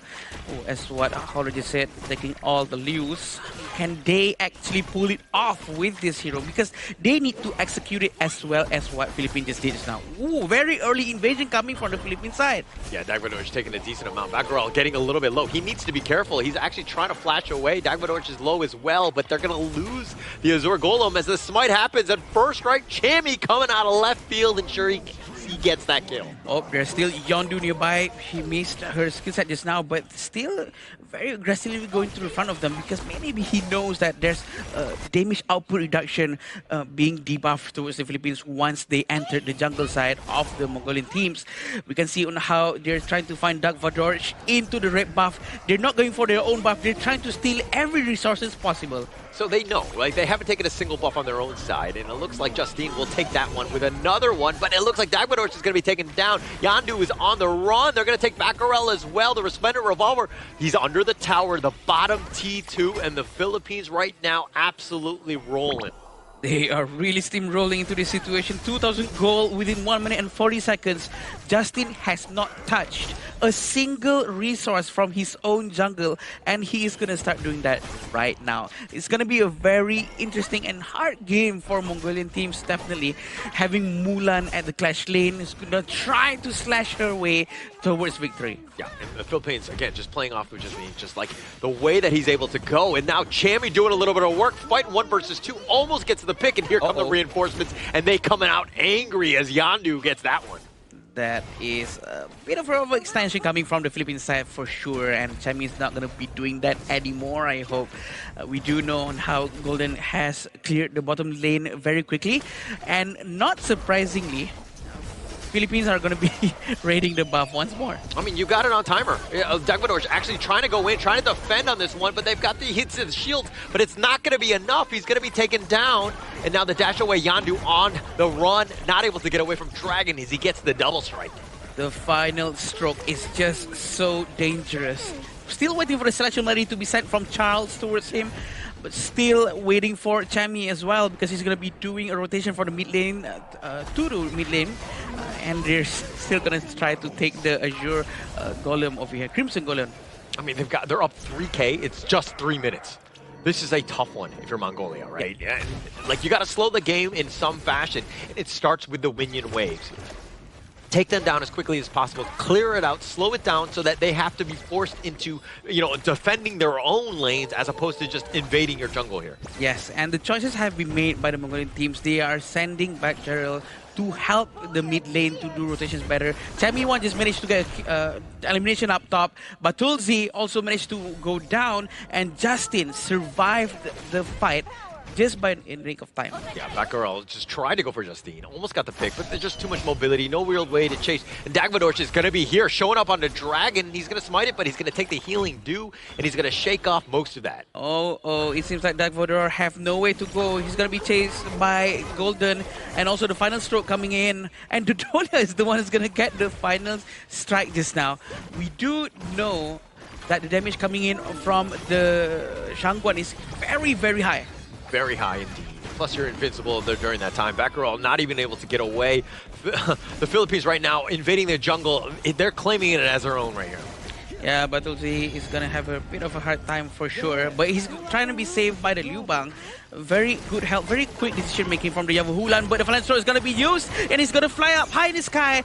Managed to get 2 of them immediately. Yeah, and when you saw the battlefield command in the bottom lane, you're like, okay, actually that's a bit of a misplay because now you're out of position. Not only Batuzi was kind of in a bad spot, but now you've sent in another member. That's going to be another, dare I say, free food for you. And it looks like they're going to dive in. Baccarel not able to get away. The finishing stroke shaking that guy off. Oh, The Celestial Melody is just so effective at this point because of the final stroke. The damage is very high, and we do know that the Dragon has a lot of itemization right now. He already has Insatiable Tome.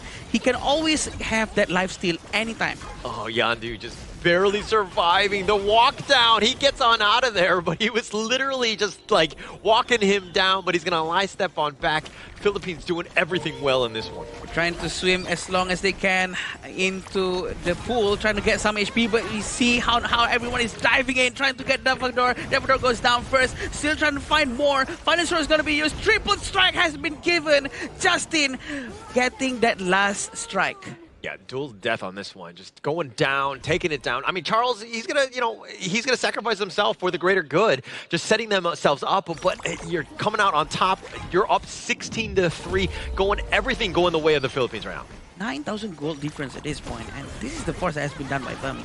Even though we have Lucian, Jadual is already in front, but there's nothing he can do. He's being melted immediately as soon as he shows up, and 4 of them managed to survive that team fight. This is going to be a very good game for Philippines. Yeah, for sure, for sure. And Golden really setting it up. I mean, he's his Autumn Storms have been on point, always pushing people away at the right time, just creating a little bit of space and everybody at the arm's reach. Yeah, talking about Golden D, he's going to go into the fight immediately, but look at Davador, very brave diving into them, even though he knows their damage output is extremely high. But Jadual is still very far up top. He has to go back to the base right now, lend a hand to his teammates to try to survive this fight. Yeah, now dual death catching out on 2. They found Davador. She's going to be taken down. It looks like they're going to get another Yavahan. It's going to be taken as well. They've taken the T3 and are looking to go in. Baccaral, he's going to be done on this one, but Yandu is there as well. Can they somehow hold? They get the knockup, but Baccaral is going to be taken down. The Fever Barrage is not going to be enough, excuse me, as they take him down in the Crystal, and the Philippines just like that, 2-0. 6:49, that's the fastest time possible for now. They came with a mission, definitely here. Clean 2-0 coming in from the Philippines here as they have found their prize here. They defeated Mongolia in, I would say, the fastest game possible at 6 minutes, 49 seconds. Just a really well-played game, I mean, by the Philippines. Able to weather the storm, like a couple, misplays here and there. Chammy was a little aggressive in the top lane at times, but they were able to find, just the right motions. And this is why when you're going up against an experienced team like the Philippines, you got to play flawlessly. You can't make any sort of mistakes because they're going to make you pay. Yeah, and they managed to pull it off. They basically achieved what they wanted to achieve in the first game by doing it in the second game right now. And using these skill sets that they have, they play very, very well. And having the Shangguan in their team lineup with Dolia, Celestial's Melody, resetting the final stroke all the time, giving a lot of space for his team to deal a lot of damage. But I do want to give props towards Mongolia as well. It's definitely a much better performance compared to that day 1 performance against Indonesia. Yes, the games were fast, but once again, they did try their best to actually fend down whatever they could. You can see like back and forth. Even in one of the fights that you saw that the Arlie got like a 4-man Autumn Storm. But still, that fight was initiated by Mongolia themselves with the Yondu on the Mai Shunui flanking from the backline, carrying the Liu Bang ultimate with them. So I think these are proactive plays that they actually brought on towards. They didn't lose hope. They were just trying their best. And I think that Mongolia needs to not be discouraged, okay? They just need more reps, so to speak. They need more scrims, they need a little bit more experience, but all of the lessons that they're learning, they're going to come back much stronger after like a game like that. Yeah, and having this in hand, I'm pretty sure they have learned a lot from this game, and they will know how to defend better from this onslaught being done by Philippines. And I'm sure Philippines also have been respecting them by showing their best, the best of the best coming from the Philippines side. I like that point, because to respect your opponent is not by giving them chance or playing at a lower level, it's to give it all you got to defeat them in a head-to-head combat, right? Which is what Philippines exactly did. They served what they had, played 2 different sets of compositions, and showed the dominance that they actually have as a true team. Absolutely, like a true team. I think that that's the biggest thing. I think the Philippines, the way that they were able to kind of dismantle Mongolia and just do it with as much confidence as they had, it was just a really well-played game, series, everything. Just like, this is a team that's really well coached as well. Yeah, and going into the item builds, we do have all of them having the same amount of gold coming in from the Philippines. No one is really standing out too much because they're all contributing the same amount of activity into the team fights. Having 9 eliminations coming in from Dragon is a very huge number. And 20 assists coming in from Charles as well on that Dolia. Here you can definitely see that the mid and roam coming in from Team Philippines are the anchor of the team. The Dolia Shangguan was played flawlessly in trying to pressure the side lanes coming in from Mongolia. Just to confirm, that was a what? 6 minutes and 50 seconds? Was that the fastest game? Yeah. Yes, that was the fastest. So they did it without the tower pushing the lineup. Exactly. So this is very like this. They just need to play stock standard, right? And they're going to be able to just kind of dominate like they did in that one. I think this goes to the point where if you are a strong team, whatever you have already practiced out of the game and your general, I would say, mechanics, right? It all applies to different compositions here. It's not to say that the Team Philippines comes in with the sole goal of wanting to break the record. It's also about them showcasing to Mongolia that, hey, this is what I have practiced and this is how good I am. Yeah, I agree. And we do know that the damage coming out from Yondu is actually quite a lot, even though they're being steamrolled coming from the Philippine side. The Mongolian team actually managed to deal quite amount of damage to Yondu, trying his very best to deal whatever he can in front of him. He actually tried to dive in as well to create space for Batul Z, and we can see also how Yavuhulan tried to help Batul Z at the bottom lane when he was suffering from a lot of gankings coming in towards his way. But eventually, everything turns out quite okay. Not as best as they can, but they actually tried to defend as best as they can. Yeah, this is a team that's built around Yandu. You could see with the Mai, the most impact that they had was when he started to get a little bit going. He would be a little confident in terms of the initiation, but it just was just too much the Philippines in the end. They had so many answers. They had a lot of finishers in terms of like dual death, the finishing stroke. Like you pick your poison, like how do you fight into this one? It didn't seem like Mongolia really had that answer.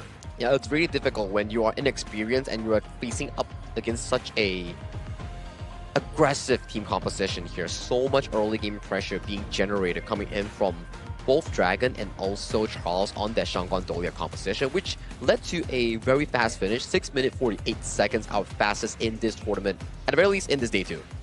Yeah, and not to mention on how Musashi kept on stealing all the buffs, the Azure Golem, the Crimson Golem. Oh yeah. Keep rotating from not their own jungle, but on the enemy side of the jungle, which is extremely aggressive, and we rarely see that. Who does that going to the Azure Golem? And then usually people go back to their jungle, right? But they keep on doing that over and over again, and that really suffocated Mongolian very, very much.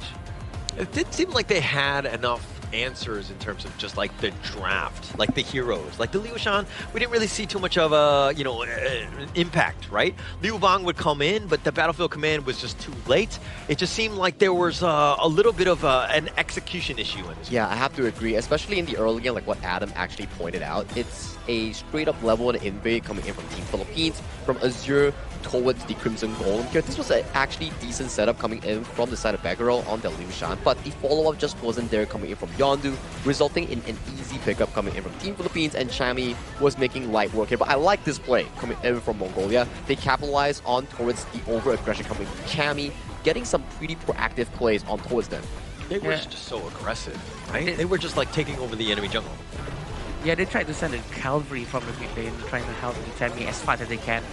For sure, Chami was really, really good in his lane and making sure that his teammates have no worries whatsoever from the side lane. And they actually managed to do so. They always stick together and always dive into towers. Yeah, just very, I would say, strong skirmish abilities here coming in from Team Philippines. I would say that aside from the Shangguan Dolia that we mentioned here, every single composition that they've played so far has been really well communicated here. Their team fight angles, how they initiate fights, those were just flawless coming from Team Philippines. I mean, even when that flank, that looked bad for the Philippines, but right? Golden with that Autumn Storm, it was perfect, pushing everyone back into the base where that everyone is, again, at arm's reach. You just, like, the way that they're able to dismantle any sort of gank attempt, the Philippines were on another level today. I agree. Golden actually managed to join and contribute everything. Even though Arlie during the early game is not so strong, but he still managed to contribute a lot amount of damage with the Maple Dance as well. And the MVP of this game will be going over to the hands of Philippines' very own Dragon Dajjal with a 9-0-7 KDA, 27 28.6% damage dealt, 20.4% damage taken, and 21% of the total gold. Keep in mind, this was only a sub 7-minute game, so these stats are actually pretty insane.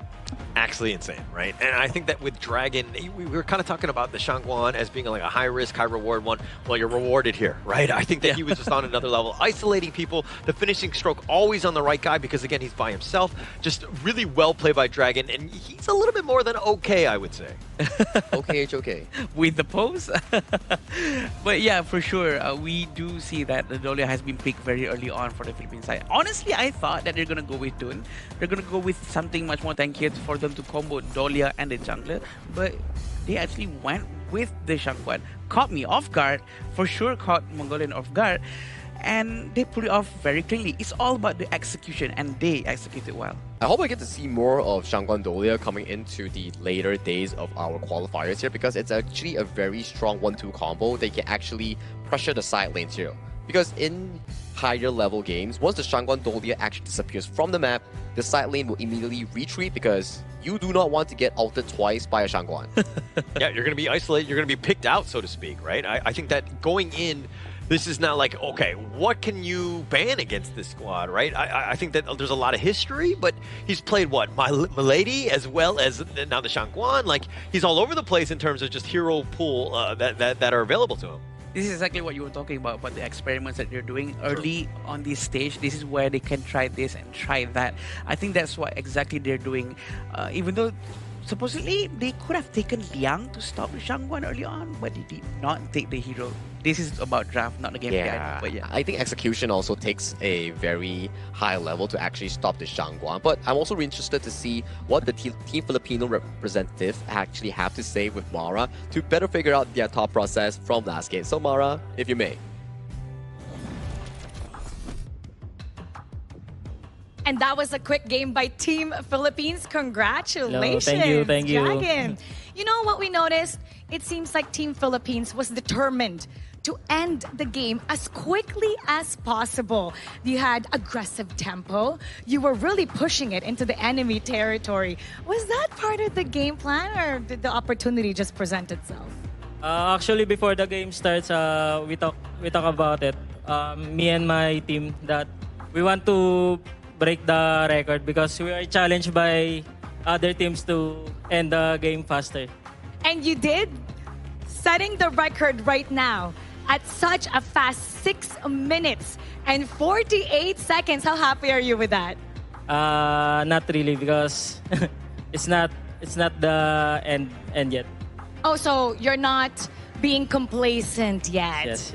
All right. But you know what? What we also noticed is that you guys were picking heroes that we don't normally see you use. The fans for sure are really surprised, yet you were able to play them comfortably and seamlessly. In game number 1, we saw that. In game number 2, we saw Shangguan and Mulan. This is something that we've never seen you guys use.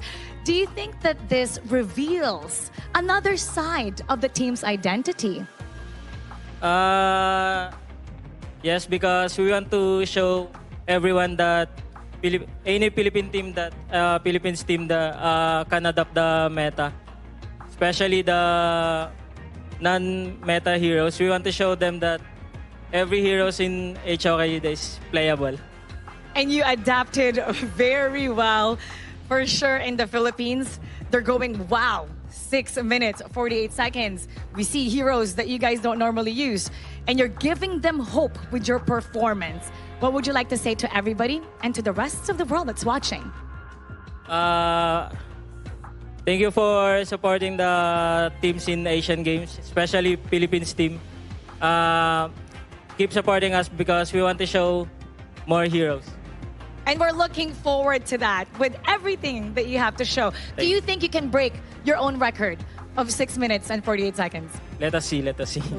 And we're going to see that. And now we're going to see what the casters have to say about that.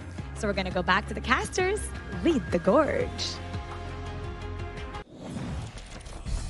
Thank you, Mara. I guess our answers and questions were answered well by the Team Philippines themselves. They asked like, okay, why do you pick that? because we want to show our diverse hero pool and how we're able to actually showcase that we can actually master and perform on these heroes. Per se, that we never got to see Shangguan, we never really got to see the Milady, and the Donglia, for example, played to a fruition. So they showed us, and they actually got very good results against the game in Mongolia. And this is why it's so great. I mean, even if you're going up against a squad where you might want to test things out, right? Like, it doesn't hurt you. I think in the end, it's about making sure that you have those heroes available to you. Now, other teams that are waiting in the wings that have still yet to play Philippines, do they have to worry about the Milady? True. The Shangguan? Like, there's a potential, these hero pocket picks that might be coming out. I think it's very important for them as well, for them to hide their best of the best tactics available for them. Which is also why it is sort of fine and okay for them to do experiments right now, to also hide, especially from Indonesia, right? Because they want to make sure that they get the highest standing possible inside their group. I mean, not to say that we are actually predicting the final outcome coming in from Group A, but definitely if there is an opponent coming in from Indonesia or Philippines, it's both of them each other. Yeah. And like, you drew it out, right? Somehow, I don't know how you did it so that Indonesia and the Philippines are in the same group again. But the rivalry will continue on. I think that those two, regions have been a lot of fun to watch. And going even into this one, where again, like, this is what we wanted to see. Like, some of the best teams going in the same group. Who's going to come out on this best of three? That's later on, of course. It is very unfortunate for these two regions, actually, because in many other tournaments as well, they get thrown into the same group so many times. And I feel that it's a destiny. They're destined to actually meet each other so early on. And going into the playoffs, for sure, they will meet again. It's the Fateful Encounter, right? Talking about Fateful Encounters here, we will definitely have to cover up with the upcoming match, which will be introducing Team India and the first game that Team Kazakhstan will be playing in this upcoming match for. Because this is definitely something to stir up in Group C. So far, Group C, we only had one series yesterday, which was Vietnam beating India in a 2-0 fashion. Yeah, and I think that India will be able to bounce back. I think that this is definitely a group that is really up in the air. Who has the advantage? Not entirely sure, but I think that India, they lost 0-2 to Vietnam, but there were glimpses and flashes of brilliance where this is a squad that, again, should be respected in Group C. Yeah, we do know that they have a very high adaptability and improvising within the gameplay itself, and I am pretty sure that India is going to be doing very well. But Kazakhstan has this mysterious gameplay for sure. Maybe they're hiding some of the tactics towards playing against India later. But I know for a fact that both teams will be playing really well because they are backed up with one of the best devices here available, which is the iQOO 15R, the official tournament phone coming here for the 2026 Asian Games Esports Qualifiers for Honor of Kings. If you're into a very good phone and a budget-friendly price, do check out iQOO 15R. 120 Hz and very good cooling system. I think it's something that you will like a lot because that's what the players are using up on the stage, and you might want to try out how does it feel like to playing a device that the pro players are using. Yeah, and I think that going into this one, especially when we have like long days, 5 best-of-3s, they're going to need something that's going to be able to survive the day. So something to take note of here. But as we go into India, Kazakhstan, I think that this is going to be a great series ahead of us. Yeah, definitely going to be a great series here. Probably going to be a very close one, especially we have no real data on how Kazakhstan actually plays. But before we bring you the action here coming in for both teams, let's bring it to a short break.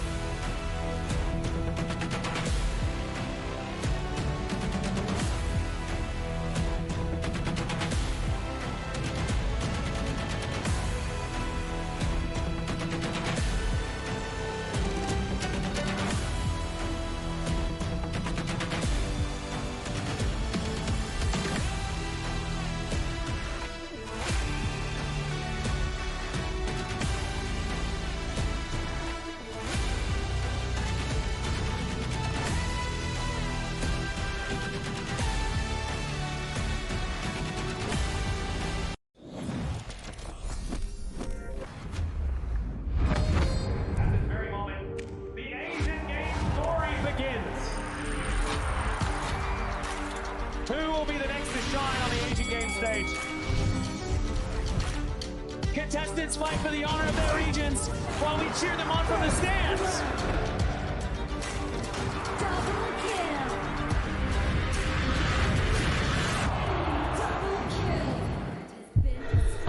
is a challenge, but it is also an opportunity.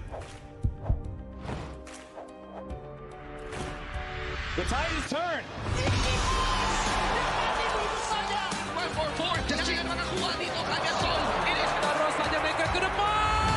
Fastest in front. They're going to use it. Golden title. That's Anthony. Victory! And we pulled it off together. We share the same voice, the same radiance. This moment of brilliance belongs to all of us. Together, we shine.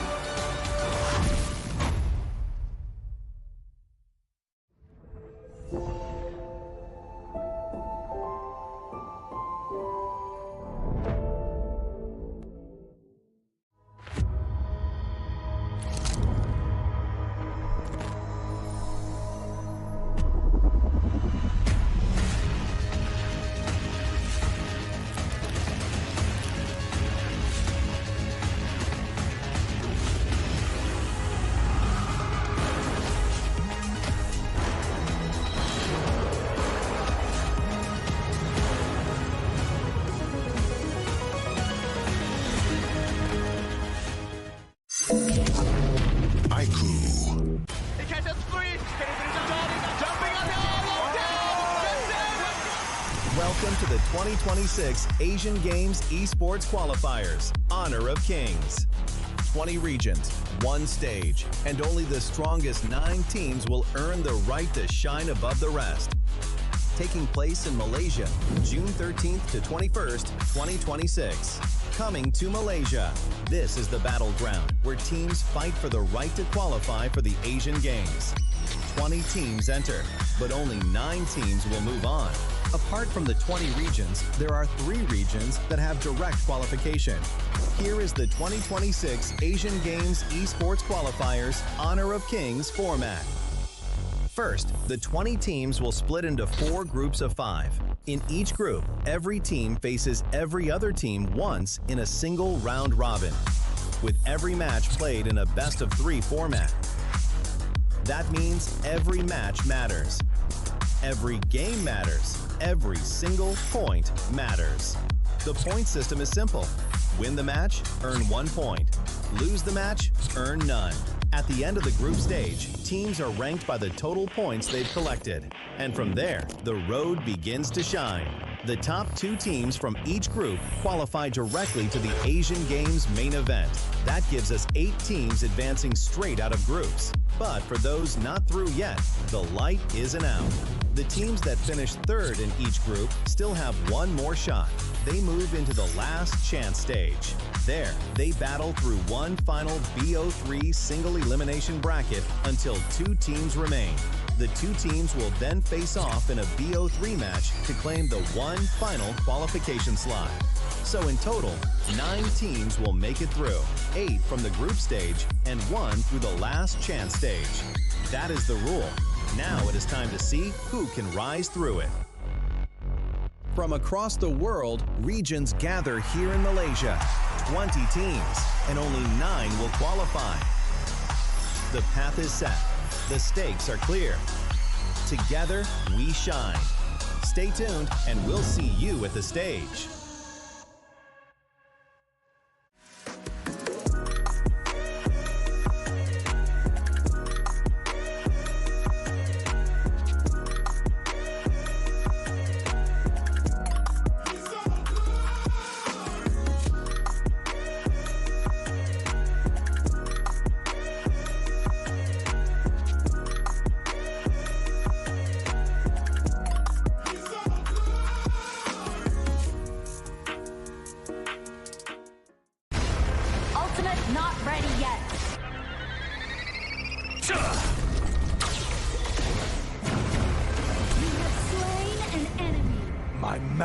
Murmurs in ecstasy.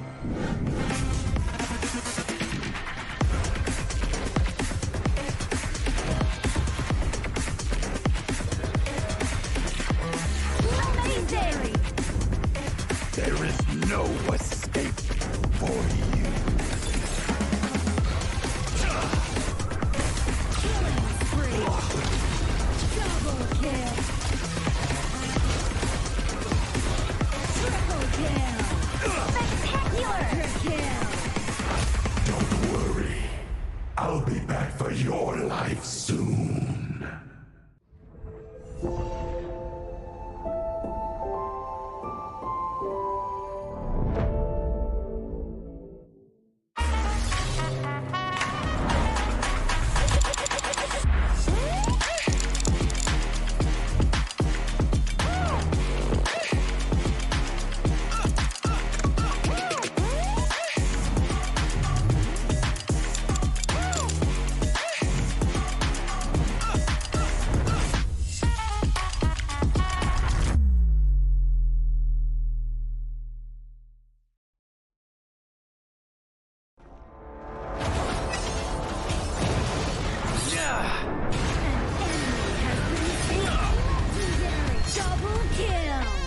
shall I compare thee to a summer's day?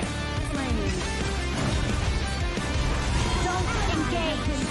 Don't crush us like insects. Defend our base. Our high ground tower under attack. Amazing! Unbelievable! Ah, the fragrance of romance.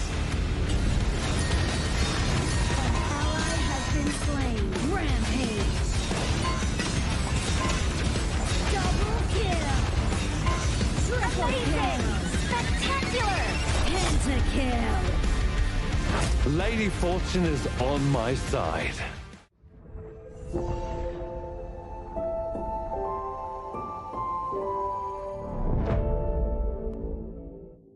Itu bukan track kita. Lihat, bro. Phone aku! Jom kemari. Mountain View! Mantapkan pengemaran! Kau boleh!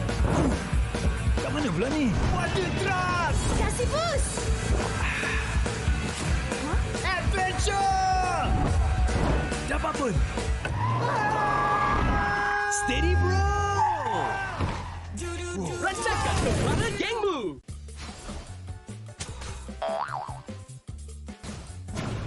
They tried.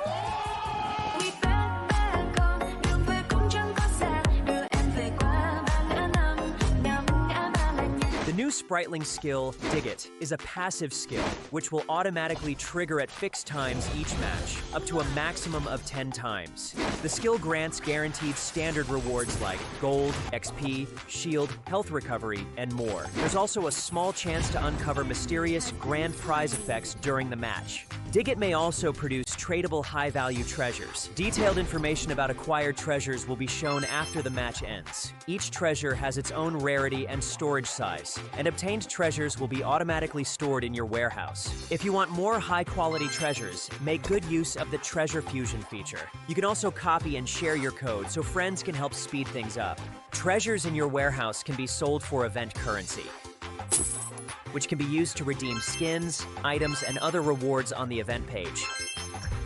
You'll even have a chance to win physical prizes like smartphones and cash. You can also spend event currency to bid on high-value rewards. The auction uses a hidden bidding system, where you can submit 2 bids for the same reward. The highest bidder wins, giving you even more ways to obtain rewards.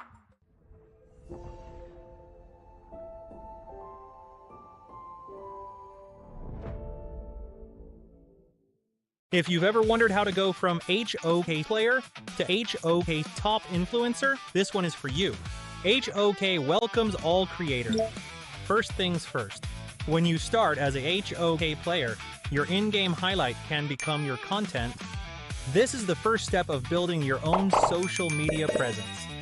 If you keep on creating and reach 100 plus followers, you will be invited to HOK Studio and become a HOK Studio creator, starting to earn various incentives as you grow. You'll get token and cash incentives for your creativity. Stay in the loop.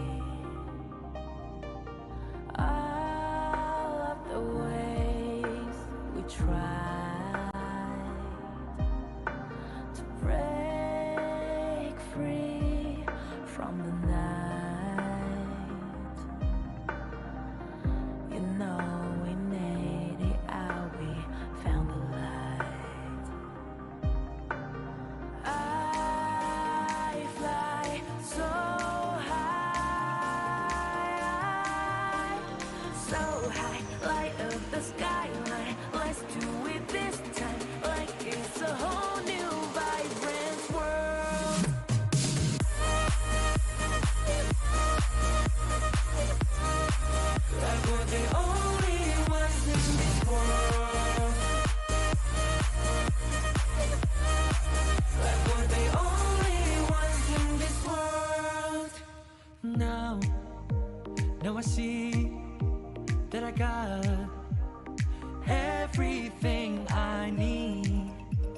feels right. I'm on fire, I'm alive, cause now I fly so high, so high, light up the skyline. Let's do it this time, like it's a whole new colorful world.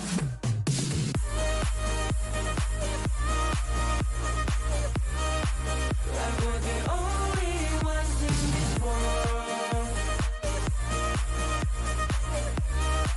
Like we're the only ones in this world. Never thought we'd get this far, burning like the stars. How we get this far? Like we're the only ones in this world.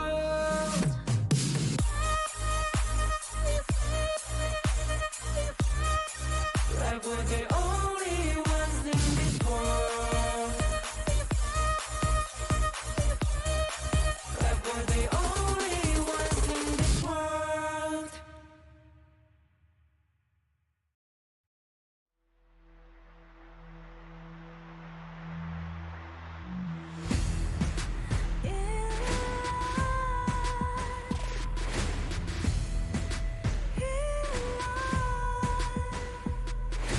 What's a life without its worth?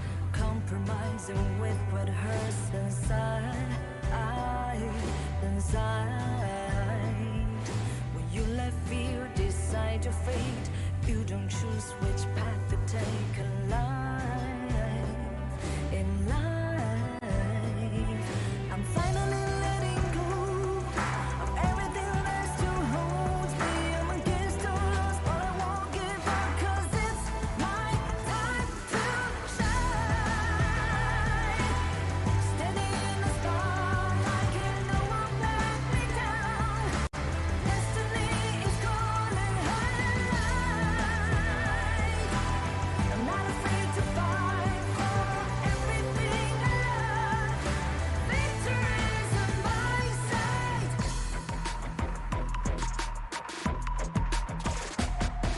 The more we lose, the more we gain. The more that nothing stays the same. In time, in time. Can't love ever, can't forget. What you see is what you get. Sometimes, sometimes. Gonna show the world tonight. The light that shines inside us. We're against the odds, but we won't give up, 'cause it's our time to shine.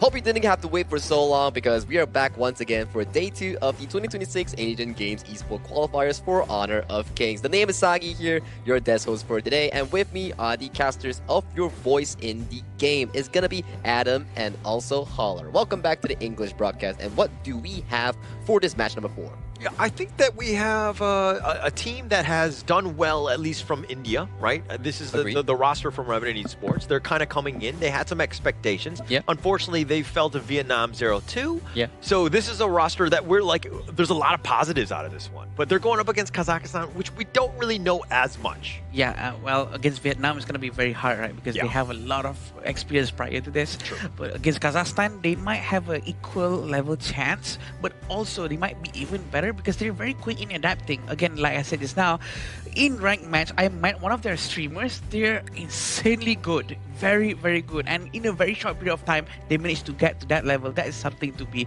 watching out for. I think I definitely have to agree with you, right? Because like what Holler mentioned, even though India as a new region, they still lost to Vietnam for per se yesterday in a 2-0 fashion, but we still see signs of pretty good performance, especially from Ainul, their jungle/farm lane player, who had a very good performance on the hero, which is arguably a very difficult one. Yeah, a very mechanically difficult one. And I think that they like to kind of shake things up a little bit. I think that that has been to their strength, so to speak.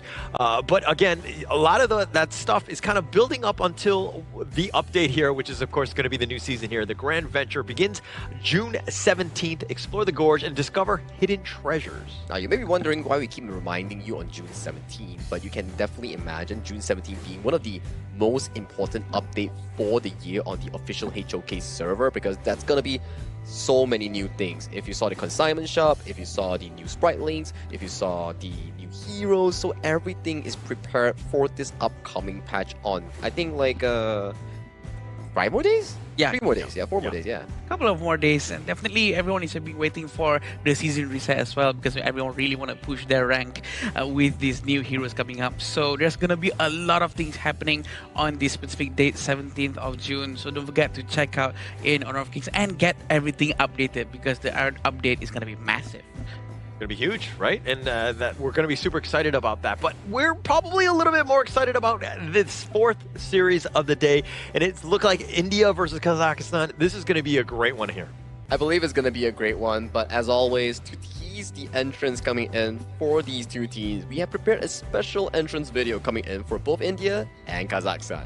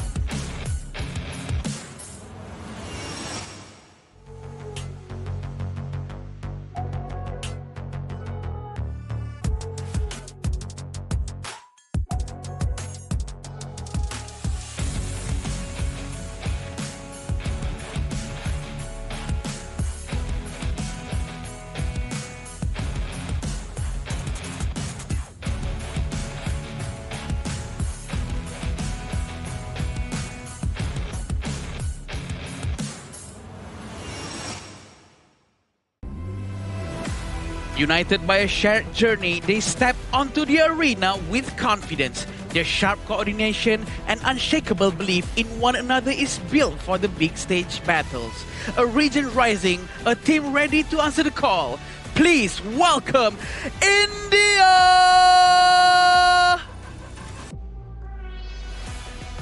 Calm, calculated, and composed under pressure. They rely on discipline, controlled pacing, and intelligent decision-making to outlast their opponents and to seize victory when the moment matters most. Make some noise for Kazakhstan! This is going to be the first time that we get to see Kazakhstan in action in the Honor of Kings esports scene. So I'm definitely excited to see how these two teams, they are fresh in HOK, play against each other, and what kind of chemical reaction that they can actually form between one another. Yeah, definitely. And we do know that the Indians really have one of the strongest players from their region. Starting off with Ashish, Ainul, Harsh, Ayush, and Akshaj. Definitely players that really need to be watched out for, because their lineup is crazy. Despite losing out the first series against Vietnam, but you gotta be arguing, like, hey, it's Vietnam. He's probably the group leader coming in from Group C, and India actually had a decent performance against them, so I'm excited to see what kind of improvement that they have had ever since that series yesterday. Yeah, but you gotta move quickly, right? Yesterday was when they lost to Vietnam. What can they bring up against Kazakhstan? This is a roster that, again, needs to change things up on the fly, make some minor adjustments, make a couple less mistakes going in. But, of course, their opponent will be Kazakhstan, and they will be made up of Alihan, Marapat, Arshun, Bajol, Sankar here. And if, you know, Alihan looks a little familiar, he actually was from Virtus Pro, which played in the KM West Spring 2025. He's known as Shusuke. So again, there's a lot of history, a lot of expertise coming out of him. Yeah, definitely. We cannot look down on these players as well, because they do have a lot of experience too. So will they be able to benefit from this experience that they have and try to put it to good use into the game after this? I mean, it's a good knowledge to know that, at the very least for Kazakhstan, they have an ex-pro player that actually represented their region before. So for them, it means that they have a leader player with experience helping out the entire team to better yet accommodate to the pro scene. Yeah, definitely. And we know that the Indian team actually choose the blue side and the Kazakhstan is going to go red. We do know this is going to be helpful for Kazakhstan to actually try to do a lot more counter picks based on what India is going to be picking after this. And the first two bans is going to be very important. Usually we will see Dolia is going to be banned, Mai, and also Guan Yu. It's going to be interesting from Kazakhstan what they're going to be banning out. Yeah, I think that that's going to really set the pace, right? We've seen this time and time again where a lot of the, the teams, where do they want to go? Blue side or red side? I think that overall the red side has had a little bit more success because of the counter-picking nature. It just gives you a little bit of an edge. Well, since they have already selected the blue side coming in from Team India here, walk me through what has been some of the more popular blue side first picks here so far. I think from what we've seen today, there has been a lot of Guan Yu picks as the first one, and also maybe some Ukyos. This is because that team really specifically love using that because the jungler is so able to carry the entire team. And that makes sense because they are very confident with their player. Well, coming into the first pick and ban phase between India and Kazakhstan here, we do see Mai Shunui early being locked away, and that's the Guan Yu that you mentioned here alongside with the Dolia here. I like the Yu Huan here being picked up by Team India. They definitely are learning a thing or two coming in against their match from Vietnam. Yeah, and that was, I like it how you're referring that to that series because it was almost like trauma in the way because Ling Van from that mid lane was able to just absolutely dominate on the Yuan here. He's just done such a great job that he's actually influenced the India squad to pick it up themselves. Or maybe inspired. The fact that they're trying out Yu Huan right now probably going to be good if they can actually execute as well as what Vietnam did. Chano and Zhang Fei is going to be a very good pick as well because we've seen a lot of Zhang Fei's has been picked. The win rate is still very high for this hero. Having Chano to secure the late game is actually quite good. Yeah, it's a very comfortable 1-2 pick here. I would say arguably one of the best 1-2s here, considering the fact that heroes like the Guan Yu has been removed from the pool. So if you do give Bajrol enough time to scale on that channel, that could be a very, very late game monster here. But coming to the side of India's draft here, since this Yu Huan has been picked and a Lianpo has been picked, likely Harsh will be on hands on that Yu Huan later on in the mid lane. Yeah, makes a little bit of sense right there, right? I think that setting it up from that mid lane, I think that you're able to kind of, again, just soften up the enemy team, and then you have that sustain to kind of outget them. So the other side, you're kind of looking at it as like, okay, we need itemized, we need Venomous Staff, we need some way to, again, just limit the healing that he brings because he just has so much sustain. I agree. Itemization is very important going up against Yu Huan especially. So they need to reduce that healing coming from Yu Huan. They need to apply Imperil effect.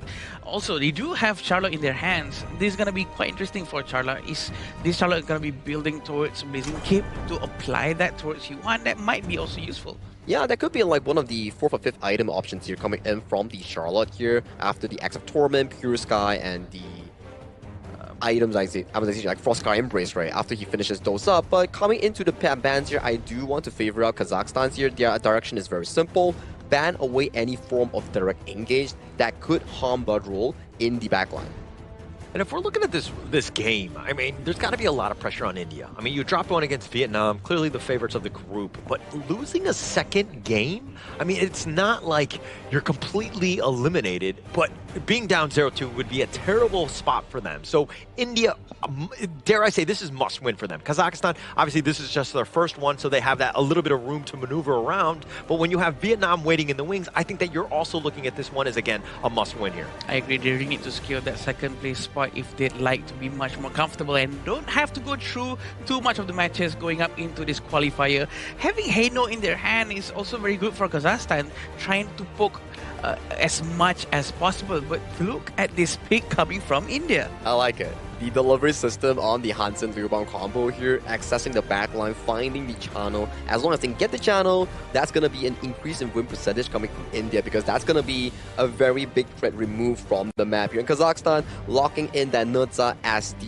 jungler here coming in for the final pick. And this Nurza has not been revamped yet as we are referencing towards the Season 13 patch here. A little bit of a different Neza in that sense, but still ways to kind of, be a little bit mobile, be that guy that you want to kind of get to the potential back line because, if you're looking at the Hanshin, the Liu Bang, I mean, that delivery service, tough nut to crack, so to speak.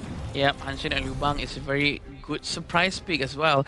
The fact that they have Lianpo is going to be using Tribal Smash, diving towards the back line of Kazakhstan. I'm pretty sure Liu Bang is going to be jumping onto him.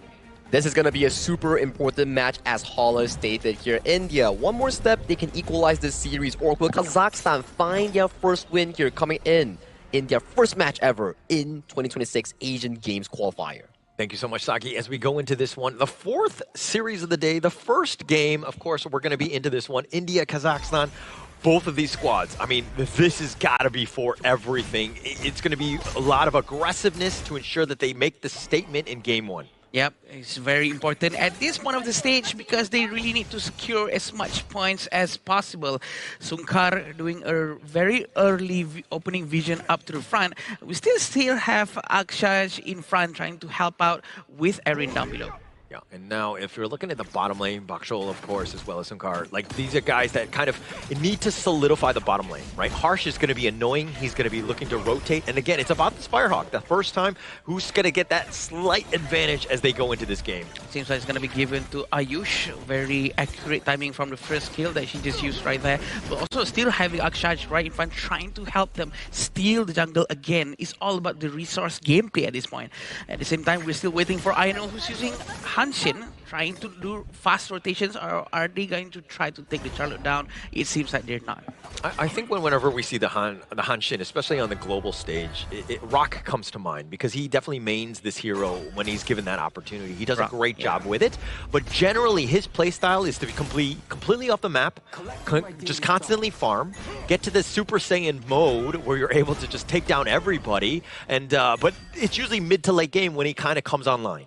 And we can see Ayush is still down here alone without needing the help of the roamer from the India side. But it seems like it's better that way, so that it gives a lot of space for Akshaj to actually help Harsh at the mid lane and do rotations, maybe towards Clash lane even. But now they're so focused around the Tyrant area, even though it's not 4 minutes yet. Yeah, you can't go too far from the mid lane, especially when the creeps are going to just clash in the mid like this. So you want to obviously push it out, create a little bit of space before you go, and then that locks down Arshin because he has to deal with that minion wave. And now the rotation is happening. You're seeing them kind of make their way at least to the southern side of this river here. I love what's being done by both sides of the roamer. Both of them are very aggressively checking each other out, checking where are they rotating towards to, so that the team have a preemptive idea of where they have to go after clearing their lanes. Yeah, and taking things away, being aggressive, contesting, right? Making things a little uncomfortable where not everything is free. That's kind of what you want to do. And in the fight in the mid lane, they're doing a little bit of work on this one. He's deciding to go on in, does a little bit of work, but with Fate Rewind just negating most of this. Unkar needs to be careful. The Tremor Smash is real, though, as two men get there, and Arshin is just going to scepter them away. The spears, though, really trying to help out with the team, forcing India to disengage away from that team fight. Harsh trying his best to steal the camp, but it did not work because the damage is still not there for now. The amount of gold for both sides of the team is quite close, Holler. It seems like we're going to have a very good game between the two. Okay, we have not seen a long Tempest Dragon game. This is probably one where I think the series, where it's probably going to happen, if anything, today, because, I mean, we saw some of the shortest games today. True, that's true. Maybe the shortest game and the longest game within one day would be quite nice too, huh? Yeah. Yeah, it definitely could potentially happen. Einol is doing a little bit of work here as well, just dancing around. Ashin gets a little bit low. The Umbrella Outburst is going to be used, not really hitting the right way. It went the wrong way in that sense, but they're able to retreat off of it. But now they actually go back. Marpot continuing on the Stampede. They're not looking to give this up, and eventually they will. And Einol actually managed to dash back. Maybe he was trying to aim for Einol, but Umbrella was actually missed because Einol was so quick with the dashes that he has. And it seems like both sides of the team are going to try to prepare for the Tyrant right now. The Tyrant is still untouched, but it seems like Marapa is trying to settle down with his Azure Golem first. Yeah, the Spike Tail before anything else. The Tyrant could be started, but look at Einol. He's definitely waiting in the wings. He wants it to go a little bit lower before he potentially goes in. Tyrant is like, who dares wake me up? Who dares come here? 3 people are still down here. They're not going to try to force the Tyrant just yet. Einol is still going to be quite busy trying to clear the minion in the mid lane, but it seems like Ayu is going to go all out trying to destroy this tower as fast as he can. That's a lot of damage. It's already a half-life. I mean, chipping away, essentially for free, getting on out, no punishment was had, and now Kazakhstan, they're going to start the Tyrant here. Very interesting. Arshin has already bought the Holy Grail, so he's going to be having a lot of mana, and he's going to be able to spam a lot of his skill set. Is this going to be stolen? No, it's not, because Akshash is not holding any smite. Yeah, Marapet did have the smite ready on standby, so that's a huge win for them. I mean, this net worth, it's just going to eventually rise up because of the damage buff, right? That's the biggest piece when you're able to farm a little bit more. But Arshin getting a little bit low, the Fate Rewind, he's playing with my heart as he eventually gets back to safety. Yeah, you're going to get a lot of that with Arshin because his Fate Rewind is always online. Having that Holy Grail, he's going to be able to use that ultimate quite a lot with the 20% cooldown reduction. Yeah, it will be huge for him. I mean, anytime he can kind of just reverse all of that, he can be aggressive, and that's kind of what you want from the Hano. But Ashish taking a little bit of damage in that top lane. So this is also one where, yeah, the skirmishing are happening. Ashish is just staying alive, but he could come into the fight at a moment's notice with that Battlefield Command. True, and we do know that Battlefield Command is quite instant. It also gives a lot of shield to whoever he's arriving to, which also gives a lot of protection to the teammate. So as of now, in terms of economy, the goal is exactly the same for both sides of the team. But it seems like they're going to try to get Bajol. Bajol is still okay, and Blazing Cape has been bought by Nejat. It's going to reduce a lot of health recovery coming from Kazakhstan. Yeah, huge, especially when you see Harsh on the other end. But the Umbrella Outburst actually just gets barely the tip. The Trevor Smash in return. 3 members are stunned up, and it looks like he's been locked in. The Battlefield Command will be used as well, and they kind of go on. The Fate Rewind on back, but Sunkar have been taken down. A very quick war, but definitely Sunkar managed to run away, but he actually went down. Actually, I was trying to say is Archin actually managed to run away using that Fate Rewind. A very quick skill set used by him. Very smart from both sides not to overcommit, because they might have lost the entire team if they actually overextend their positionings. Yeah, but a very risky play, right? I mean, I think that you're diving the bottom T1, looking for a potential kill, and if things go south, I mean, you're actually going to pay with your life, and Sunkar did. True. Aino is very good. Oh, no. It looks like Skyfall right on top of this, finding at least Aino. He actually dodges most of this, fighting 1 versus 2, not scared whatsoever, and that's what you want to see out of your Hanshin player. It seems like he's extremely comfortable with what's going on in front of him. Even though there's 2 people, he can still go in and make sure that he deals a good amount of damage for sure. But at the same time, Arshin is still down there, and they're going to try to get this damage. Yeah, Arshin, he's going to be using his Fate Rewind. He's under the tower, though. He's going to use the Healing Dew. The Burst Rams are not enough. Arshin doing a little bit of work on him. He says, how dare you dive my tower? This is my home, and he will stay alive. Get out of my lawn. You darn kids. Darn kids. They're still trying to give a lot of focus towards the mid tower. The Azure Golem is going to be taken by Marapat for sure without any problem whatsoever. It seems like both sides of the team is not playing too aggressively. They're very conservative, but Aino has been trying to take more risk. Yeah, as he should, right? Because you have that mobility to get yourself out. Plus, you have Ashish coming in with the Battlefield Command. You have options, right? Oh, that's you have that get out of jail free card, although it doesn't work at most jails. Some jails, if you will. But it looks like Arshin doing a little bit of work here. They're going to skirmish here. The Umbrella Outburst is going to do some work. The Fate Rewind on back. And Aino is going to be picked off. And Akshash is getting a little bit low. He's getting sceptered down. He's getting whittled. He does fall in the end. Sunkar, he too will walk away. A very good team fight coming up from the Kazakhstan. They do have lesser gold though, but they still managed to pull this off very, very well. Coming from Sunkar with the Unbridled Outburst, I feel like it's the timing that he chose to use that is very good. Yeah, and it's one where you're trying to bait out Arshin's Fate Rewind. He barely gets away. He will recall on back, but it's one where if you don't have enough burst, he's just going to heal everything up. So you got to get out of there. So like when you're going in, it's like a little bit of tit and tat, so to speak, of poking, but they're going in with that Skyfall. Marpet is on the run, and yet another kill goes the way of Kazakhstan. A little bit late with the unending sorrow. He could have healed Ayush just now, but he was quite confident that they could survive. But then again, Bajol came in jumping with the channel, managing that damage, which is quite a lot from the early game. Yeah, Harsh is like, I'm only using the unending sorrow to save myself. Like, you're on your own, man. But a little harsh, if you will, huh? That joke? No? Okay. A little harsh. A little harsh, L. Okay. All right, but the bottom lane, Harsh going down. I guess he should have healed his buddy before he spent it, but he too will fall. And it looks like Kazakhstan are finding their groove, putting that pressure on, up about 1K, doing everything right thus far. Well, we can really hear hear the voices of the players shouting out on the stage, trying to call the comms. Oh, they're looking to go. The burst ram, the tremor smash is going to do a little bit of work. The return fire, the umbrella outburst. Can they get anything? The battlefield command is also going to be committed, but it looks like they're just going to retreat off of that. They lost the T1 mid, though.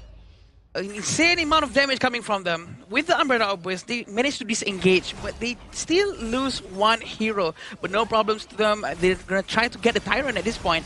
But it seems like Ainul is very aggressively trying to check through the front line. Is he going to lose this Tyrant? Yeah, nothing for free, but Ainul takes that one out. You've got the smite, you've got that advantage. When you had the man advantage, you need to ensure you take a big neutral, and India did. They definitely got rewarded for that. A very good spear coming from Arshin. Arshin is still right in front, but we can see Charlotte is still trying to get the damage. Ainul is going to be smashed. Yeah, the Skyfall going in. Ainul, though, he's going to dodge most of this. The battlefield command on top of him as he gets on out. Ainul with those dashes. Really smart play by using that battlefield command to just springboard him on out. Also providing extra security in case something happens to him.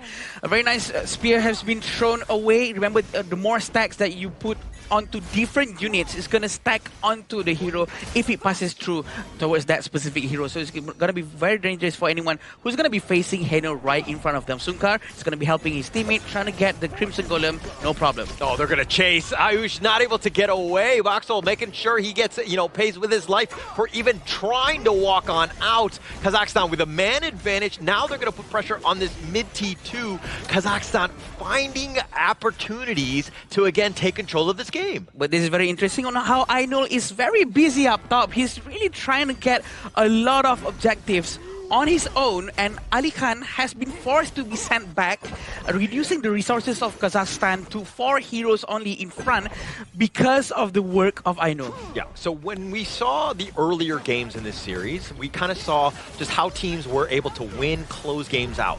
This is a way also to play a losing game. True. I know they're able to just constantly push, putting that and taking down that top T2. Very smart. That's how you want to take advantage of that space. I think it's a very good decision, but it seems like they're trying to get 1 damage here, but it's not enough towards Arshin. I feel that it's a very smart decision making by them because they do know they cannot win team fights, so they send him to the side lanes instead. Yeah, and that's what you need, right? Even with Ayush down, it's like, okay, I know, all right, fine, I'll just take the top lane. And somebody has to rotate, somebody has to deal with that, so you've got the man advantage, and now they find Ashish, he gets on the battlefield command, but at what cost? They're going to continue the chase. It's on into the brush, if you will. Vakshal does some work. The Umbrella Outburst only connecting onto 1 with that Stampede. Here comes the Skyfall, but he's not going to hit anything. The Favorite Wine is going to reverse most of this, but the Tremor Smash is real by Akshaj, but they're not able to find anything else. They've got the Vanguards. They're going to take the bottom T2. A very good Tremor Smash coming from Akshaj, managing them to disengage very cleanly away, or else his teammates might have went down very quickly right there. Very good team play from India as well, but Kazakhstan is really steamrolling, trying to get the tier 2 towers from all lanes possible. I love the way that they're moving, right? They're moving together, and they're moving with purpose, and they're fighting 1 versus 2. Ainul just doing a little bit of work, finally takes down Arshin. He says, how you come back from that one, my friend. Marapat managed to run away. Ali Khan is still in the vicinity, but they still have to manage their lanes right now. All the Vanguards are in front of their house. They need to destroy these dragons quickly so that they can continue farming in their own resources. 1,000 gold difference, even though so many towers have been destroyed by Kazakhstan. Yeah, and I mean, it kind of started with just like, I would say, Arshil, like just how he's able to, Arshin, excuse me, just able to constantly push. And here comes the battlefield command onto 2. Bakshal is going to be taken down. Ainul doing a little bit of work on the side. He's going to be chased on here. The Umbrella Outburst, everything being thrown at him as he's finally shut down. Is that a waste or not? That is the question. They're still trying to chase 1 person, but the tower is going to be the main objective for India. Charlo is still fighting. Ali Khan is trying to chase Ashish. Ashish is going to go down. Yeah, they find him on the side. They actually were able to isolate him. They got the one-on-one. It was a little too low for this one, and now they're on the run. They're going to be chased. They get knocked up. Can they get any more? Akshaj is not really the target, but I think they might well go on top of him. But the burst ram, he barely gets on out. Ooh, that was close. Might as well try to get Akshaj, but he still managed to run away with a lot of amount of dash coming from the Liampo. I still feel that India is still on the right track. They're still trying their best, and I'm pretty sure that the damage output from them is enough if they actually join the team fight properly and accordingly in sequence, or else it's going to be quite problematic when they keep on getting captured 1 by 1. Yeah, the Tyrant here going to be picked up here. But to your point, India is still in this one. They are, you know, like far from losing this one because the net worth is very close. The only thing is that they're down towers. That mid T1 is a bit of a problem for India. They need to get some sort of team fight win before they start taking them down. Yeah, we can see on how Marapat is still behind in the mid lane. He's scanning everyone using his ultimate. He's still waiting for the moment because Skyfall is going to be used to fly in the right moment, especially because he needs to join the team fight very soon. Also, Ali Khan is doing the job of Aino right now. He's trying to split at the bottom lane. This is going to be giving a bit of a headache to Ashish, but Ashish has better to command. Oh, leader stands. The umbrella uppers just barely taking him off. Aino thought he could outmaneuver that one, but instead he got smashed. Top T3 is down. They're going to continue on. The unending sorrow. Just a little bit of heals. Nice Tremor Smash in return. But at what cost? They're not able to find any sort of pick. Ashish is there as well, but he's going to deal with the Wolves. Kazakhstan not able to find anything or a way to end it just yet. They tried to end, but they cannot because a lot of them are still alive. They have to focus on the towers right now. There's still the tier 3 tower on the mid lane and the bottom lane. Overall, it's going to be focused by the Kazakhstan. It seems like there's something India can do about that with Ainul not responding yet. Yeah, but they've opened up a huge gap in the defense, right? The top lane will constantly push. Now they've got the Overlord. That's going to be a bit of a problem here. India reeling right now. Yes, they were close, but man, Kazakhstan are finding ways to just close this game out. Pretty sure the Overlord Vanguard is going to be spawned towards the bottom lane for them to be focusing on the top lane if they want to. But it seems like the Crimson Golem has been taken by Ayush. This is going to be good news for them because they're not losing too much resources after that skirmish that happened just now. Yeah, and look at how Aino is just split pushing. He's going back into the lane, just trying to get him as much farm as possible. He's done a great job of ensuring that they don't fall too far behind. He is pretty much your win condition. If we're talking about net worth, he's up about 2K over Marpat, right? So he's done a great job literally trying to carry this team to victory. Yeah, this is actually quite a lot, but remember how many times Kazakhstan has to waste a lot of ultimates just for Aino? Remember on how Sukar has to use his ultimate? Oh, they decide to go in, they find the pick up Bakshol just like that. He's been taken out, and it looks like the power gradation is going to be used as well. Kazakhstan is on the run, and they're trying to go in forward for this, but at what cost? The Umbrella Uppers is now going to be used just to push them back, but India found the pickup that they wanted. They've gotten Bakshol.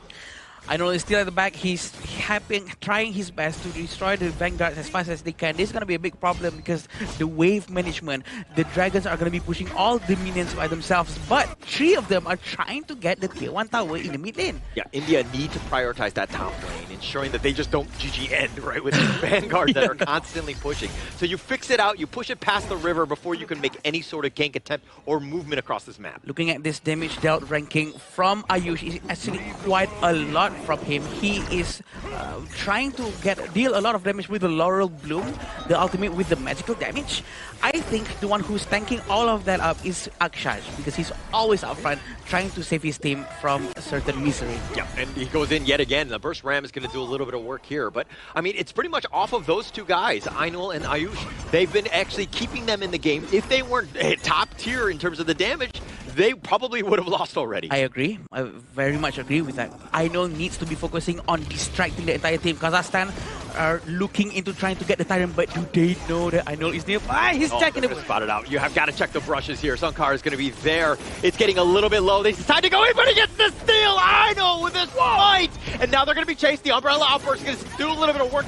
You have to use the Unending Sorrow. It's an all-out retreat. Harsh is just trying to stay alive. The Tremor Smash, he's going to sacrifice his life for the greater good. Akshaj, he will survive as well. And somehow off of that steal, and you're checking the top lane and the mid. Both of them are pushing. Oh, they're really trying to defend their base now. They have to do something because Ashish is still busy up top. And look at how Aino is trying to distract them from going top. He's trying to steal the blue buff with no problem whatsoever, but Ali Khan is out. He's trying to run away. He still has Battlefield Command to run away with his ult if he wants to. Yeah, it's so smart. Really well played there by India. I mean, Aino getting that steal, and then instantly Ashish just pushing the top lane, taking advantage of all that space because they were so bloodthirsty. They were chasing after them. They lost sight of the objectives. Look at how Akshaj and Harsh trying to give some space for Ayush.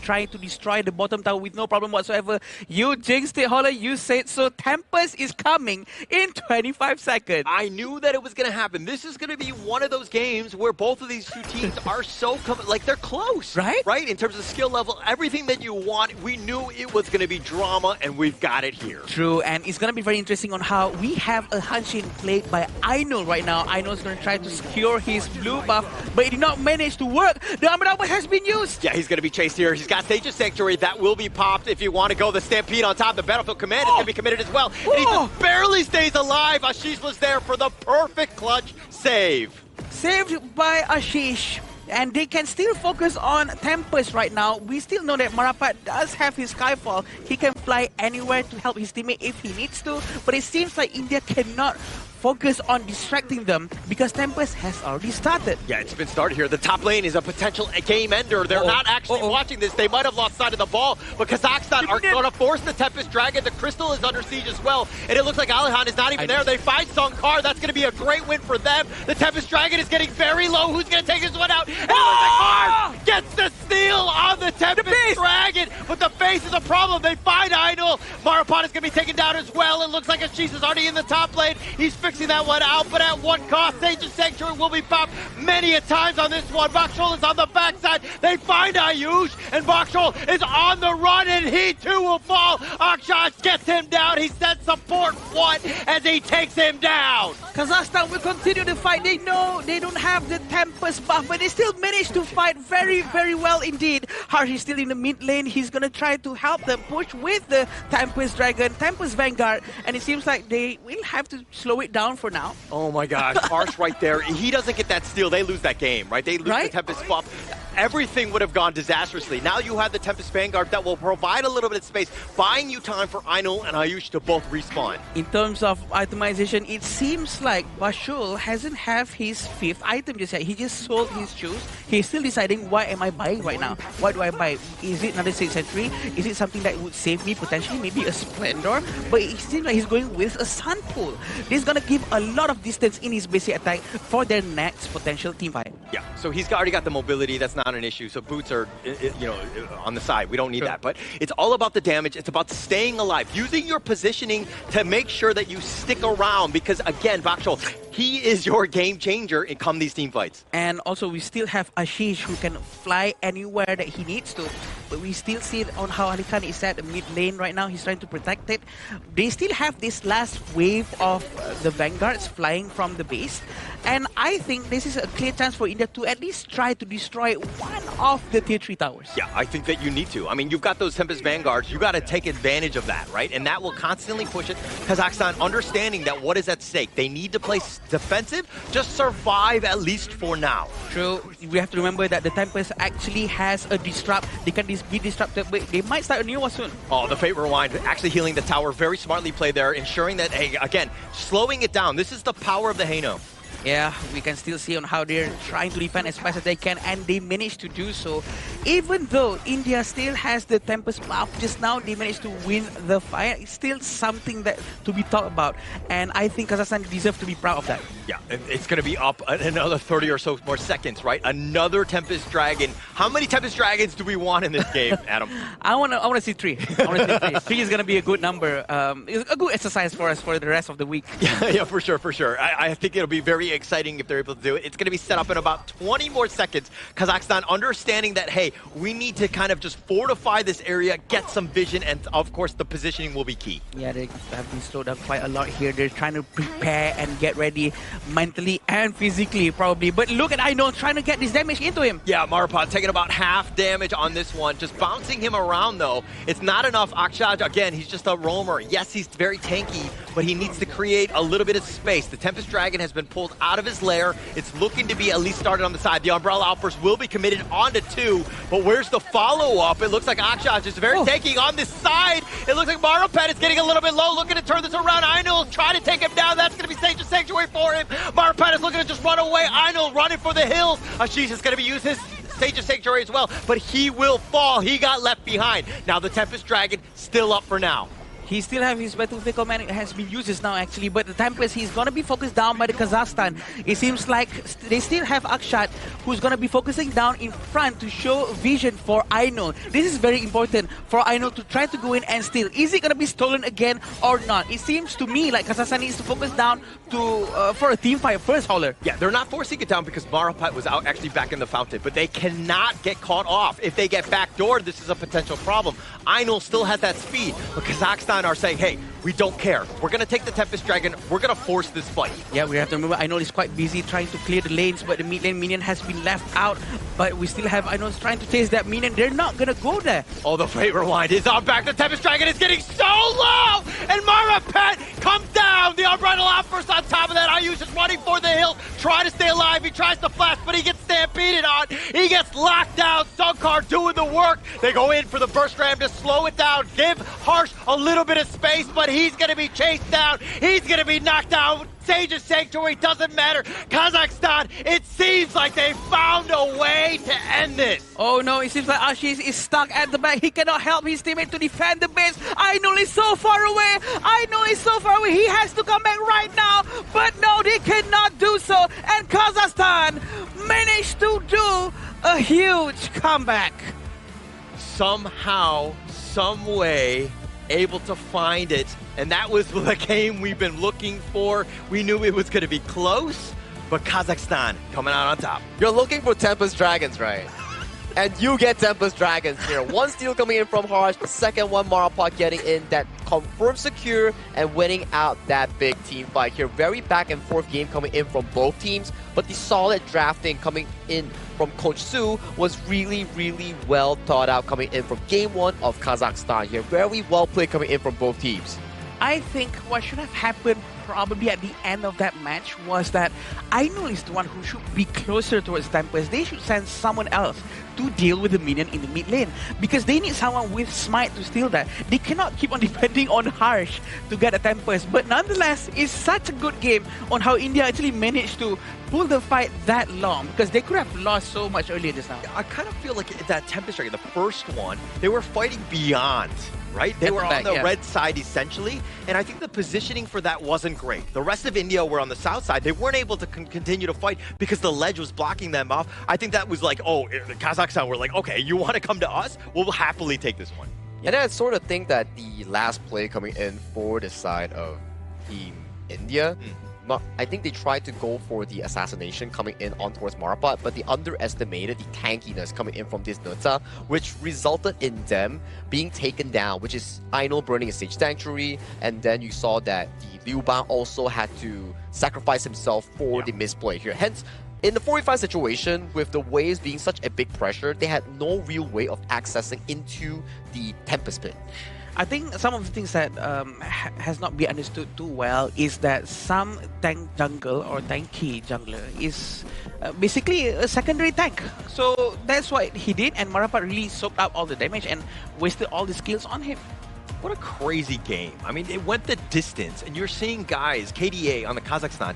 So, you know, Alihan didn't even die a single time. Like, what? Arshin and Marapat, like, how many times did they get focused, and they only died once? Like, this is a monstrous game by Kazakhstan, because everything was being thrown at them, but they were still able to survive and weather the storm. I'm really, like, curious how much actual damage that Marapat and Sunkar actually tank in that game, because these two meat shields has been always in the face of Ayush and Ainul being the bodyguard coming in from Valdril, because Valdril, he was having a fantastic game on that channel here. He was being the main target that Ainul and Ashish had to continuously find in order to force those cutbacks. True. His positioning is outstanding for sure.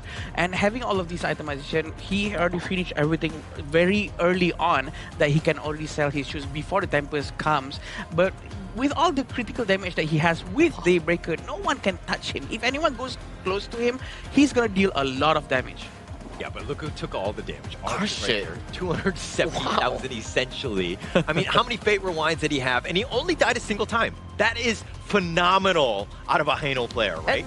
you gotta give props towards the coaching staff or whoever drafted the Heino, because in the first few moments of the game, we do see Aino and Ashish on their Liu Bang Hansen combo find a lot of catches and force them back into their respective towers here. But how many times did we see that Arshin with those scepters force them back and chunk them down, and then using the Fate's Rewind to heal the turrets back to a healthy position in making sure that those towers that were so crucial in those late games were able to survive for that Tempest fight? I think this goes to show that the coach really knows his players very well and what heroes they can really use. It almost as if all the heroes coming from the Kazakhstan side is very hard to be eliminated. You cannot strike them very easily, maybe except for Bashal, but again, he is being taken care of by all of these 4 monsters around him.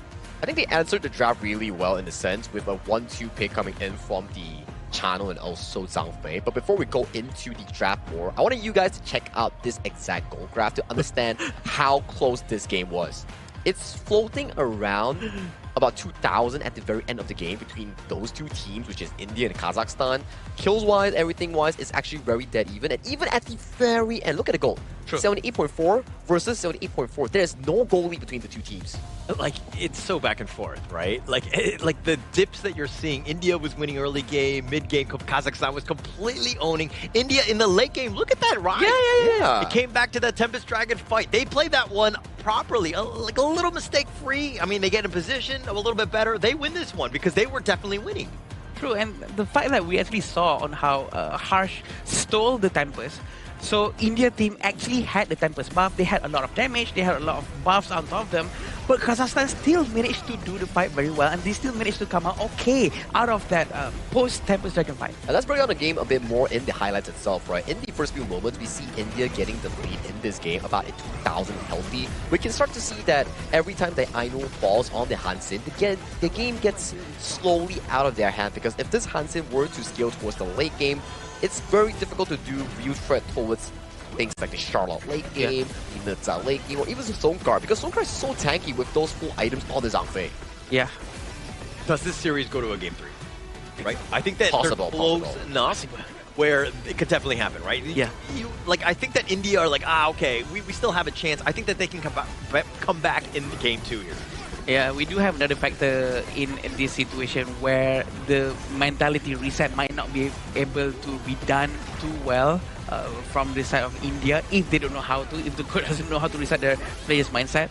But if he managed to do so, I am convinced that we're going to see 3 games for this one. Yeah, it's definitely going to be very exciting, right? I think this is ranked one of the best games so far out of the last 2 days. Yeah. We also had like I think Sri Lanka, we had like 26 minutes as well with the Tempest Dragons, and this ranks, I think, 1 or 2 compared to that as well. Definitely a longer game, right? I mean, we wanted 3 Tempest Dragons, we only got 2, so I'm a little disappointed in that, but I think that this game more than made up for it. There was drama on all sides here. It's okay.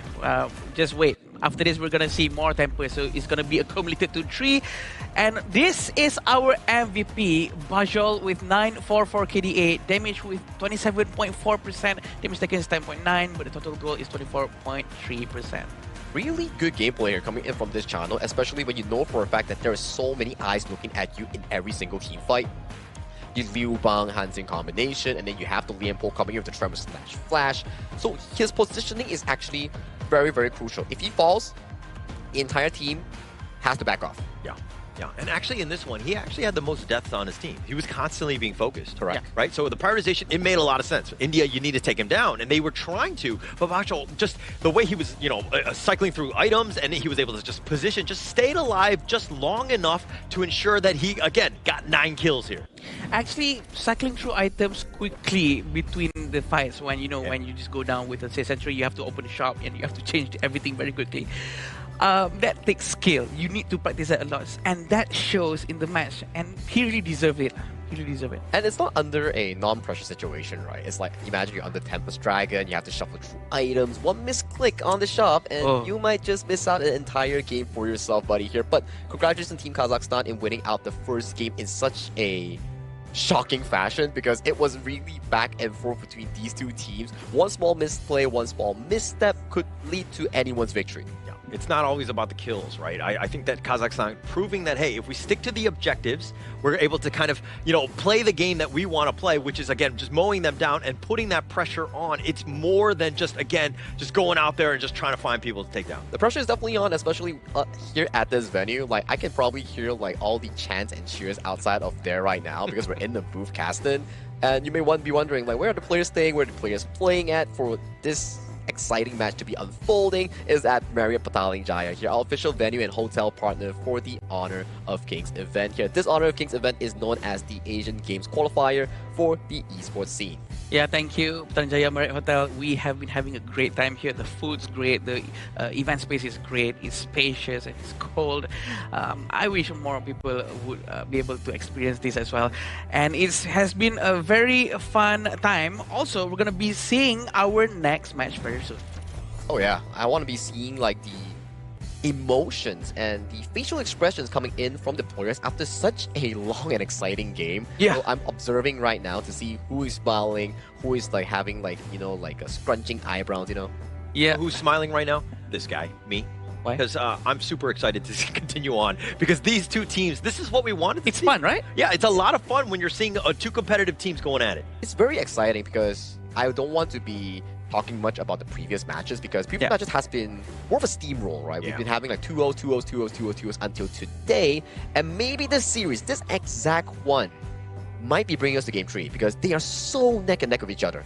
And the fact that they're neck and neck with each other using unorthodox heroes all over the team, I feel like that is something that we can really focus on because it shows that it's very much possible to actually play very, very well with even unorthodox heroes, and it's been shown in this qualifier.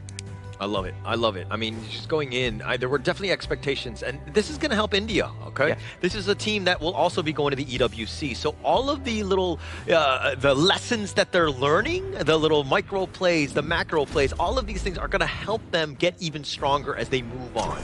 Well, as they move on, we have to first check out how the drafts will actually unfold here. We do see Dolia and Liu Bang being locked away, and we did see how much pressure that Ainu and Ashish was generating in the side lane. The split push, the map pressure that they were actually putting against Kazakhstan was exactly what allowed India to pull the game into a late game even here. So removing those two will be a very smart choice here. But for India's side, they did ban away the Arlie and also the Mai Xuanui. I was actually expecting for Kazakhstan to ban out the Hanshin, but they actually chose to ban the Liu Bang because Liu Bang turns out to be much more of a bigger problem, which he, a lot of times, saving Hanshin from certain eliminations just now. But Zhang Fei and the Renji is a very good hero to go up against maybe HP-based heroes, but it seems like maybe a bit too early for the Renji. If India doesn't take any HP scaling heroes like Baichi or Atta, maybe the Renji is not going to work too well. I think the main idea coming in for side of Kazakhstan putting Baljul on the Renji is to really make sure that he has a strong enough hero to go 50-50 against Ayush on that channel here, because channel has been one of the tournament's favorites for all the farm lane players. We've seen bans on this hero, we've seen priority on this hero, and every time it's been taken up, it has always shined in the late game. Does so much work, right? It has everything that you want. I mean, like the mobility, the damage, the soaring signals, like you have everything. So it just is such a great hero to prioritize. But on the other side, you're looking at what Kazakhstan are. They're going to pick the Yuhan. This is also a very much a power pick. How much control, how much damage, and that sustain is unreal. Yeah, but right now with Zhang Fei again in the hands of Kazakhstan, I'm not surprised if India's going to be having problems with the crowd control coming in. I do feel like they have to match the amount of crowd control with this Zhang Fei. They do have the Lapu Lapu with the Raging Sea. Pretty sure they can benefit more from a mid-lane crowd control hero. Well, something to really take note of, maybe something coming in from India, like you mentioned, right? Crowd control, mobility, or something that can actually slow down the approach of Kazakhstan. I think Ladies might be a pretty good choice coming in for India if they really do want something more on the utility side in the mid lane.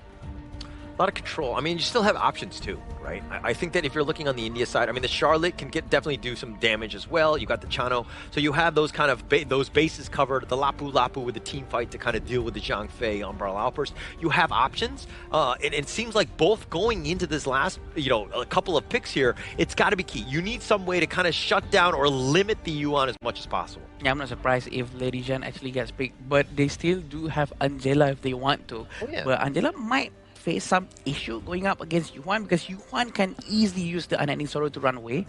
And it looks like it's going to be Ukyo first. Wow, that's going to be a very strong jungle and roam synergy coming in from Team India. And if you can find something in the mid lane that can fast push the wave like a Garuda or Angela, that's definitely going to be a very strong mid-jungle trio coming in for India. It means that their mid lane priority will be really, really powerful. How are you going to deal with this Ukyo? Like, what is the counter pick? You need your own jungler. You need some way to kind of just outclass him in that jungle lane. What comes to mind here? I think the answers has already been banned thus far, like Ata, Dun has been removed, some of these strong early game junglers, so you might want something like a Byron, and they went for a different approach here, so they're like, okay, let's not focus on the early game too much, let's focus on the team fighting here. You see these heroes, we see a Neta jungle, a Dharma, a Zhang Fei. What comes into mind? Straight direct access into the backline for Ayush on that channel. I mean, to be fair, if they take heroes like Ninja, I think it's a good choice because Ukyo cannot burst Ninja down, and I think this is gonna turn out quite well because it sort of worked against Hanshin just now, so why not do it again? But having Dharma, having a lot more crowd control for Kazakhstan itself, even though they already have Yuan's mini stun, they also have Zhang Fei and the ultimate coming from the Renji. I think India's gonna face a lot of crowd control non-stop after this. My only concern right now coming in from Kazakhstan, yes, the image of the team fight is really, really beautiful, but the problem lies that their mid and roam synergy is actually weaker compared to India here. You can't really defend against an invading Ukyo Tachibana with a Yuan and Zhang Fei. It's going to be really difficult in the early game, especially for Kazakhstan. But if they can breathe more, find more farm, and make sure that this Neta gets to scale towards the late game, then maybe Kazakhstan can make this into a quick 2-0. Could definitely get on top of the Chano and the Princess Frost. You have, options, right? And going into this one, Kazakhstan going in, but before you go, Sagi, which team do you give an edge to? In the early game, I'll definitely give it over to the side of Team India here. But for the late game, the big team fight moments, it's definitely more rewarding towards Kazakhstan here. But it comes down to execution in this game too. I'm looking to see whether India can pull this into an even footing. Thank you so much, Saki. As we go into game number 2 in this epic series thus far, is this going to be enough, Adam? Like, do you agree with Sagi, or is he just kind of, he's not on point? I agree with him, but the fact that Kazakhstan has already proven once just now that they managed to pull it off up to the mid-game and they turned the game around against India, I think they can do the same thing once more. But India has a mission. Oh, Aino has been struck down so quickly. Yeah, just really unfortunate for him. Not a great start. This is not where you want to be, but he's going to be chased, but they don't have any sort of catch, and it looks like they're going to just walk away essentially for free. Yeah, again, I think that India already has only have one mission. All they have to do is just focus on trying to win the game as fast as they can and stop the Team Kazakhstan to try to get too much items so that they can scale their itemization. Okay. And going into this one, I mean, we haven't seen a game 3 thus far in the Asian Games. I know you're hoping right? for it. Obviously, I'm hoping for it, but I just feel like, because when you're talking about a best of 3, when you lose that first game, it is incredibly demoralizing. It is so tough to come back, and you got to be really mentally resilient. But, I mean, does India have it? I think they do have it. I'm pretty sure they do have it. But I think what hurts more in the previous game, that situation, is that it's a game that they might have been able to win. They were supposed to win that one. So it's so much more demoralizing rather than a simple, normal, okay, we're going to lose this game from the get-go. Yeah, I mean, it hurts harder because of the fact that, like, it should have been yours, maybe could have, it wasn't within reach. It wasn't a stomp, right? It hurts me witnessing it. It hurt me too, my friend. We're on the same boat on this. We'll get rehab for both of us on this. But, I mean, going into this one, like, look, India have to find a way to kind of just shake that one off. Look at this as just like a best of one. Take one game at a time. Yep, and as of now, again, exactly like the first game, even though they do lead in terms of the eliminations, the gold difference is not big, Holler. It's just 200-300 gold. It's not much, and there's not going to be too much of jungle invasion going to be done by any side of the team. I think that they respect each other this much that they're waiting for any small single mistake coming from each side. Yeah. I like it how you say respect. I think you're right in that sense. I was going to say that there was like some negative connotation about just how they were like, they don't like each other, all these things. But there's no drama between the two teams. I think that definitely respect is definitely high on that list. It makes a lot of sense here.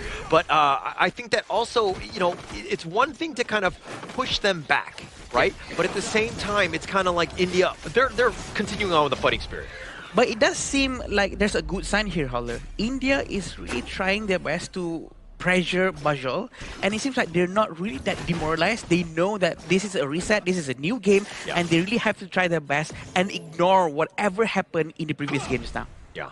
Oh my gosh. I love Honor Kings because having that opportunity, even when you're behind, this is a golden moment. Like, what kind of team are you? Are you able to bounce back? Are you able to just shrug things off? This is the true test of a player here, and having this opportunity is a blessing. And it tells us a lot about their region, right? Because we know from their gameplay, from the decision making, it's going to reflect a bit about their characteristics, about the person itself. But it seems like they're really trying to get some damage towards the Roamer.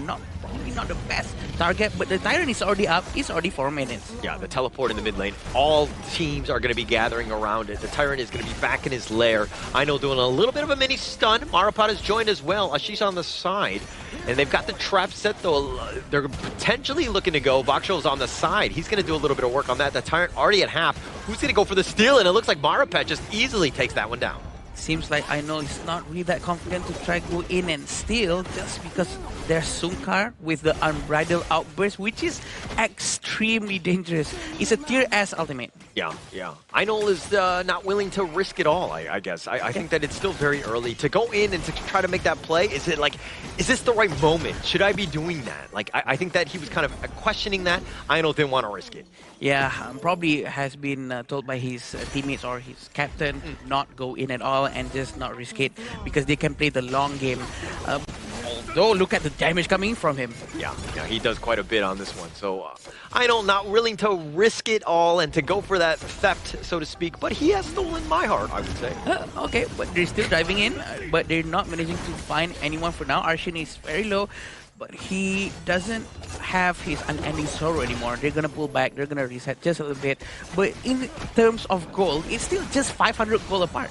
Yeah, this is nothing. I mean, it's like next to nothing at this point. Yeah, very minute. No one's going to really kind of be feeling that at now. But again, I think for India, they need to kind of, again, just group up. Maybe you get some sort of gank because, again, the mini-stun on the Sunkar, he doesn't want to pop his ult. He will risk it. He is low, but he will be fine. I'm impressed with the capability of Einol. He is so fluent with Hanshin. Now he's showing that he's very good with Ukyo. I know Ukyo's skill set is very straightforward, but it's very hard to pull it off because you don't really have much to play around with. Just dash in and dash out all the time, but he knows that he can do better, and he knows he can really scare the enemy off with his skill sets. Yeah, I know. Just playing those mechanically difficult heroes, and it's high pressure, high situation. You make one mistake, you just get blown out, right? So I think that he is definitely the guy, and just being able to risk it all and to get on top of him, because you need players that can play these type of heroes. Yeah, definitely. I agree with that. It's like a gold mine when you have that kind of player in your team, so it gives a smile to the coach as well when they're doing the drafts. But 200 gold difference, and Kazakhstan is leading not too much in front. We're still waiting for that one moment for Ali Khan to go in and smash everyone to the wall, but it's not happening yet because he's not rotating just yet. Yeah, he's just going to teleport on out of there. He says, okay, let's continue on. Let's put the pressure on elsewhere. As they're looking to rotate, the three members are starting to go. Akshan is looking to kind of maybe go for a flank, but Alishan is already there as well. He's going to get mini stun. The Rage C is going to be used. The Umbrella Outburst in return. Now they're looking to go. The Stampede is going to be on point, but at what cost? Einol's been taken down. Ashish is continuing on trying to do his work, but he's going to get grouped up into 5 and a double strike going the way of Arshan. A very good try coming from the Charlotte. We did not manage to get anyone for now. Akshan is going to run away. They're going to lose that tier 1 tower down below. Ayush is going to go back, and they're going to lose their blue buff as well. This is the first team fight throughout this entire match that it's actually quite one-sided, right? There's no one that was actually eliminated from Kazakhstan just now. Yeah, and also they're going to lose their jungle, which is a huge swing in terms of the gold. Like, it's one thing to clear everything, maybe then you go for a fight, but the timing of that, and now they've got him frozen, the unending sorrow will keep Arshin alive, but they just lost a huge swing, and now look at it's like 3.5k already. Yeah, out of nowhere, right? And we can see on how Ali Khan is still up here.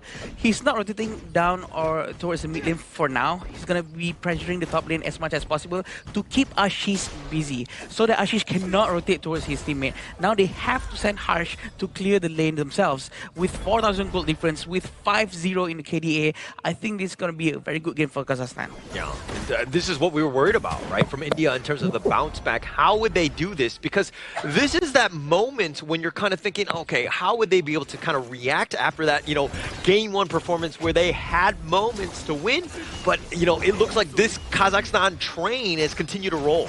Oh, but this is what I see as a bit of a problem because they're not really controlling the entire map, which is very smart from Ainul. He knows he has a chance and he managed to get the Vanguard. Now, they're not going to have too much of a problem letting the Vanguard push through the minions at every lane. Yeah, and now India on the defensive again. I think that this is going to be a tough spot. I mean, every third shot from Bakshol will put pressure on this bottom T2, and Kazakhstan using that map control and taking advantage of it.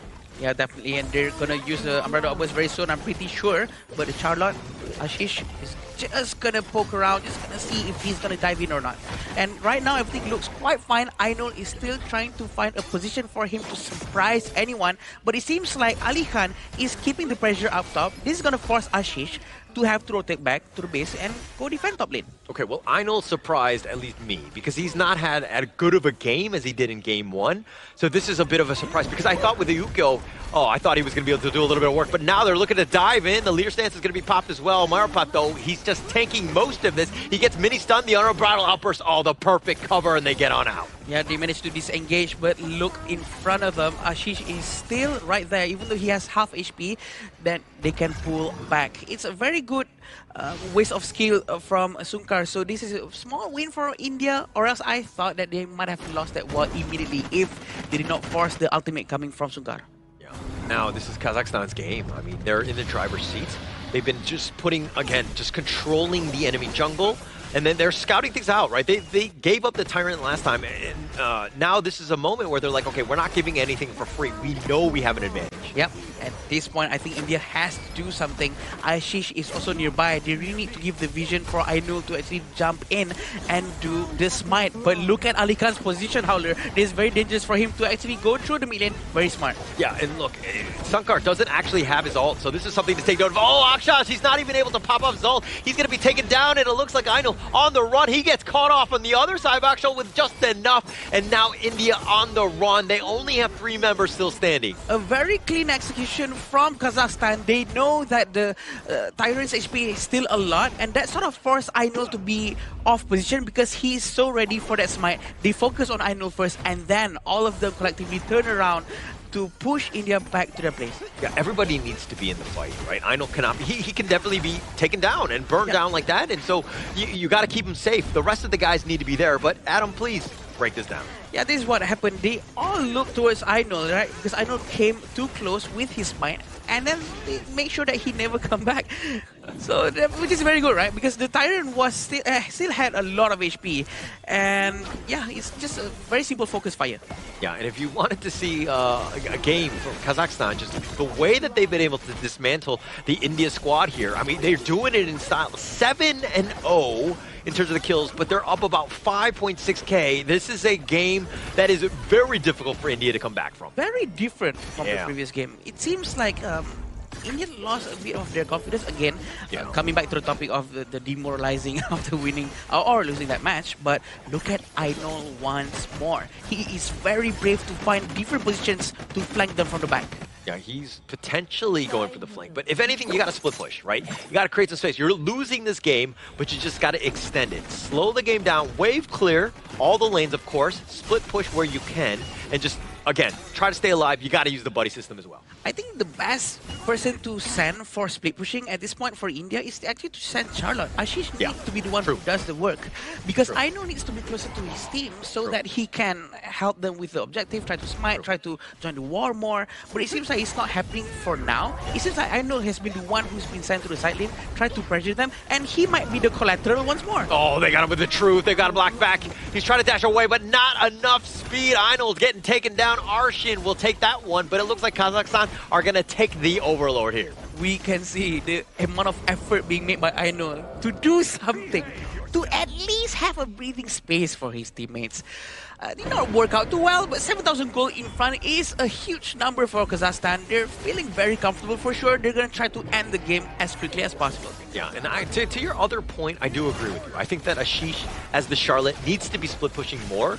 If he dies, it's not the end of the world, but Ainul is their guy. He needs to consistently farm, stay alive more than anything else. Exactly. Now the Vanguard has arrived at each lane. They're going to try to destroy as much tier 3 tower as they can, but can India defend this, Howler? That is the question. It seems like Sunkar is not going to use his ultimate just yet.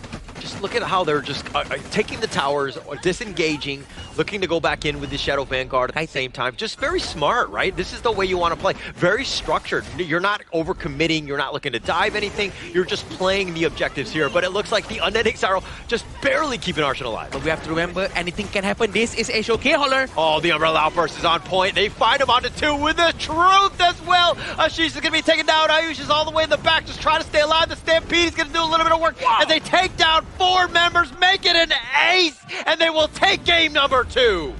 Wow, congratulations, Kazakhstan. Managing a 2-0 against India. What a game. I'm actually genuinely shocked. Sagi. Was it back and forth, and this game too was a statement match coming in from Kazakhstan here. Clean 12-0, suffer no casualties in every single play. From start to finish was planned in mind. Drafting, team fights, execution, very top tier coming in from Kazakhstan. I think it's a very good show and demonstration coming from Kazakhstan.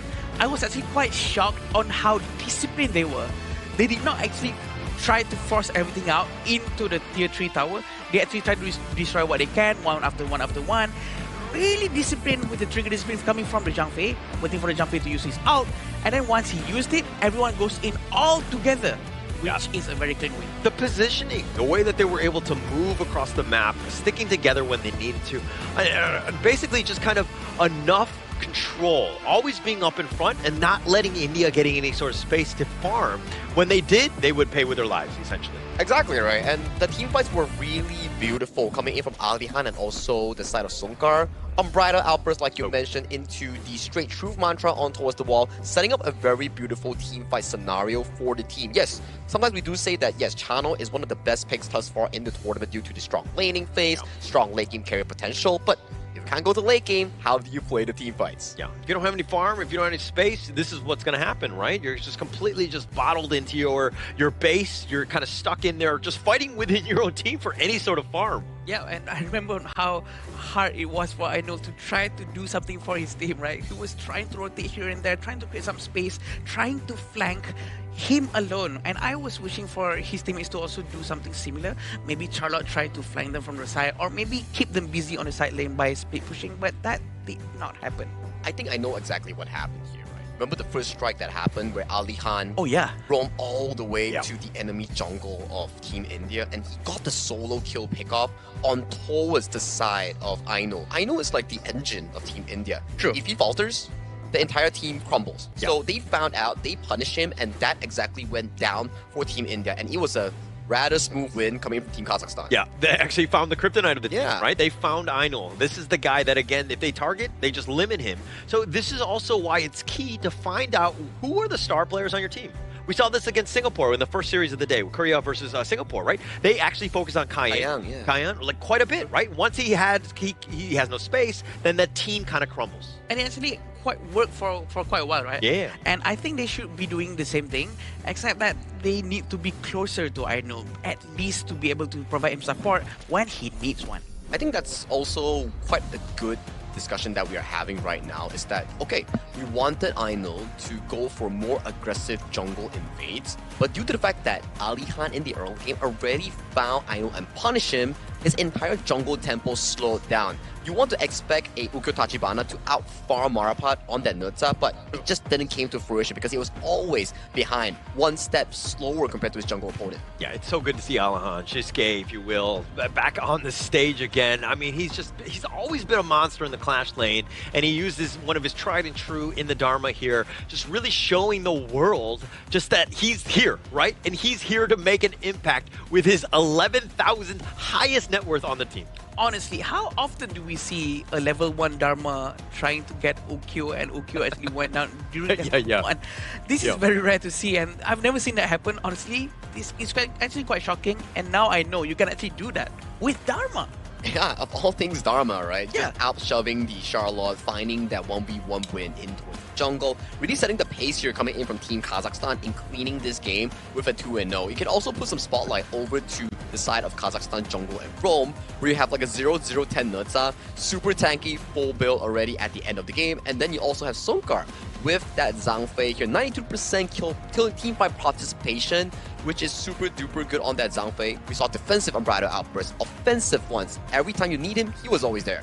I think if you're India, though, as a coach, just perma-ban the Yuan throughout the entire tournament, right? I think that this hero has traumatized them more than any other hero in this Asia Games qualifier thus far. So ensuring that nobody goes up against with that Yuhan, because the sustain seems to be too much, the mini stuns, everything that you don't want to see, I think it, again, it's just affected India way too much here. You know what? I don't see anything wrong with banning Yuan.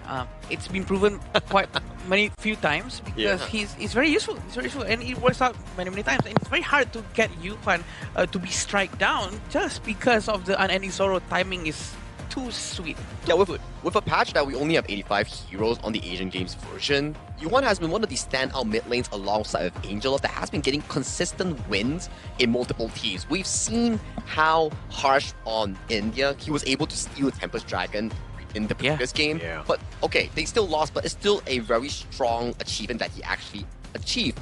But this game alone for Team Kazakhstan, you can see the main damage dealer from all the room opened up by Alihan, Marapat, and also Sunkars is actually Arshin. That Yuan did a 71,000 total damage on that pick. If you're building a roster, though, would you want the like Arshin, where their mid is doing most of the damage, or would you rather have somebody who's just like more of like a support style but has really great with the control?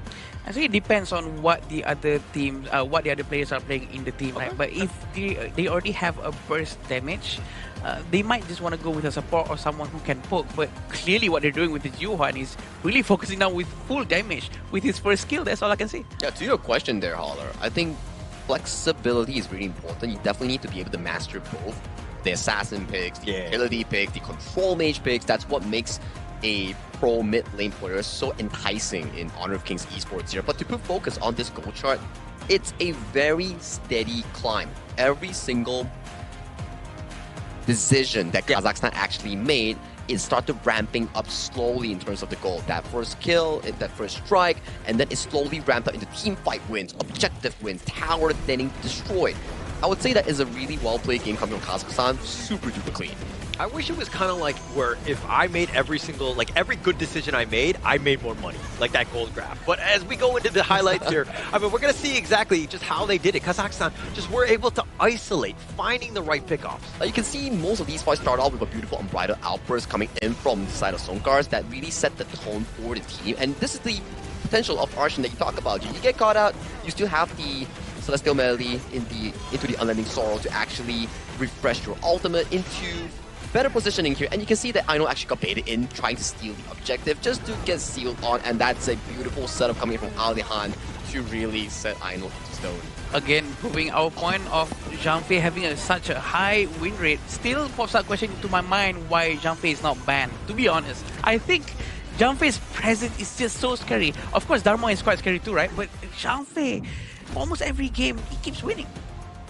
And Arshin here, MVP. Clearly, he's going to be just kind of taking over this one. I mean, again, the Yuan, just an absolute dominant force. We don't have heals, but he had quite a bit in that department as well. But 604, 35% of the team damage, constantly being that initiator that would just poke him down, made India's life so difficult. Yeah, 35.3% damage. That's a lot of damage coming in from a mid lane player, let alone on a Yuan. Definitely, if you're India, when you are going into sleep and you open up the sheets, you might be seeing Yuan under there.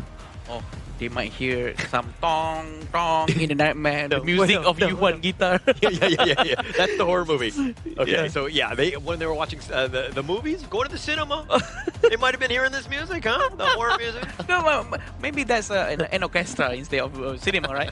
But yeah, definitely this Yuan has been used very well, and the way he positioned himself, positioning timing with the unending sorrow, the mournful tempo to actually initiate a mini crowd control towards the Indian team. And they managed to start a fight with just that, having Armada Outburst as a follow-up, having Death Mantra coming in. It's all just right on point. Yeah, I think if we were to dissect both teams as individually, let's say we put Kazakhstan, right? Yes, maybe mechanically they're not the most outstanding compared to some of the players like I know from Team India, but the way they collaborate and connect with each other in terms of spells after spells, CC control, the crowd controls, and how they do the team fighting, I think is actually much better compared to Team India. Whereas Team India, yes, you have 5 strong players, but based on the collaborative effort and how they're able to work with one another, it doesn't seem as effective compared to Team Kazakhstan. Yeah, it's more about the team play. Correct. As opposed to the individual skill of a single player, right? Yeah. I think that the way that they've been able to kind of take them out, again, the players definitely have played with one another, you're seeing that, but also coaching. Right? Correct. Getting everybody on the same page to ensure that, hey, when somebody's going in, we're going in together. Yeah, and this proves again that team bonding chemistry is very important. Probably another cinema session, you know what I mean? Many. I think the story of the day is to really learn about how you can build yourself as an individual and work as a team. But to know how to work as a team, let's check out the interview with Mara and a representative coming in from Kazakhstan. Team Kazakhstan takes their first win of this tournament, with that being a sweep. Congratulations! Now we're gonna go back to game number 1. That was one of the closest games we've seen so far, and the longest for today at over 25 minutes. Even though your opponent got the first Tempest, your team managed to stay patient, control the game, and even got the second Tempest to close it out. Now, how difficult was it in such a long game like 25 minutes to stay patient and wait for the right opportunity to strike? 那么呢，其实是在第一局的时候呢，这一个游戏呢是进行了长达25分钟的时间。那么呢，是什么东西让你们在第一局的时候呢，这第一局会有多困难对你们来说？第一局对我们来说很困难，就是有一个不服心的心态吧，自己能稳赢那种感觉。So the first game they feel like it's very difficult, and then they will feel like they will keep fighting on the first game, and then they believe that they will win the first game. So and then they make it. And you know what? The first game was different from the second. The second one, you closed it out a lot faster at almost 14 minutes. What allowed Kazakhstan to close it out very quickly and accelerate the game much faster? 那么呢，第二局的情况下呢，相比之下和第一局比起来呢，那个时间呢是缩短了很多，也快速了很多。那是什么技巧让你们可以更快速的去结束这个第二局的这个比赛呢？对，主要就是第一局比较紧张，第二局就开始放松了，然后就发挥了自己的实力。So for the first game, they will be a bit nervous, and then for the second game, they will feel like a bit relaxed, and then after that, they win the game. Now that you have your first win for this tournament, for sure it's going to get easier in terms of releasing the nervousness from here on out. And for sure, your region, Kazakhstan, is so happy with that sweep. What would you like to say to them? 那你有什么话想要对观众说的呢？特别是你的人民、你的国家的观众。希望有更多的观众支持我们。So they hope that all the Kazakhstan people can support them and hope them they will win this game. Once again, congratulations. Great job. Let's talk about that a little bit more. Let's hear from the casters. Lead the gorge. Thank you so much, Mara, for the fantastic interview as always. Here you can see they did explain on what exactly went down in that game 1. It was a 25-minute game, double Tempest Dragon, but they still managed to make it out in a, I think, less of a sweat. But then after in game 2, that's where they started to loosen up. They're less, I would say, worried, and they're less like nervous. That's the word. And they started to play even better. Every step was more calculated. Every team fight was more complete, which led to Kazakhstan finding a clean victory with a 12-0 score cleanly. Yeah. Yeah, I think that you're kind of seeing that throughout. I mean, if you're looking at, the Indonesian squad as well as the Philippine squad, these guys are very comfortable on stage. They're not afraid of the bright lights, right? They're going to come out firing from minute 1.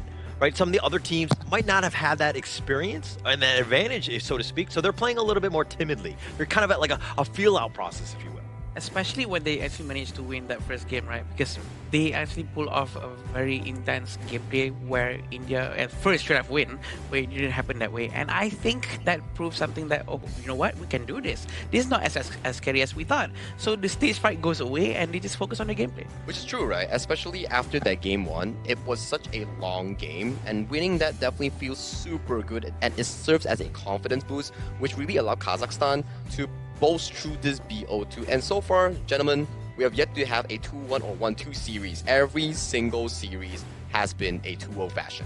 True, but we got to see Tempest Dragons. That's what I wanted to see. That was definitely on the list of things, the bucket list, if you will. But true. I mean, we did ask for a 3. Unfortunately, we only got 2 this series. But, this is still a great game. I think they're going to go back to that one. There's so much to watch on that one. That was one of the most entertaining games of today. I agree. Because the game is very refreshing. Because it's very competitive. It's very close. The fact that the Tempest got stolen, and not by a Smite, but by a Yuhuan and whatnot, it's just something very refreshing, and we need to see more of that. And to your point, right, I think more of these days, it has been the mages who have stole the Tempest Dragon. Right? Yesterday was Abdulaziz coming in with the Angela steal. Today it was Harsh coming in from Team India with the Yuhuan steal. So maybe the junglers have to work on their smite coming in for the majority of the games. Any jungler you would like to call out? Oh, no. Just majority, just majority as a whole. The stage is yours. Go ahead. Whichever one you like. Obviously, junglers, you got to do a better job of smiting, huh? Yeah, that's definitely true. But you know how to smite even better? You need a good device. And talking about device here, we're definitely talking about the official gaming food of the 2026 Asian Games Esports Qualifier for Honor of Kings. It's proudly sponsored by iQOO 15. Need a device? Check out iQOO 15. Smooth, man. That was smooth. I liked it. It's like no one. Yeah, I mean, like maybe this is why I never hit my smites, right? I never hit it the right timing because, again, I just need an iQOO. Oh, I see. But also by age? Huh? It's not. You're sure it's not because of age? Oh gosh! How dare you? Why do you have to go there? Why do you have to go there? No one knows. He's 20. Okay. But it seems like we're gonna go to break. Oh yeah. We need a short break after that fantastic series here. So if you may, grab some snacks, grab some drinks. We'll see you later.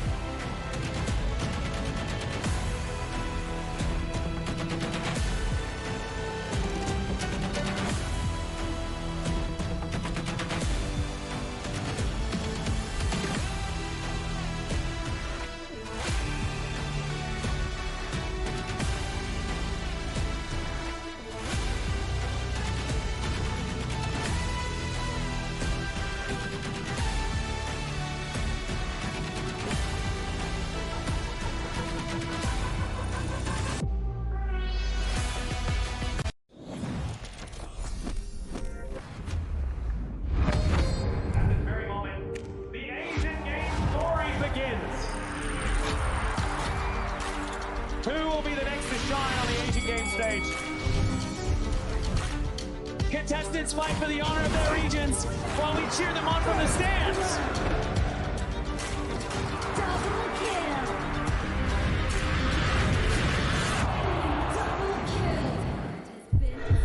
This is a challenge, but it is also an opportunity. The tide has turned.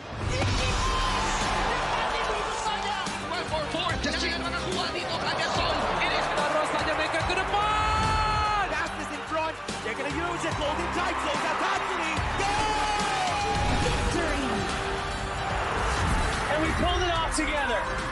We share the same voice, the same radiance. This moment of brilliance belongs to all of us. Together, we shine.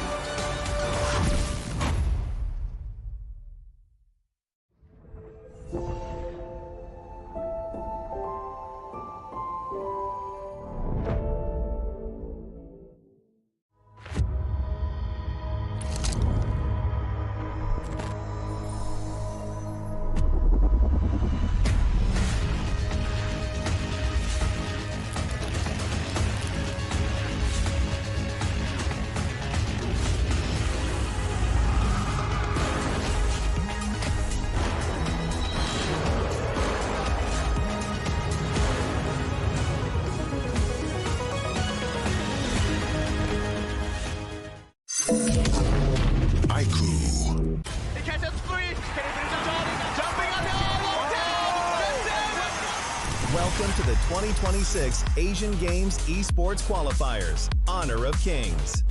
20 regions, one stage, and only the strongest 9 teams will earn the right to shine above the rest. Taking place in Malaysia, June 13th to 21st, 2026. Coming to Malaysia, this is the battleground where teams fight for the right to qualify for the Asian Games. 20 teams enter, but only 9 teams will move on. Apart from the 20 regions, there are 3 regions that have direct qualification.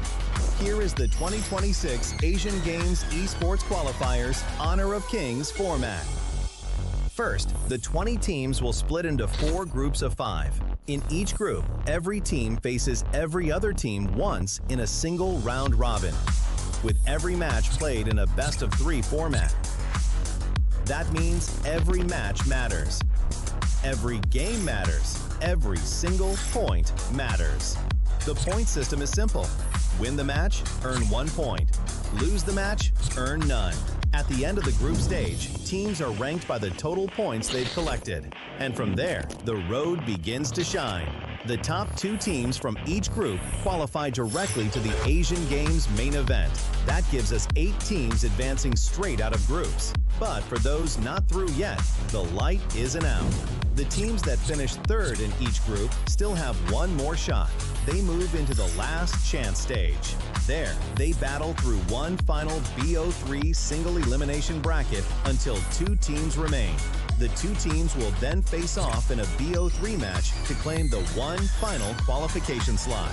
So in total, 9 teams will make it through, 8 from the group stage and 1 through the last chance stage. That is the rule. Now it is time to see who can rise through it.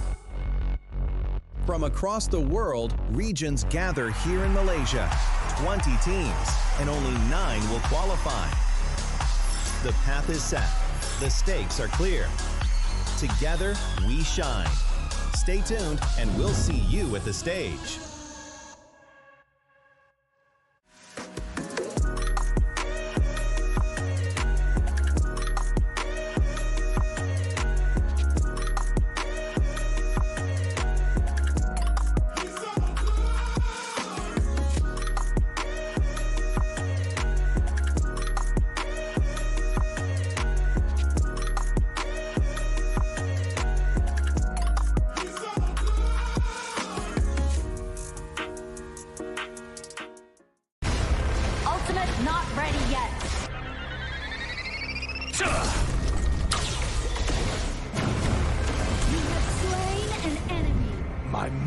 Murmurs in ecstasy.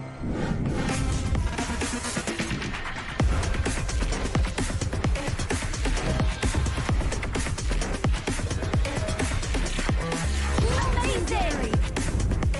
There is no escape for you.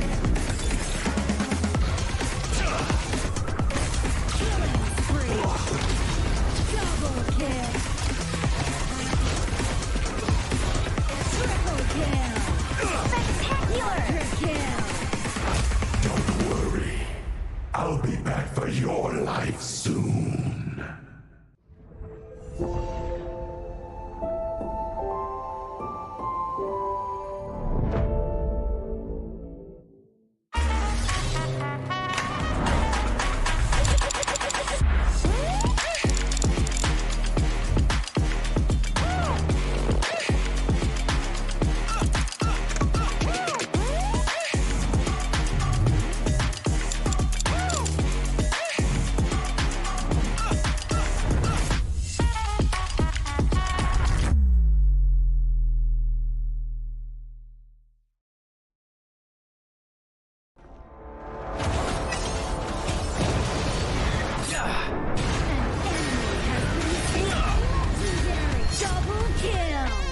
shall I compare thee to a summer's day? Don't engage. Don't crush us like insects. Slain an enemy. Defend our base. Our high ground tower is under attack. Amazing. Unbelievable. Ah, the fragrance of romance. Ally has been slain. Rampage. Double kill. Triple kill. Spectacular. Pentakill. Lady Fortune is on my side.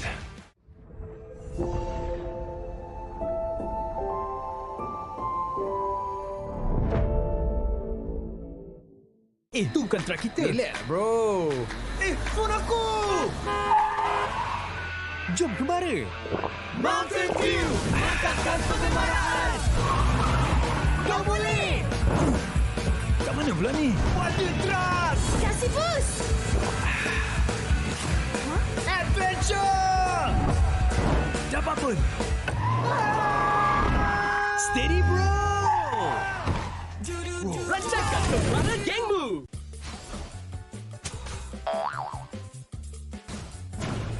They tried.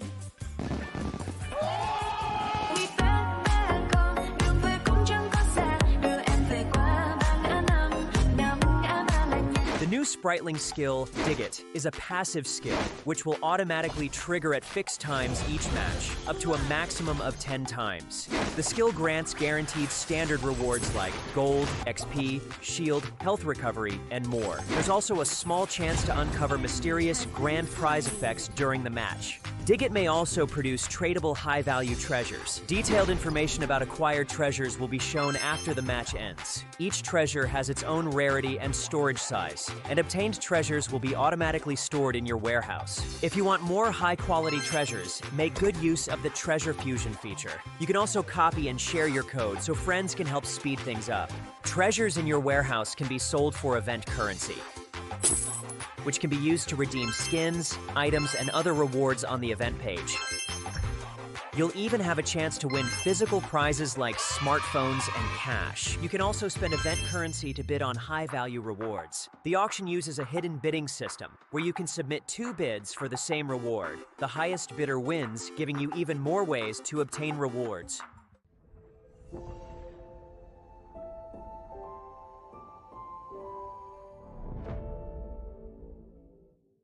If you've ever wondered how to go from HOK player to HOK top influencer, this one is for you. HOK welcomes all creators. First things first, when you start as a HOK player, your in-game highlight can become your content. This is the first step of building your own social media presence. If you keep on creating and reach 100 plus followers, you will be invited to HOK Studio and become a HOK Studio creator, starting to earn various incentives as you grow. You'll get token and cash incentives for your creativity. Stay in the loop with the latest game updates and get exposure on HOK's official media and website. When you keep pushing and reach 10,000 plus followers, you will become a HOK Advanced Creator. Here's what comes with it: fixed quarterly contracts, steady cash coming in. We will also offer you exclusive creative guidance to level up your content, regular traffic boosts, plus exposure inside the game and across every HOK social platform. And when you hit 100,000 plus followers milestone, congrats. You are a HOK top influencer now. At this level, you'll unlock custom game resources, exclusive emotes, your own pop-up banners, early access to the latest game events, skins, and even more. The next HOK top influencer could be you. Join us now.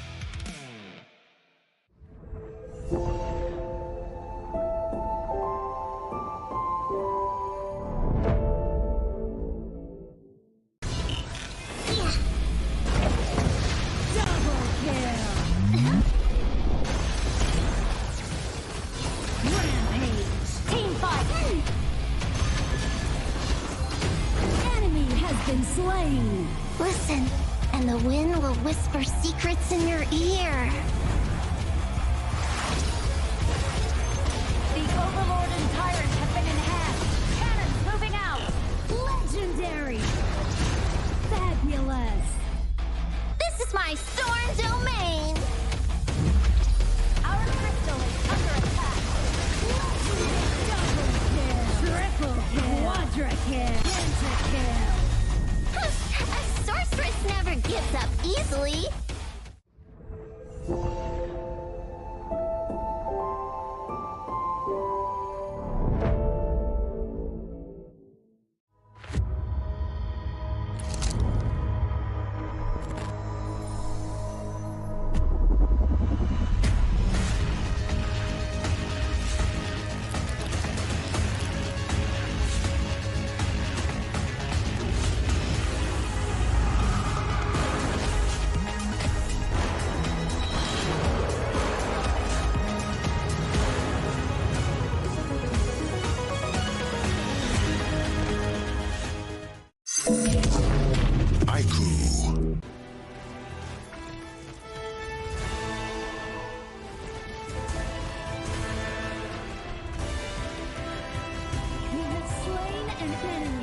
I, Devara, permit you to leave the field!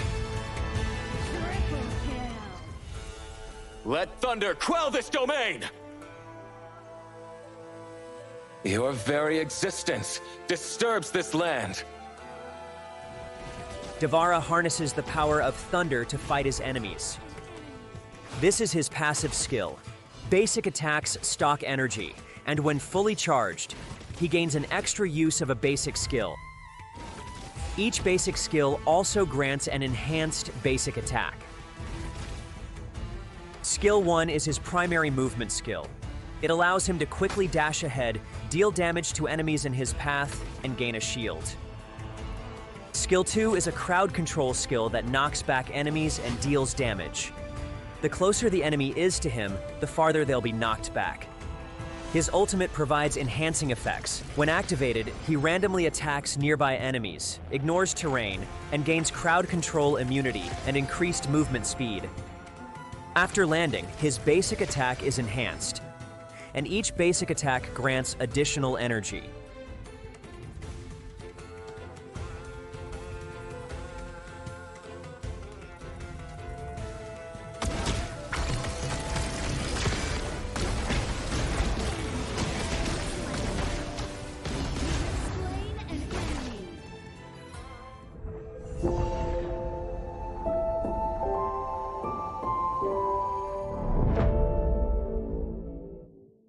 The new Honor of Kings version is here.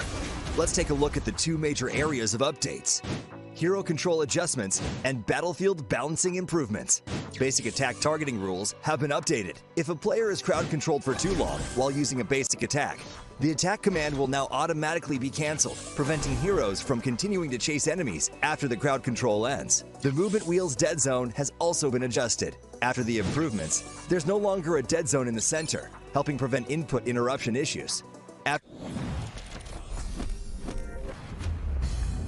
After quick 4 matches that has been concluded in day 2 of the 2026 Asian Games Esports event for the Honor of Kings, we have come down to the final one. This one is Indonesia going up against Uzbekistan. My name is Sagi here, and back with me again on the English broadcast is definitely your boy, your man, Holler, and also Adam here. Welcome back.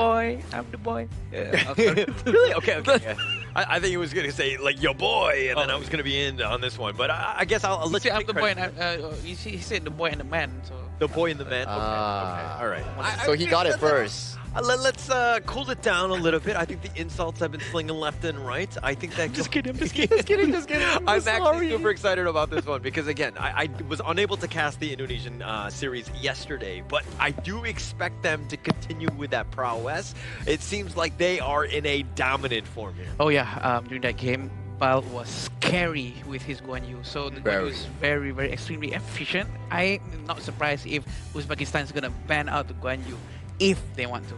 I think it's definitely one of the picks that has been continuously banned thus far. Judging to the fact that Asian Games version only has 85 heroes, of course there's gonna be lesser heroes to limit such a strong pick like the Guan Yu. So banning it out makes sufficient sense because it has been pairing up a storm in team fights, setting up beautiful ones as we saw back from back in the Korea versus Singapore game 1. Yeah. So as we go into this one, we're going to kind of see exactly just like how are the teams really ready, right? Are they really prepared and getting into this one? But I think that the biggest piece to all of this is that we like to play also fun events, especially in the Honor of Kings one. It's going to be the Super Flow Brawl. The official version will launch on June 17th. Unfortunately, it's not 6-7, but still, we're getting close. I'm just trying to, lower my age by doing that. I'm cool now. But tons of wacky talents and random map events are being added as we go into this. Oh, sorry, it's 627. I just wanted to say 6-7 so badly that I got the date incorrect. So 627, there's 267, so you can do it twice. Oh god. How many can I do it? I'll just keep it doing through. Okay, I want to stop before I hurt myself. All right, let's go. I'm very confused with my friends right here, but this is what I have to go through, my friends. But yeah, definitely, you guys should check it out. The Super Flow Brawl mode has been around for quite a while, and we do know that it's gonna make a huge comeback, and you guys can buy new talents. And actually buy them with the in-game currency you can buy them, which is very fun.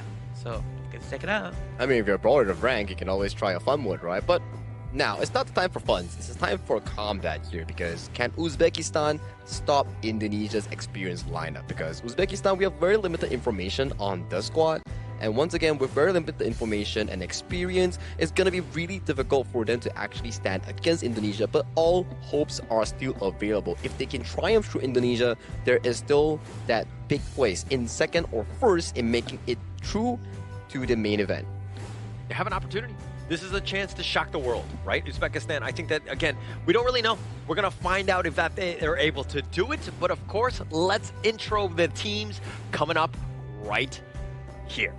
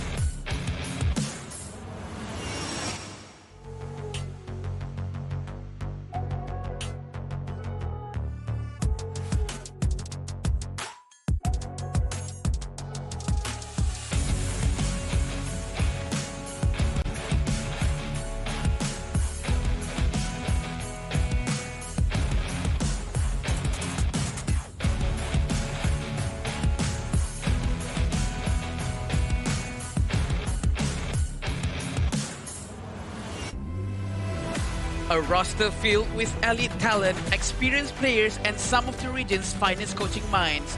Their fast coordination and high-level understanding of the game have made them one of the teams everyone is watching. Please welcome Indonesia!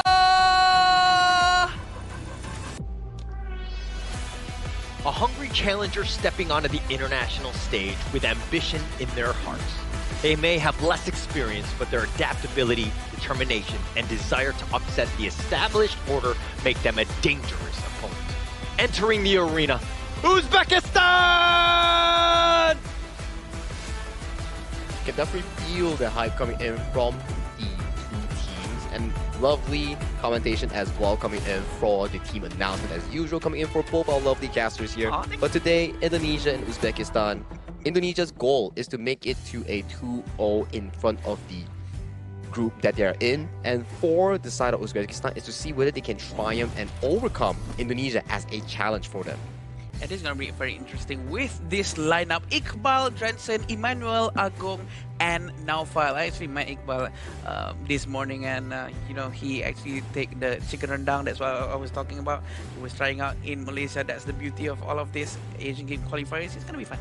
And it seems like they are doing a substitution here. Yesterday, we saw Neville in the jungle, and today they're subbing in Drensen to test out the team synergy overall in a game that they're against Uzbekistan here. I think that this is going to be great for Drensen, right? Just getting that opportunity. Neville has been the standard, jungle player from Indonesia, but having, Drensen just rise up to the challenge, but he's got big shoes to fill. Let's be very honest here.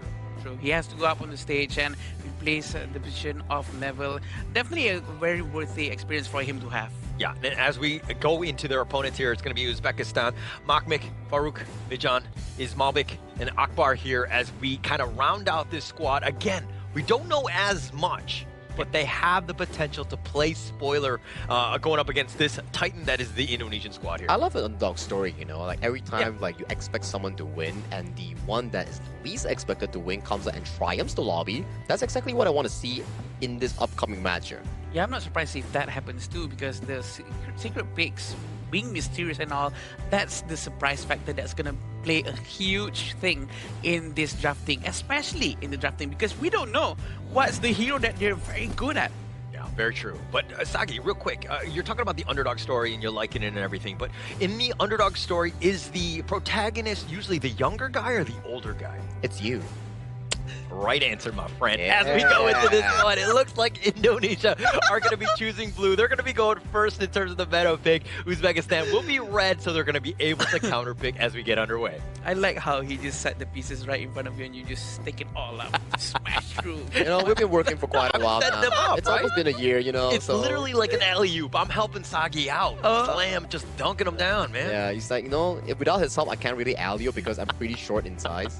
I never said that, okay? I never said it, but all I know is that you're able to, I mean, we'll get you a stool at the end of the day, okay? We're fine. Trampoline will be much better.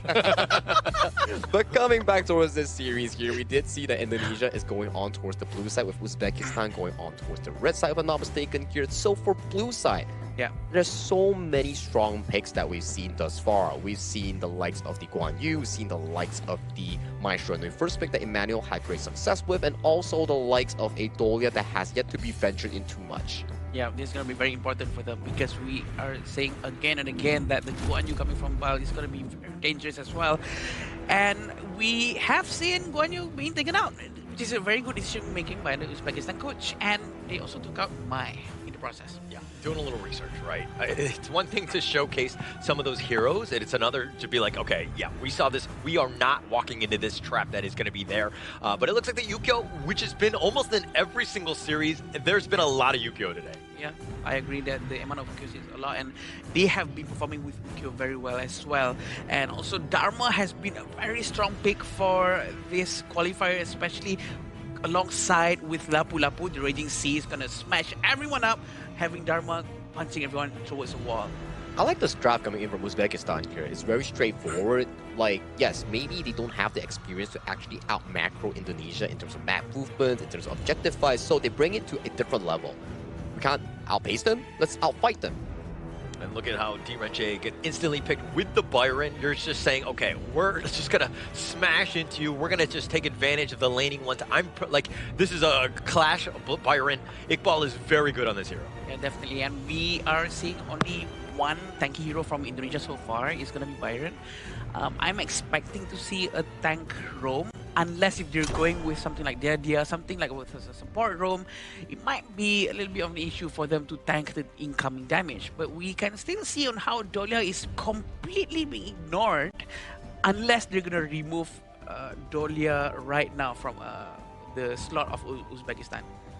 Well, I mean, it's still available for Indonesia. It kind of doesn't. I mean, we know that the Dolia just like synergizes with like any roster, but this is not the greatest one. I think that if you have some sort of control, maybe like Zhangfei is still available. Yeah, it is. Like you have, you know, Mozi as well to kind of just help with the countering as well, because you have a lot of the damage dealers. All you need right now is just lockdown. Perfectly agreed, right? Because even if you do land in like a Dolia here coming in from Team Indonesia, there's not really like a crucial ultimate that you could refresh or benefit from. Hence, I think something like a Liam Paul coming in from Team Indonesia, or a Mozi, or even a Quay that we've seen having a lot of good performance thus far in the past one day and today might be a good option here coming in from Team Indonesia. Yeah, as of now, you're still trying to see who's going to be picked out by Uzbekistan. And I'm hoping to see a Dolia Shangguan. Who knows? Who knows? Oh, that could work. That could actually work here coming in from Team Indonesia. Yeah, but that's just what I'm hoping for, but not necessarily the best for them to do right now, because they need some tankiness to help with the DRNG, to be able to have some more space for him to just attack anyone in front of him. Still waiting for the Uzbekistan to pick their mid lane and also their jungler. Zachao is going to be the one. Just a lot of control, damage as well. So the potential burst. Like Uzbekistan right now, they've got team fight galore, right? A lot of CC, a lot of AoE ones, just a lot of control, but they need damage. So this last one will be obviously a jungler damage dealer, maybe some sort of assassin style. Yeah, has to be at this point. Yeah, it's been looking pretty good so far coming from Uzbekistan's draft. They've been covering a lot of angles here, like the team fight you talk about, strong laning play, strong mid control. I'm pretty, I would say, satisfied with their team composition up until the 4th pick. I agree, and I'm gonna see if it's gonna be Dollar Shangguan or not. I don't think it's gonna be that one, though. It's still a very strong pick coming off with Kyo, and we do have Gun and Mo plus Lianpo. A lot of tankiness and a lot of burst damage coming from them. Just more control. Those blades are definitely going to be a problem if he's able to snipe him out. Because if you're looking at the other side, I mean, Lapu Lapu is probably the tankiest of the bunch, but they're all kind of susceptible to these blades. Yeah, it's like, it's a cat and mouse game.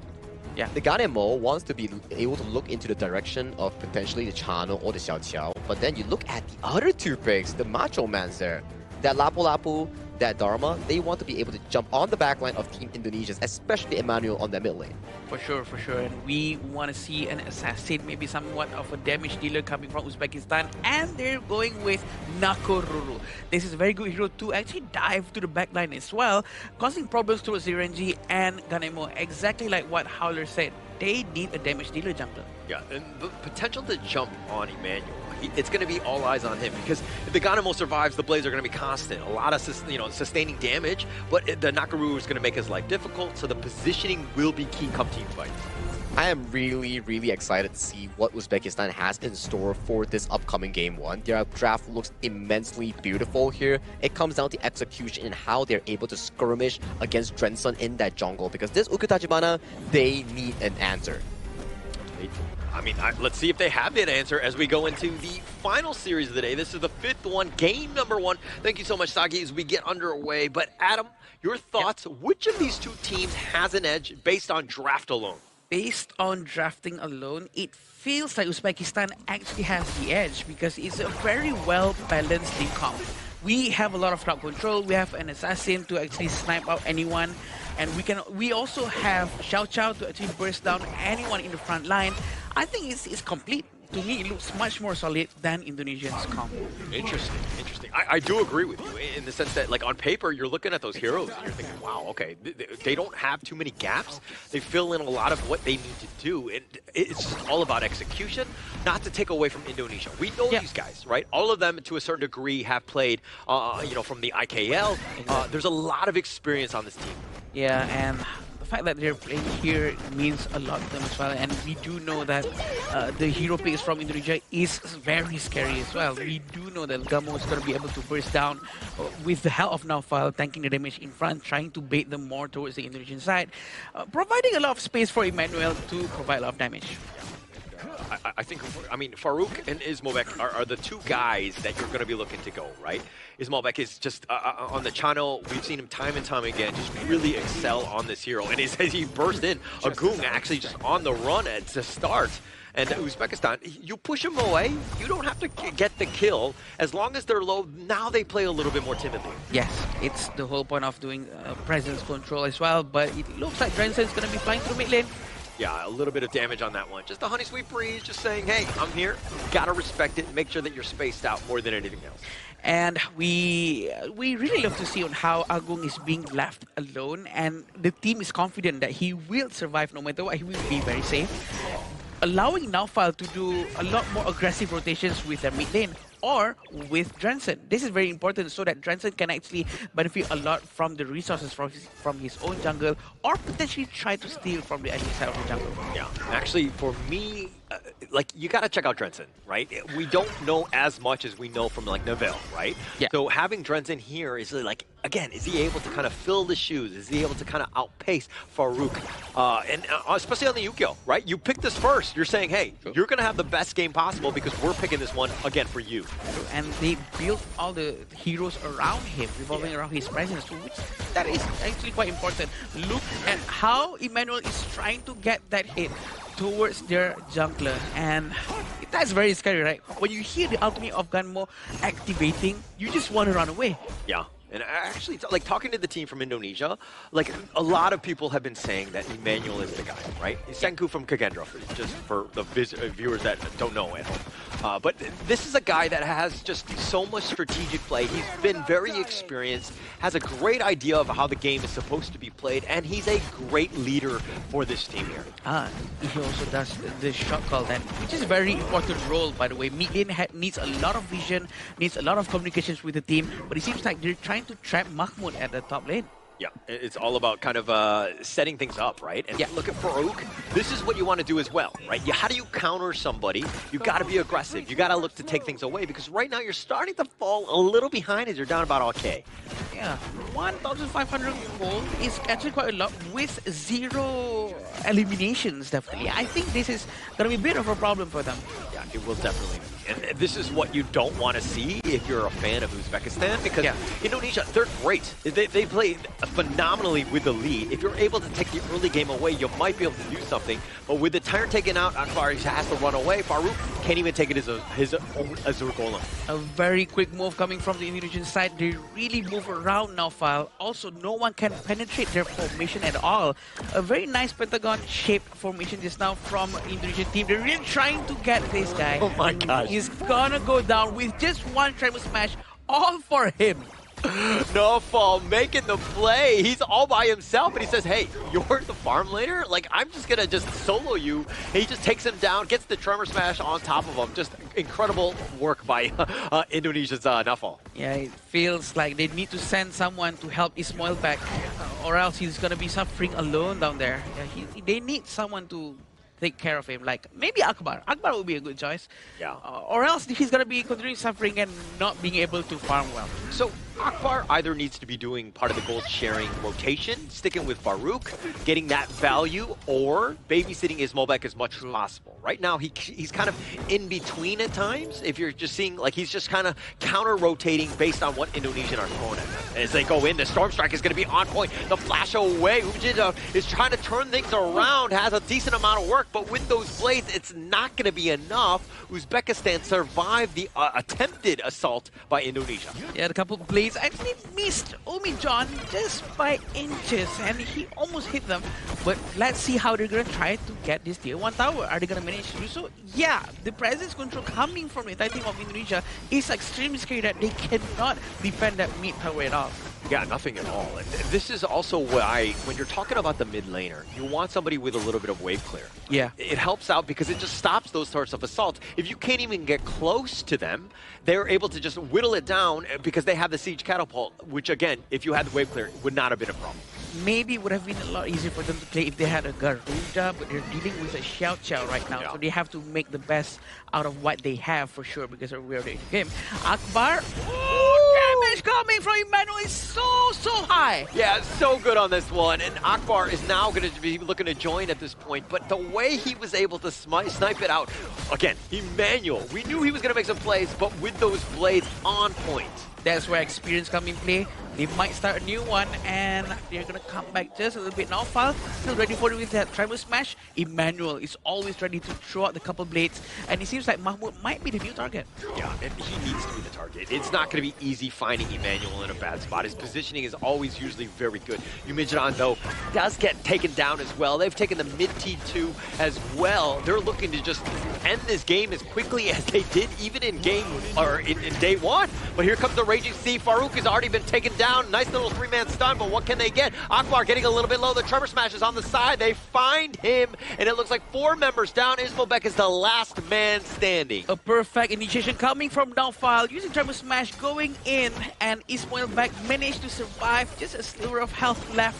They're going to try to destroy the tier 3 tower in the mid lane. Tremor Smash is not online. It's still on cooldown. They have to try their best to destroy the towers immediately. So clean at this point. I mean, mid T3 already down, top T3 as well. They're continuing their dominance from yesterday. Indonesia not skipping a beat whatsoever. Yeah, 9,000 goals in front. This is gonna be an easy breeze for Indonesia for sure. But this is what happened just now. The Raging Sea actually started a good fight, but Tremor Smash has been used and hitting all three at first, but the last one hits Ismail back. They did not manage to get him, but at least they managed to open a huge amount of space for them to destroy two of the high ground towers. It seemed like Yumijan, I mean, he was already down. The rest of Uzbekistan are looking to take a fight 4 versus 5 to protect the tower. In hindsight, not a good decision, right? You need to fight when you have the man advantage. Maybe you have the tower. It's considered almost like a 6th man. It might have given you that edge. Not possible for them, but they get the Tremor Smash onto Akbar, who's going to be left for dead. Yeah, right now, 2 of the towers are still gone. They're trying to defend as fast as they can, but with only 4 people without their tank, can they pull it off with just a Mahmoud? Mahmoud can do something actually if he can find that one golden moment. But Indonesia are so good. They understand how to kind of take the fight. They're not grouping up together so that it's be easy for him to just go in with the flash truth. So it's again to the Indonesia is very aware of the counterplay by Uzbekistan. Yep, and Emmanuel, damage dealt by him is already 42,000 right now. A lot of damage has been pulled out from him alone for his entire team. Yeah, we knew he was going to do quite a bit. Looking to perform on this one. Nice 2-man stun on this one. Farouk is going to be taken down yet again, all the way isolated. Akbar, no man's land. 3 men still standing from Uzbekistan, but they're going to lose the bottom T3. All of them cannot go out just because Iqbal is controlling that side. They're going to try to end the game right now. Yeah, they're looking to go. Mahmoud is down. Tremor Smash is going to be used as well. The Crystal's going to be taken. And Indonesia sticking it to the business and taking a quick game number 1. Congratulations, Indonesia, for getting the first point. And they have proven once more why they deserve to be here. A very clean first point of all things here. Very consequential. It's like early game plays. Yeah. It was like 0-0, but they still were miles ahead with a 2,000-3,000 goal lead. And when the first takedown actually happened in that bottom lane by the Liam post soloing the channel, everything started to crumble for Uzbekistan here. Slowly but surely, it converted to team fight victories, leading to more of a goal lead coming from Indonesia to really decimate this game cleanly.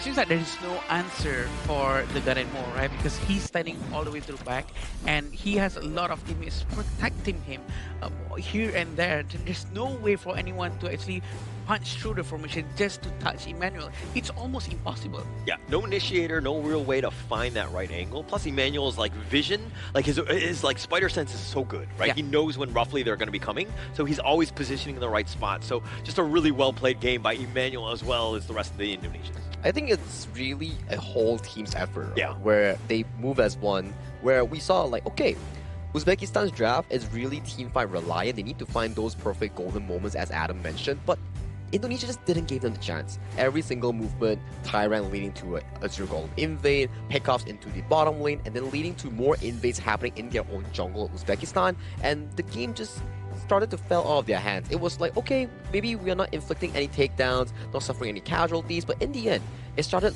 being this map movement advantage that Indonesia has over Uzbekistan. Yeah. Yeah, and definitely they really have to try their best as well, because we can see on how Dharma cannot go in because the positioning of the Indonesian players are very well spread out. They are anticipating this Dharma is gonna be coming in at any time, try to change the game, but it did not happen. The space and chance is not given by Indonesia. It's because Emmanuel is so far up, right? Using those blades, that's the vision, right? You get sliced by those blades, you're just pretty much dead, right? So there's maybe he gets a jump in, but it's just like you're running into that, but the blades find you first. Yeah. The blades do find you first, and the combination coming in from Nofel and also Emmanuel, every time that Nofel goes in to find a key target, you best believe that Emmanuel will come in with those freshly forged daggers landing on the crucial targets. But let's check out some of the itemization and also the scoreboard coming in for this dominant game 1 from Indonesia. Here, Emmanuel with a 505 KDA, only utilizing 7,000 gold, but doing so much on the map. Yeah, definitely. With his itemization as well, Venomous Staff and Ardent's and Seven's Wrath. These are a very early defensive item coming from him, which is with the Ardent. He wants to make sure that he has 0 eliminations whatsoever. And he managed to get 5 strikes, which is very effective coming from him, thanks to his teammates, to be honest. Yeah, I mean, this is also a situation where you're kind of like, Emmanuel, he's almost soloing himself, right? I think that we'll see that when we see the stats in terms of the actual damage that was given out. But Emmanuel did most of the heavy lifting. Like, Drenson was kind of on the side, just like farming the big neutrals and just ensuring that they're not like losing out on jungle efficiency. But Emmanuel was the guy here. Yeah, Emmanuel was the guy, and the sidekick coming in that also shined really well was Nofel on the Liam hole here. True. Every single engage, every single invade, initiation came from this rock solid roamer. Every time that something was happening on the map, it was Emmanuel and Nofel. And check out that damage dealt on that gun and mode. 50,000 damage. That's probably around 35% of the entirety of his team, which is very, very high. And of course, thanks to his teammates as well. But I am not surprised if the next game, Uzbekistan really focused down on Emmanuel, not banning his gun anymore, but maybe try to build a team comp that allows at least one person to jump all the way to the back to at least find this Emmanuel. Yeah, actually, I'm very impressed by your fast math, right? Like the 35% that you were saying with Emmanuel. I was just like, no, that actually, I think you're about right. You know, really? I didn't have my advocate, so I can't confirm or deny if this is correct. But I do think that was very quickly done. But just really turning it up, and the 91% team fight rate, that's another big piece of this, right? Because you know that the action will happen when Emmanuel is looking to, initiate here. And he was one-shotting a lot of the targets, especially coming from Uzbekistan's Ismoldek. Like, Ismoldek didn't have a good time at all. Like, he was like, oh, those are some spears landing towards me. Poof, I'm gone. Yeah, it's that quick. Also, with the space created by his tank, which is now filed, keep on diving into the towers and trying to get the kills early on, just to make sure that Emmanuel gets his assist and eliminations for his stacks, which is very useful. Yeah, and if we're also looking at the other piece, we were like, hey, Uzbekistan needs to ensure that, Ismail is able to kind of be supported by Farouk from the jungle, right? And Farouk had like 8,000 damage, which is really low, right? And he was looking to farm more than actually team fight. He never really got his groove going because he didn't get enough of that farm. But I think in this one, they got to look to fight more. They got to get those two guys involved, especially in this game here.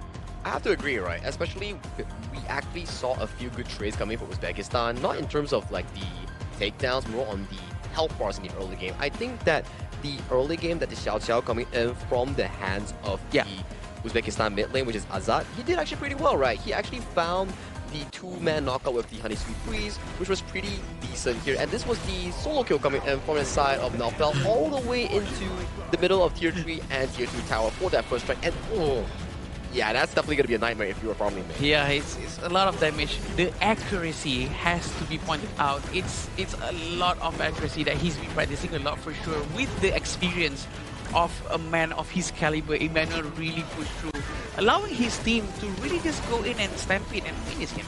Yeah, just completely control it, right? Like, Farouk got taken out very early in all of the team fights. So again, this is kind of why his damage was a little bit lacking in this game. But that sets it up. Once you're down and you're trying to fight a man down, 4 versus 5, the toughest situation, and of course your MVP, he's going to shush us all by taking this one 5-0 and 5 by Emmanuel. Hey, almost 35% damage though, just like what Adam did just now. His match is definitely on point here. Emmanuel, me. Yeah, and he's like shushing you. It's like, hey, you're right. So 33.5 and damage taken 8.5. Still a lot of damage. 8.5 damage taken, which means no one can touch him. No one can touch him. I'm not surprised if the next game Uzbekistan is going to try to get heroes that can jump all the way to the back. Maybe Lam, or maybe someone could just dive in.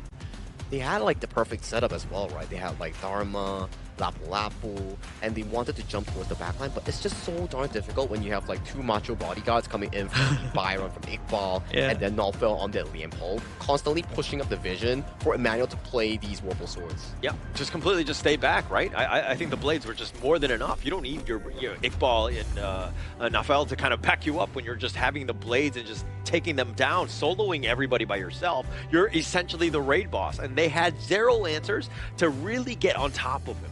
Yeah, I agree. And the damage that he's been pulling out one after another really stacks up with the stacks passive coming from Gun and Mo. They really understand how Gun and Mo works. Yep.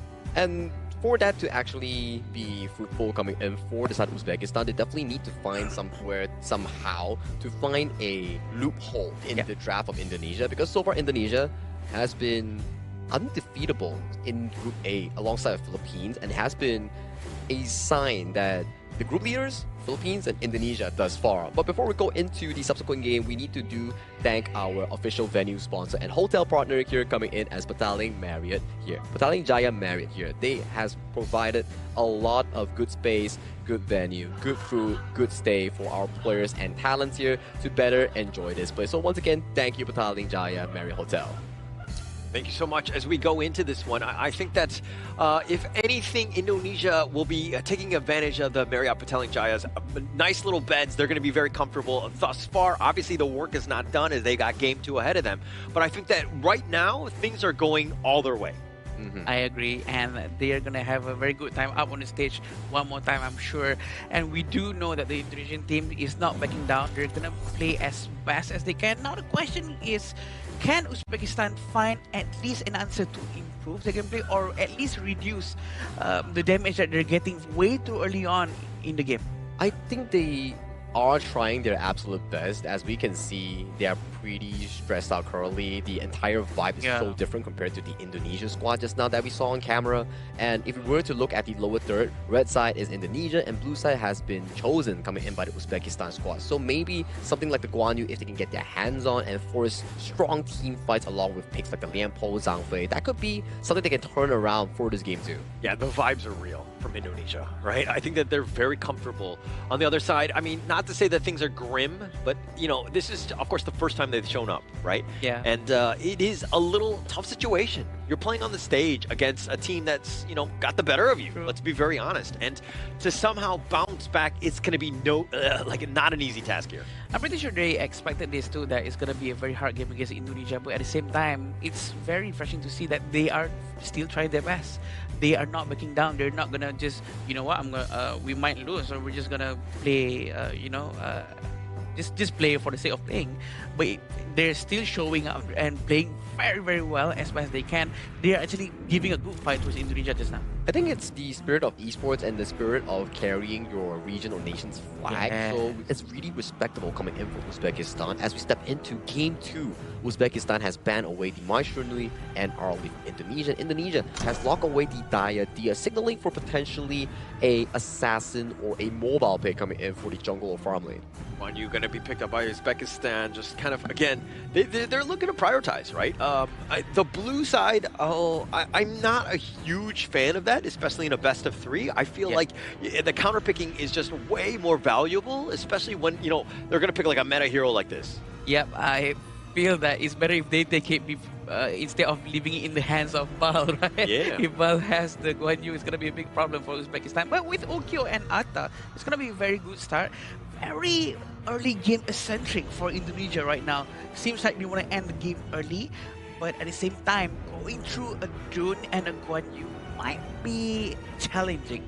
I have to agree as well. So this upcoming third pick from Indonesia might be something that is more late game centric or has more consistent DPS in trying to take down some tanky targets like Mahmoud on the Guan Yu or Farouk on that Dun here. And so far I am a fan of this Ukyu Tachibana plus the Ata pick. I love the Clash jungle synergy between these two picks. Strong early game, able to invade constantly with the strong body and the great health coming in from Iqbal's Ata pick here. And then it allows Drenson to really push forward on this Ukyu Tachibana. Okay, just trying to spread a little bit of positivity on the Uzbekistan side, right? Because they are, you know, they need to win this one, right? And going up against Indonesia, which you know execution is not going to be a problem. But, I mean, the ghost ship from Atta largely mitigates when you have an unruly blade. You're able to kind of just get on out of this one.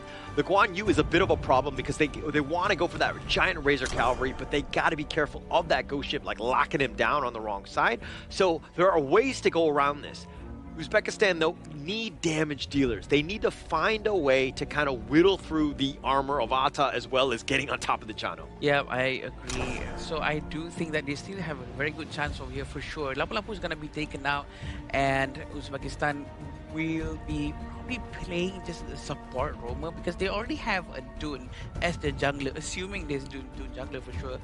And I don't think that they need another tank, but they can still take out another mid lane if they want. But Zhang Fei is gonna be their pick to be taken out, while actually they can use that hero themselves. But check out the bans here coming in for both teams.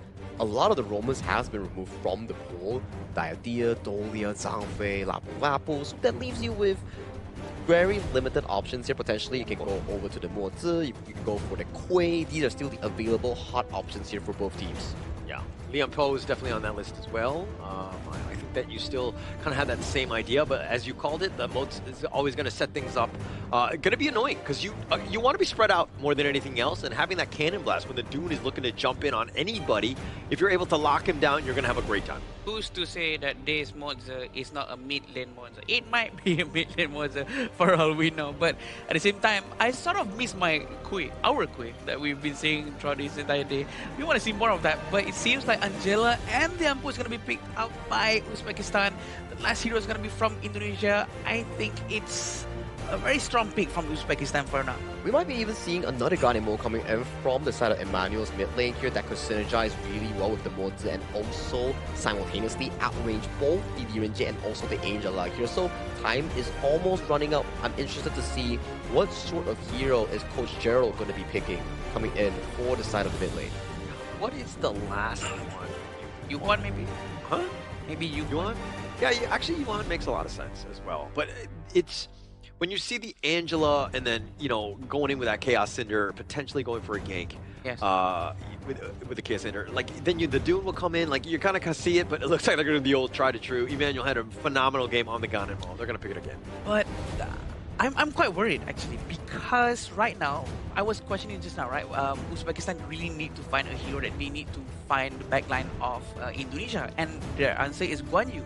But now, using Gunmo against Guan Yu is not gonna be the best thing. It's very hard to fight against Guan Yu. Maybe if he times it very right with the Guard Her Grave, he can throw the horse away. But I'm not sure if that's gonna be okay if this Guan Yu can actually really play well. Well, it comes down to where Iqbal can actually man-mark Makbu in all these situations here, because Ata is a prime counter into a Guan Yu, breaking the charge bar, walling him up with the ghost shape here. But to your question here, let's check out how they actually play this out in game number 2.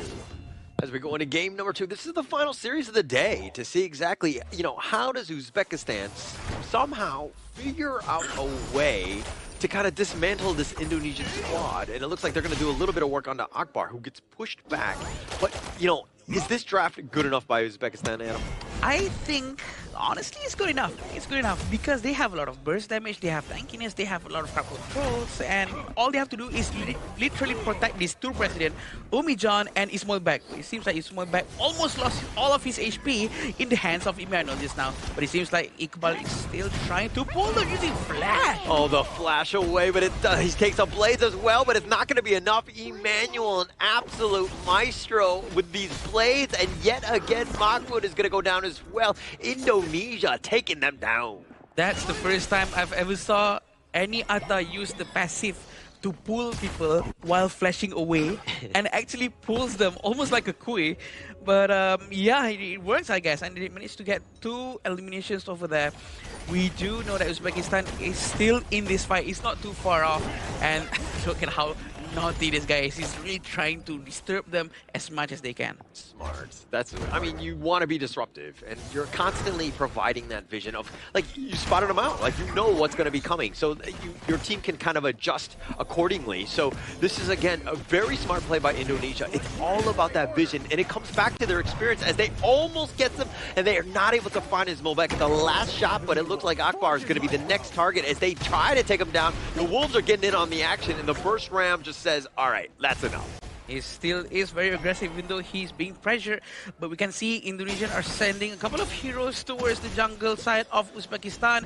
Uzbekistan is not gonna try to fight them yet for now, but they're still waiting for the blue buff, and the Guan Yu is ready. Oh, the Razor Cavalry completely dodged out by Iqbal. The ghost ship is going to be used to kind of potentially push him to the side, but on the side, Akbar, he's going to get kind of stunned around. He needs to be a little bit careful. The Tremor Smash is looking to be loaded up. He does get on out. Yeah, he managed to use it just to run away 2,000 gold in front, but Farouk managed to secure the Azure Golem, which is very good, and this is gonna be helping them to try to get other objectives as well. We do know 2,000 gold in front is a huge number within 2 minutes. They're gonna have to struggle a little bit more to find ways to get more resources. 9,000 net worth at like less than 3 minutes. Actually pretty crazy if you think about it. This is just like complete dominance in that sense. But Indonesia, they've just been, you know, very efficiently moving across the map, contesting things left and right, and, you know, leaving Uzbekistan with like next to nothing in the coffers. Yeah, also at the same time, we do know Uzbekistan really need to play around Guan Yu after this, because Guan Yu needs to find a position, a right position to flank the Emmanuel to push him towards the Uzbekistan's team. And I think that it's going to take a while before the towers goes down to have more space to play around as Guan Yu's playground. I think that that's definitely what they want to do, right? But Uzbekistan is not able to do it because Indonesia's positioning. The way that, again, whenever you have a lead, this is exactly how you want to close it out. You have your guys up front, so you can see any sort of rotation. Nobody gets caught off guard because you know where everyone is. You're like basically CCTV everywhere. The vision is always open, I agree with you. With the help of the Roma and the Clash Lane from the Indonesian side for sure, and Mose is still opening up the brush after brush and might dive into this tower right here.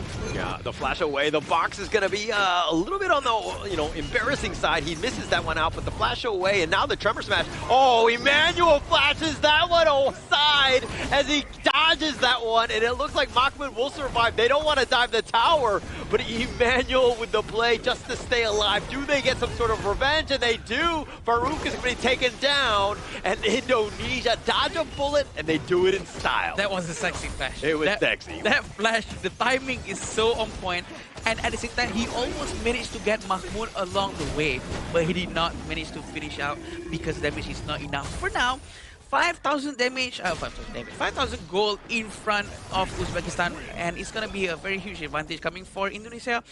Iqbal is going to be still focusing down on the bottom lane. It seems like Mahmoud is not going to mirror the positioning of Iqbal. I think he needs to rotate a lot quicker. Yeah, I mean, yeah, I think that would definitely help here. But the wave clear, like Umejan, something that they kind of lacked in the last game. The Angela will definitely shore up some of those weaknesses. You want to kind of push things out and potentially go for some sort of play here because they haven't found Indonesia in a bad spot ever. Yeah. And right now they're giving full focus towards the Crimson Golem. I like how the Liampo Akbar is trying to open up some vision, but it seems like the Gamo is really trying his best to steal the Crimson Golem. The ultimate coming from Liampo is a bit wasted here. Yeah, he did get the stun, and I think that, I mean, it was just so far out that, you know, Nafal had kind of almost baited him out. He has that extra mobility by the moat. But the Razor Cavalry on the pushback, he almost tried to take him out of the tower. He finds at least one, but it's really not enough. The follow-up has not been great, and the Ghost Ship will kind of just end things here. Actually, the positioning of Mahmoud was so good just now. He managed to take Gamo if he waited just a little bit more. But look at the damage Brilliant has been used trying to take Iqbal, and Iqbal runs away with no problem whatsoever. We do know Atta is quite annoying with his first skill because he can CC immune while jumping around, while dealing damage, while doing his rejuvenation. He's going to restore his health every time he hits someone. Yeah, and now Farouk here. This is a little bit better for him. I mean, yeah, he's died already, but this is one where he's gotten a little bit more farm. He's a little bit behind Drenson here. Yep. But again, you just got to kind of just put your head down, find whatever farm you can to get yourself tanky enough to survive and to be able to turn a team fight. We're still waiting for Ismail back to get his Doomsday. Definitely will help the team to melt down this tankiness coming from Atta, and I think they really need to give him a lot more space to get his itemization at the bottom lane. But it seems like the mid tower is also very important. Also very important for them to have a lot of vision of what's left. Well, you gotta choose, right? The bottom T1 seems, or T2 seems to be under attack. The mid T1 is definitely vulnerable as well. The minions aren't there. That's the only thing slowing them down. So Uzbekistan, again, it's about the wave clear. It's been very helpful. They need more skills like that. Again, because you're trying to slow this game down. Yeah, we can see Emmanuel might try to steal this now, and they managed to get it away from the Uzbekistan. 5,000 gold in front is a huge number. Again, I would say that Uzbekistan really has tried to do something here. They try to have a shutdown, try to get a lot of resources away from Indonesia, or maybe send someone to do split push if they cannot commit into a war, because they're sort of right in between right now, and it's wasting time. Yeah. definitely wasting time. And that's a little bit more time for Drenson to get online, right? He's about 1.4K away, the flash away by Akbar, keeping himself alive. But this is, again, we were going to see exactly how would Drenson react. Being the sub, being able to play in against Uzbekistan here, it seems like he's shown up. He's gotten the better of Farouk thus far. Or it seems like Ismailbek is the one who's going to be sent to do the split pushing at the bottom lane, which is at least they're doing something to get a breathing space. But at the same time, they are not protecting the top tower enough. And we're still waiting for that one moment for the Guan Yu to actually flank them all the way from the back.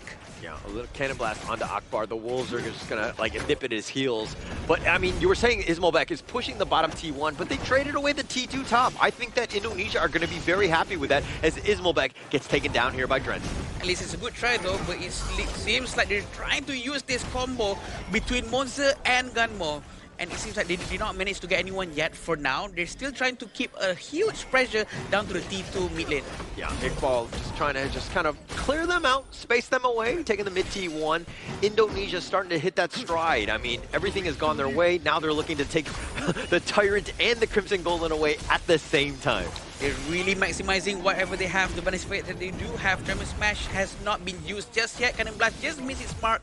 They're trying to do their best to give a lot of space for Emmanuel, but Emmanuel has to be aware of the positioning of Mahmoud. Mahmoud will try his best to flank. Yeah, Umaj just taking some of those blades and he's going to limp away. I mean, he will be fine, but the Emmanuel, look at how much damage. Again, continuing on from game one, he was the MVP for a reason. Yeah, it's almost 50,000 at this point, and I'm not surprised if he gets MVP again, but it all depends on how his team's gonna be helping him out to create more space for him to collect his assists, collect his eliminations. But look at this time.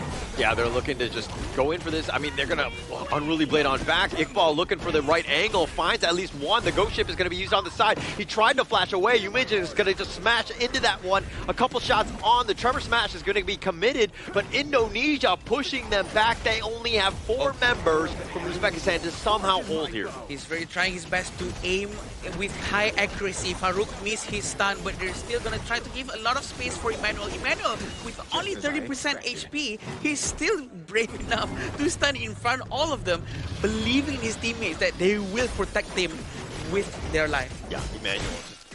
Like, kind of risky in a way. I'm definitely not comfortable if I was in his shoes, but Emmanuel is a much better player than I am on this one. But his positioning is far greater than the both of us, let's be very honest. Sure. They're going to take the Overlord and the Tyrant at the same time, though. I agree. Taking both of this with Primal Bond right now, Tyrant's going to take quite a while, but they're not going to do any steal for now. At the same time, Emmanuel has blue buff. He will be able to spam all of his couple blades alongside Freshly Forged. Yeah, just taking more away. I mean, Farouk, without any sort of buffs on your jungler, you know, 10 minutes into the game, it's a feels bad, man. Again, just taking them away is just such a problem right now. Yeah, Ismailbek has done his Deep Frost Siege. That's going to be a very good itemization for him. He's going to be able to slow anyone in front of him. So maybe Iqbal is not going to be able to tank the damage coming from Ismailbek anymore after this with that Doomsday and that Sparkforge Dagger. All of these, the trinity of the item. Oh, the leader stance is going to be popped, pushing Akbar away. Has to use the Tremor Smash defensively. The Chaos Center to just deal with the Vanguard, it's not going to do enough. The bottom T3 down. They get the charge on back. And now with this Ghost Ship, Ismailbek is in a bad spot as he will fall. They've opened it up. The mid T3 is definitely vulnerable, but I think Indonesia looking to close this one out. They really want the Vanguard to go in, but can they stop Mahmoud from stopping the Vanguard from going in? But it seems like he's really disciplined down here, trying to push Dragon out, making sure that they can stay as long as possible. Yeah, they got Farouk on this one. He was just stucking around. He got a 2-man stun, but he trades his life away. Not a great trade. Cannon Blast is going to be off the mark, but the Crystal is what they want. The Razor Cavalry going in, the nice heroic charge, but can they get anything else? They don't really have the numbers to fight here. Mahmoud is down. They take the Crystal. Indonesia cleaning house. Congratulations, Indonesia, for getting their second point of the series. Great game from them. Clean, disciplined, well executed here. That's the Team Indonesia in this series against Uzbekistan here. It was valiant effort coming in from Uzbekistan, trying to find that loophole, trying to find that team fight that you're mentioning about, but the discipline coming in from Indonesia, the consistency, the gameplay that they delivered just didn't allow any sort of chance for Uzbekistan to find that comeback. I agree, and I think that Indonesia really know what they're doing, and Uzbekistan also are very well aware that it's going to be a very tough challenge for them. And honestly, I would say that the game has been going on very well for them in a way that they tried their best. And I do think that with the Guan Yu pick, they almost managed to find Emmanuel, but just not in the right position and the right time. Nobody could find Emmanuel. I think that that's the biggest piece, right? He was continuing on from game one. Absolutely dominant performance by, you know, not only Emmanuel, but the rest of the Indonesian squads. They're proving why they were, you know, slated to be one of the strongest teams at the Asian Games qualifier today. Well, so far in Group A, you got to give props towards Indonesia and also Philippines. They are and have been dominating thus far. We're interested to see how far these two teams can actually go. But right now, let's break down this upcoming game, which is this exact one that we have already finished. My oh my, Indonesia, 0 casualties, 0 objectives suffered throughout the entire 2 games, aside from that one bottom tower. Yeah, I think they really know what they're doing, and they focus down one by one from lane to lane. They never let Emmanuel go alone somewhere. They always rotate together, which is probably what makes them win very easily. Yeah, and this is why they're so strong, right? Because the team play and the way that they're able to synergize. Mind you, most of these guys are not like teammates on the pro teams, right? They're like a hodgepodge of teams, but they're some of the best in Indonesia that they wanted to bring in terms of all-star. And this is why you're seeing them, you're seeing the synergy, you're like, wow, this team's next level. Next level, and the way they just gel together with like only a few weeks of training felt like they've been playing together for like forever. And I'm really excited to see how this Indonesia squad fares up against the full stack of Blacklist International representing the Cebu Philippines team. Oh, it's going to be very interesting indeed, huh?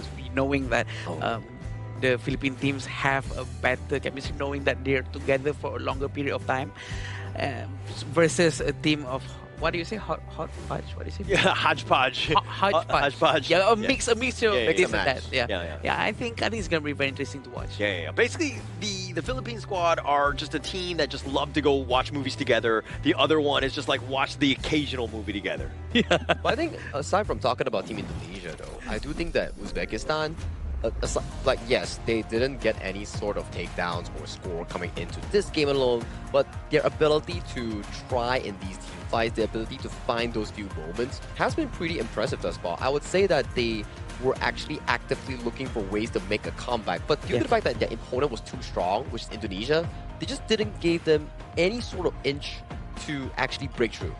Yeah, and to be honest, based on their draft, it's already good. And the draft that came out from Uzbekistan is actually a proper one trying to fight against Indonesia. It's just that to execute it properly enough, going up against a team full of experience, full of leagues coming up between the 2 years, I think it's fair that this is happening.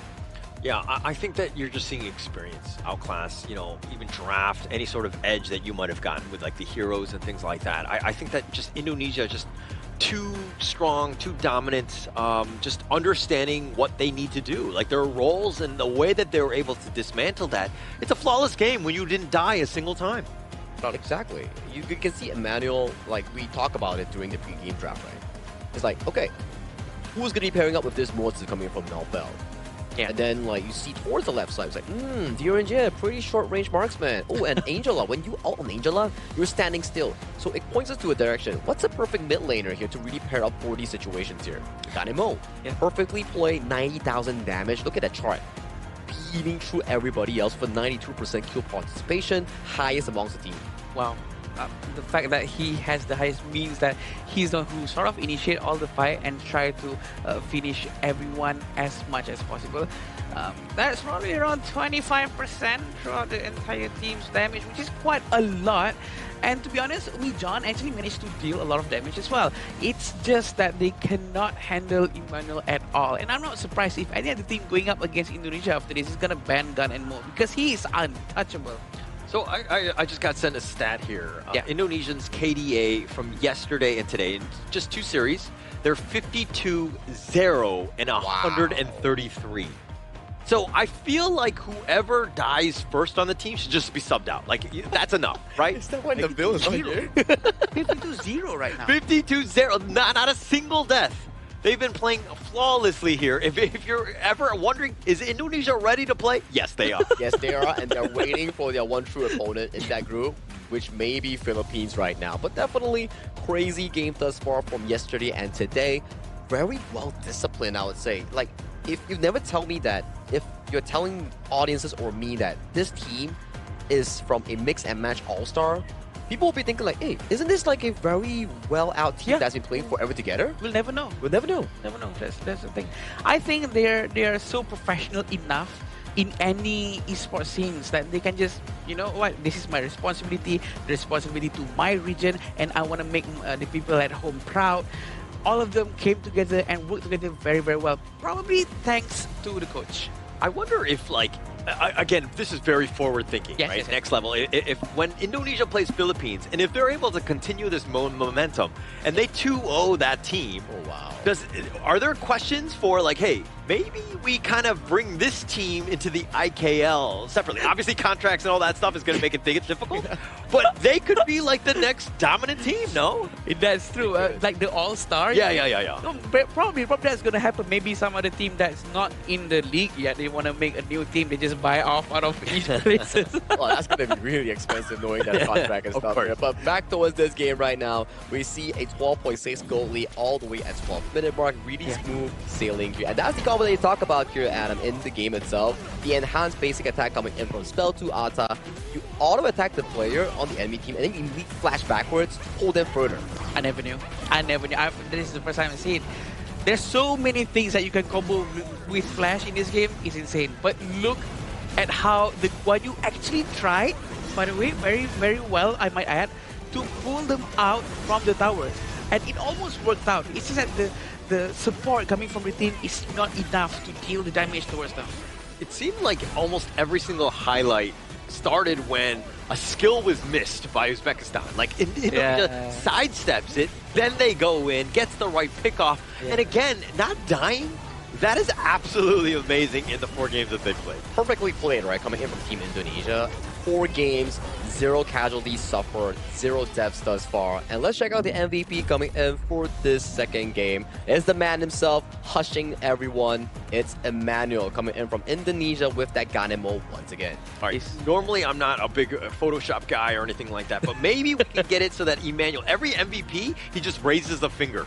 Right, so he should have like what I think two right now. So he should have 2 fingers up, shushing us with as many fingers, and then by the end he might be like up to 10 every time. So that's the counter. Oh, so how many Emmanuel MVPs does he have? 1, 2, 3, 4. And then they're going out. I would love to see that from the production team. They can pull it off. The damage taken is 12.8. The total goal is 19.2. But again, Emmanuel with his positioning, making sure that he's untouchable, also leaves take away the headache from the roamer of Indonesian team. Well, I would say that he's also a captain role coming in from Team Indonesia here. Right. Emmanuel has been in the IKL scene for quite a while now, since I think 2024. He's been at it for as long as I can remember. A wonderful player, very nice player too. And I'm pretty happy for him that he's actually being able to achieve further heights. And right now he's carrying the Indonesian flag along with 5 different players, including Sub, to actually venture into the main event. Yeah, I mean, the 12% damage taken in that game too, that was 4% higher than game 1, where he was like at 8%, right? So like, you know, I like having that sort of, you know, flawless mobility where you're not being touched, and people know that you're the guy, and they're trying to hone in on you, and they can only do like 4% more. That speaks volumes about his play. And we have to remember that this hero is Gun and Mo, and it's not Maishanu with insane amount of mobility, right? It's Gun and Mo who's not even walking, sort of just floating very slowly in a very tall fashion. I think his positioning is just so good, and he understands where everyone else is. Also, thank you again to his teammates, always providing vision. Like you were saying about just now, Holler, they consistently provide vision for the entire team. That keeps Emmanuel safe. I think it's more of like a team effort, right? Because we did see that 5 players played amazingly to make sure that that game was a clean sweep, clean everything, right? 0 casualties suffered, 0 takedowns coming in from the enemies here. But of course, we want to check out who's going to be on the interview stage with Mara, knowing for the fact that the victory was so sweet, so smooth. So Mara, if you may, please show us the interview. Team Indonesia has done it again. Another sweep. That's 2 days in a row. Congratulations, MVP Game 1 and Game 2, Emmanuel. Thank you, thank you. You know, Indonesia has been incredibly disciplined, rotating quickly, constantly clearing out the waves and putting pressure on the map. How does the team know exactly when to focus on the objectives and when to capitalize on the opportunities for picks? I think because we already prepare our game style, so we won't get confused in the game, so we can communicate well and our execution also good. And you know, speaking of execution, it's been so phenomenal. Their stats for the first 2 days is 52-0-133. Your opponent has not been able to take down a single hero from Team Indonesia. What kind of statement do you think you're making in this competition? Yeah, just be prepared so we won't underestimate the other country. So you won't be underestimated by other countries. Oh, for sure. They know how strong you are. How happy are you with how Indonesia's been performing so far? Yeah, of course happy lah. 10-10. 52-0-133. What do you think about that? Yeah, I mean the score doesn't matter. The matter is we win. Oh, you're so humble. And you know what? That's what we love about Team Indonesia. And for sure, Indonesia's loving your performance, and the rest of the region, they have their eye on you. What would you like to say to everybody? In bahasa? Sure. Ya, thank you semua yang udah support kita. Jangan lupa support kita lagi juga. Masih ada 2 match lagi di grup stage ini. Semoga kita bisa memenangkan semua pertandingan yang tersisa. Thank you. And let's help out everybody. How do you say that in English? I say thank you everyone for supporting us and keep supporting us for the next match. We still have 2 matches against other country, so keep supporting us. And for sure you're going to do well. They need 1 more to get that ticket. We're going to be talking about that a little bit more. So we're going to head back to our casters. Lead the gorge. Thank you, Mara, and also Emmanuel for that fantastic interview there. You can definitely see that they are hungry for the victory. Stats to them don't matter as long as at the end of the day, they can back that W. Yeah, actually, for me, though, stats do matter, right? And I think that it's very interesting seeing just how flawless this team has been. They've been very impressive. They are like all gas, no brakes, everything going 100%, closing games out, and the way that they do it is immaculate. They have been the best team at the Asian Games qualifier. Immaculate, Emmanuel. Okay. I'm sorry, man. Fairly fragilistic, I'm sorry. But yeah, definitely, they played flawlessly with 0 death for sure. I think this is going to be a very good one. And going out against Philippines, imagine if they can do the same with still maintaining that stats. That's going to be insane. Of course, I think definitely out of these 2 teams in Group A, we know for a fact since the draw immense back in I think 2-3 weeks ago when I was commencing the draw with our respected guests. These 2 president of the MESF, right? These 2 teams definitely has a long history in the history of HOK esports, and they are waiting to fight each other. Definitely, 100%. Oh wow. Yeah, no, but it's just so much fun. I think that there's always been that rivalry between the 2. So I think that, continuing on with that, in every single event is always fun to watch here. But let's check out the standings here. All right, since day 2, all the matches has been completed. Group A is none the Indonesia, Philippines, 2-0-2-0, yet to suffer any small game loss, with Pakistan, Uzbekistan tied for 3rd and 4th, and Mongolia still sadly looking for their first W here. Group B, Myanmar has debuted today and has had an amazing match. Nepal has played yesterday and they are currently tied for 2nd place. Jordan will be playing their first official match tomorrow. Kyrgyzstan and UAE are tied for 4th and 5th. Now coming to Group C, Kazakhstan surprised us by defeating India in the 2-0 fashion, one in a Tempest game and one in a flawless match victory. And Vietnam has had a very successful run both against India again yesterday. So for Laos and Saudi Arabia, they will be stirring up a storm tomorrow to see how Group C will be shaping out. And coming to Group D, we had our first game at 12 p.m. UTC +8, where Republic of Korea defeated Singapore in an easy fashion. And Syria and Sri Lanka was that Tempest game yesterday, with Abdul Aziz stealing the Tempest Dragon. And finally, Hong Kong China will be playing as well tomorrow as their debut match. Yeah, I think it's gonna be a very fun match to watch, and definitely my highlight of the day of today would be the match between India and Kazakhstan for sure. Oh, beautiful, yeah. With the Tempest, with everything. I was actually contemplating between the Kui and the Tempest, but yeah, the Tempest was much more. But that was a dominant performance, right? I think that the other one was much more of a competitive game, and that's kind of what we're going into. But, you know, these are the tomorrow's matches. Yeah, tomorrow's matches, we will be featuring Group A once again, just like just now. Uzbekistan taking on Pakistan, and then afterwards, Jordan will be going up against Kyrgyzstan, and then the third match, Nepal will be going up against UAE, and finally, Vietnam will be going against KSA, and Laos will debut in their first match of Group C against Kazakhstan. So that's definitely going to be a lot of exciting matches coming in, especially I am pointing over to the final match, Laos and Kazakhstan. Yeah, Laos and Kazakhstan is going to be quite close, and especially we've seen on how Kazakhstan's played today, and I'm not surprised if Laos really have to step up their game to match the energy from Kazakhstan.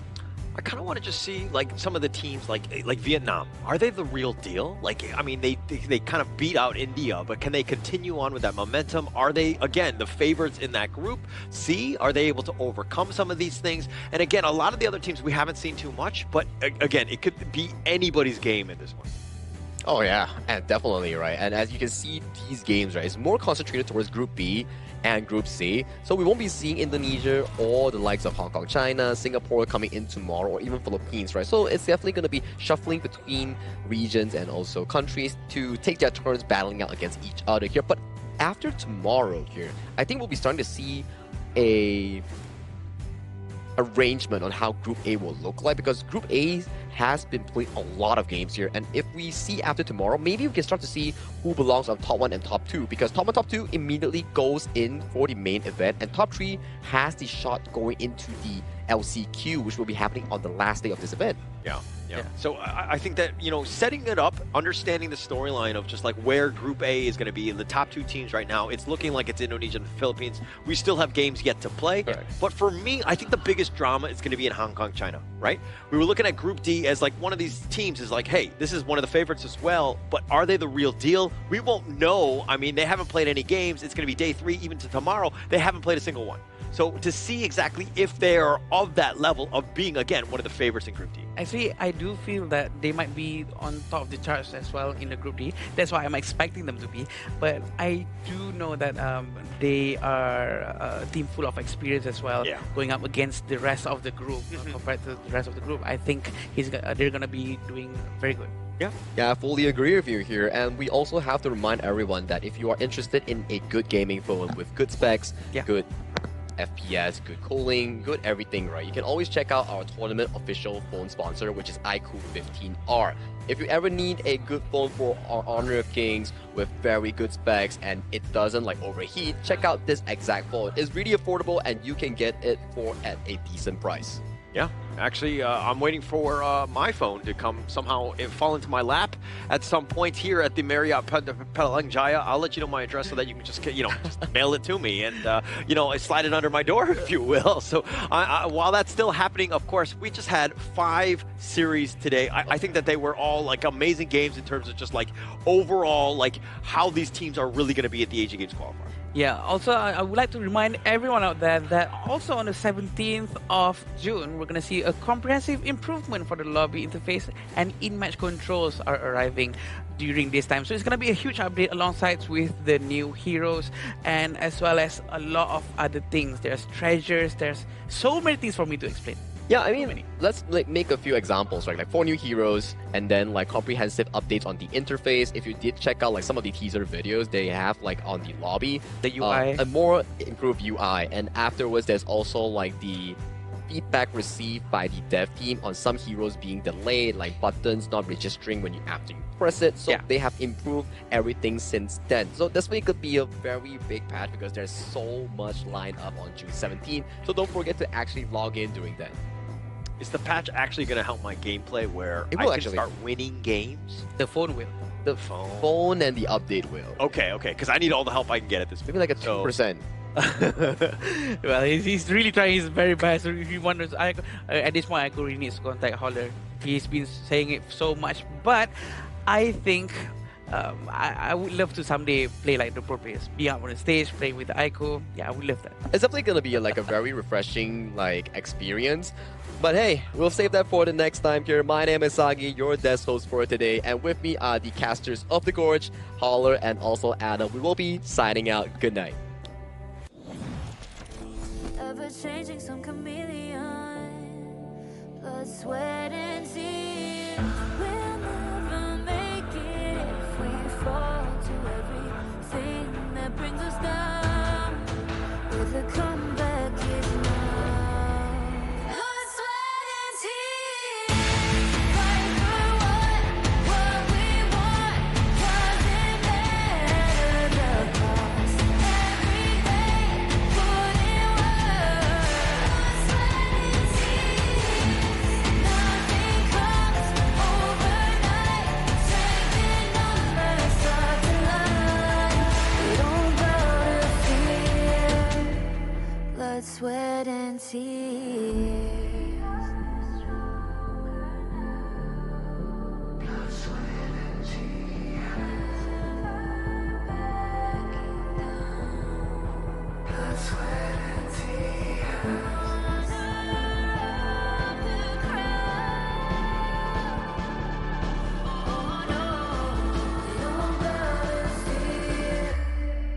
Blood, sweat, and tears. Fight for what we want. Doesn't matter the cost. Every day, put in work. Blood, sweat, and tears. Nothing comes overnight. Strength in numbers start to line. We don't bow to fear. Blood, sweat, and tears.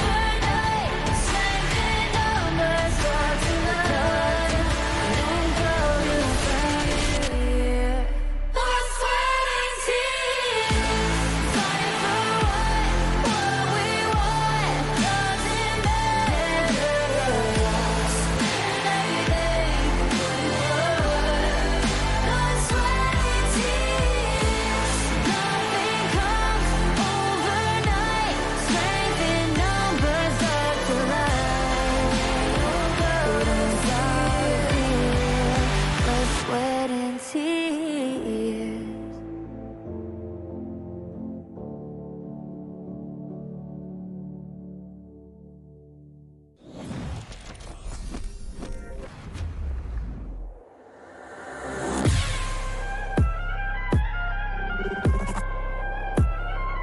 Turn it back.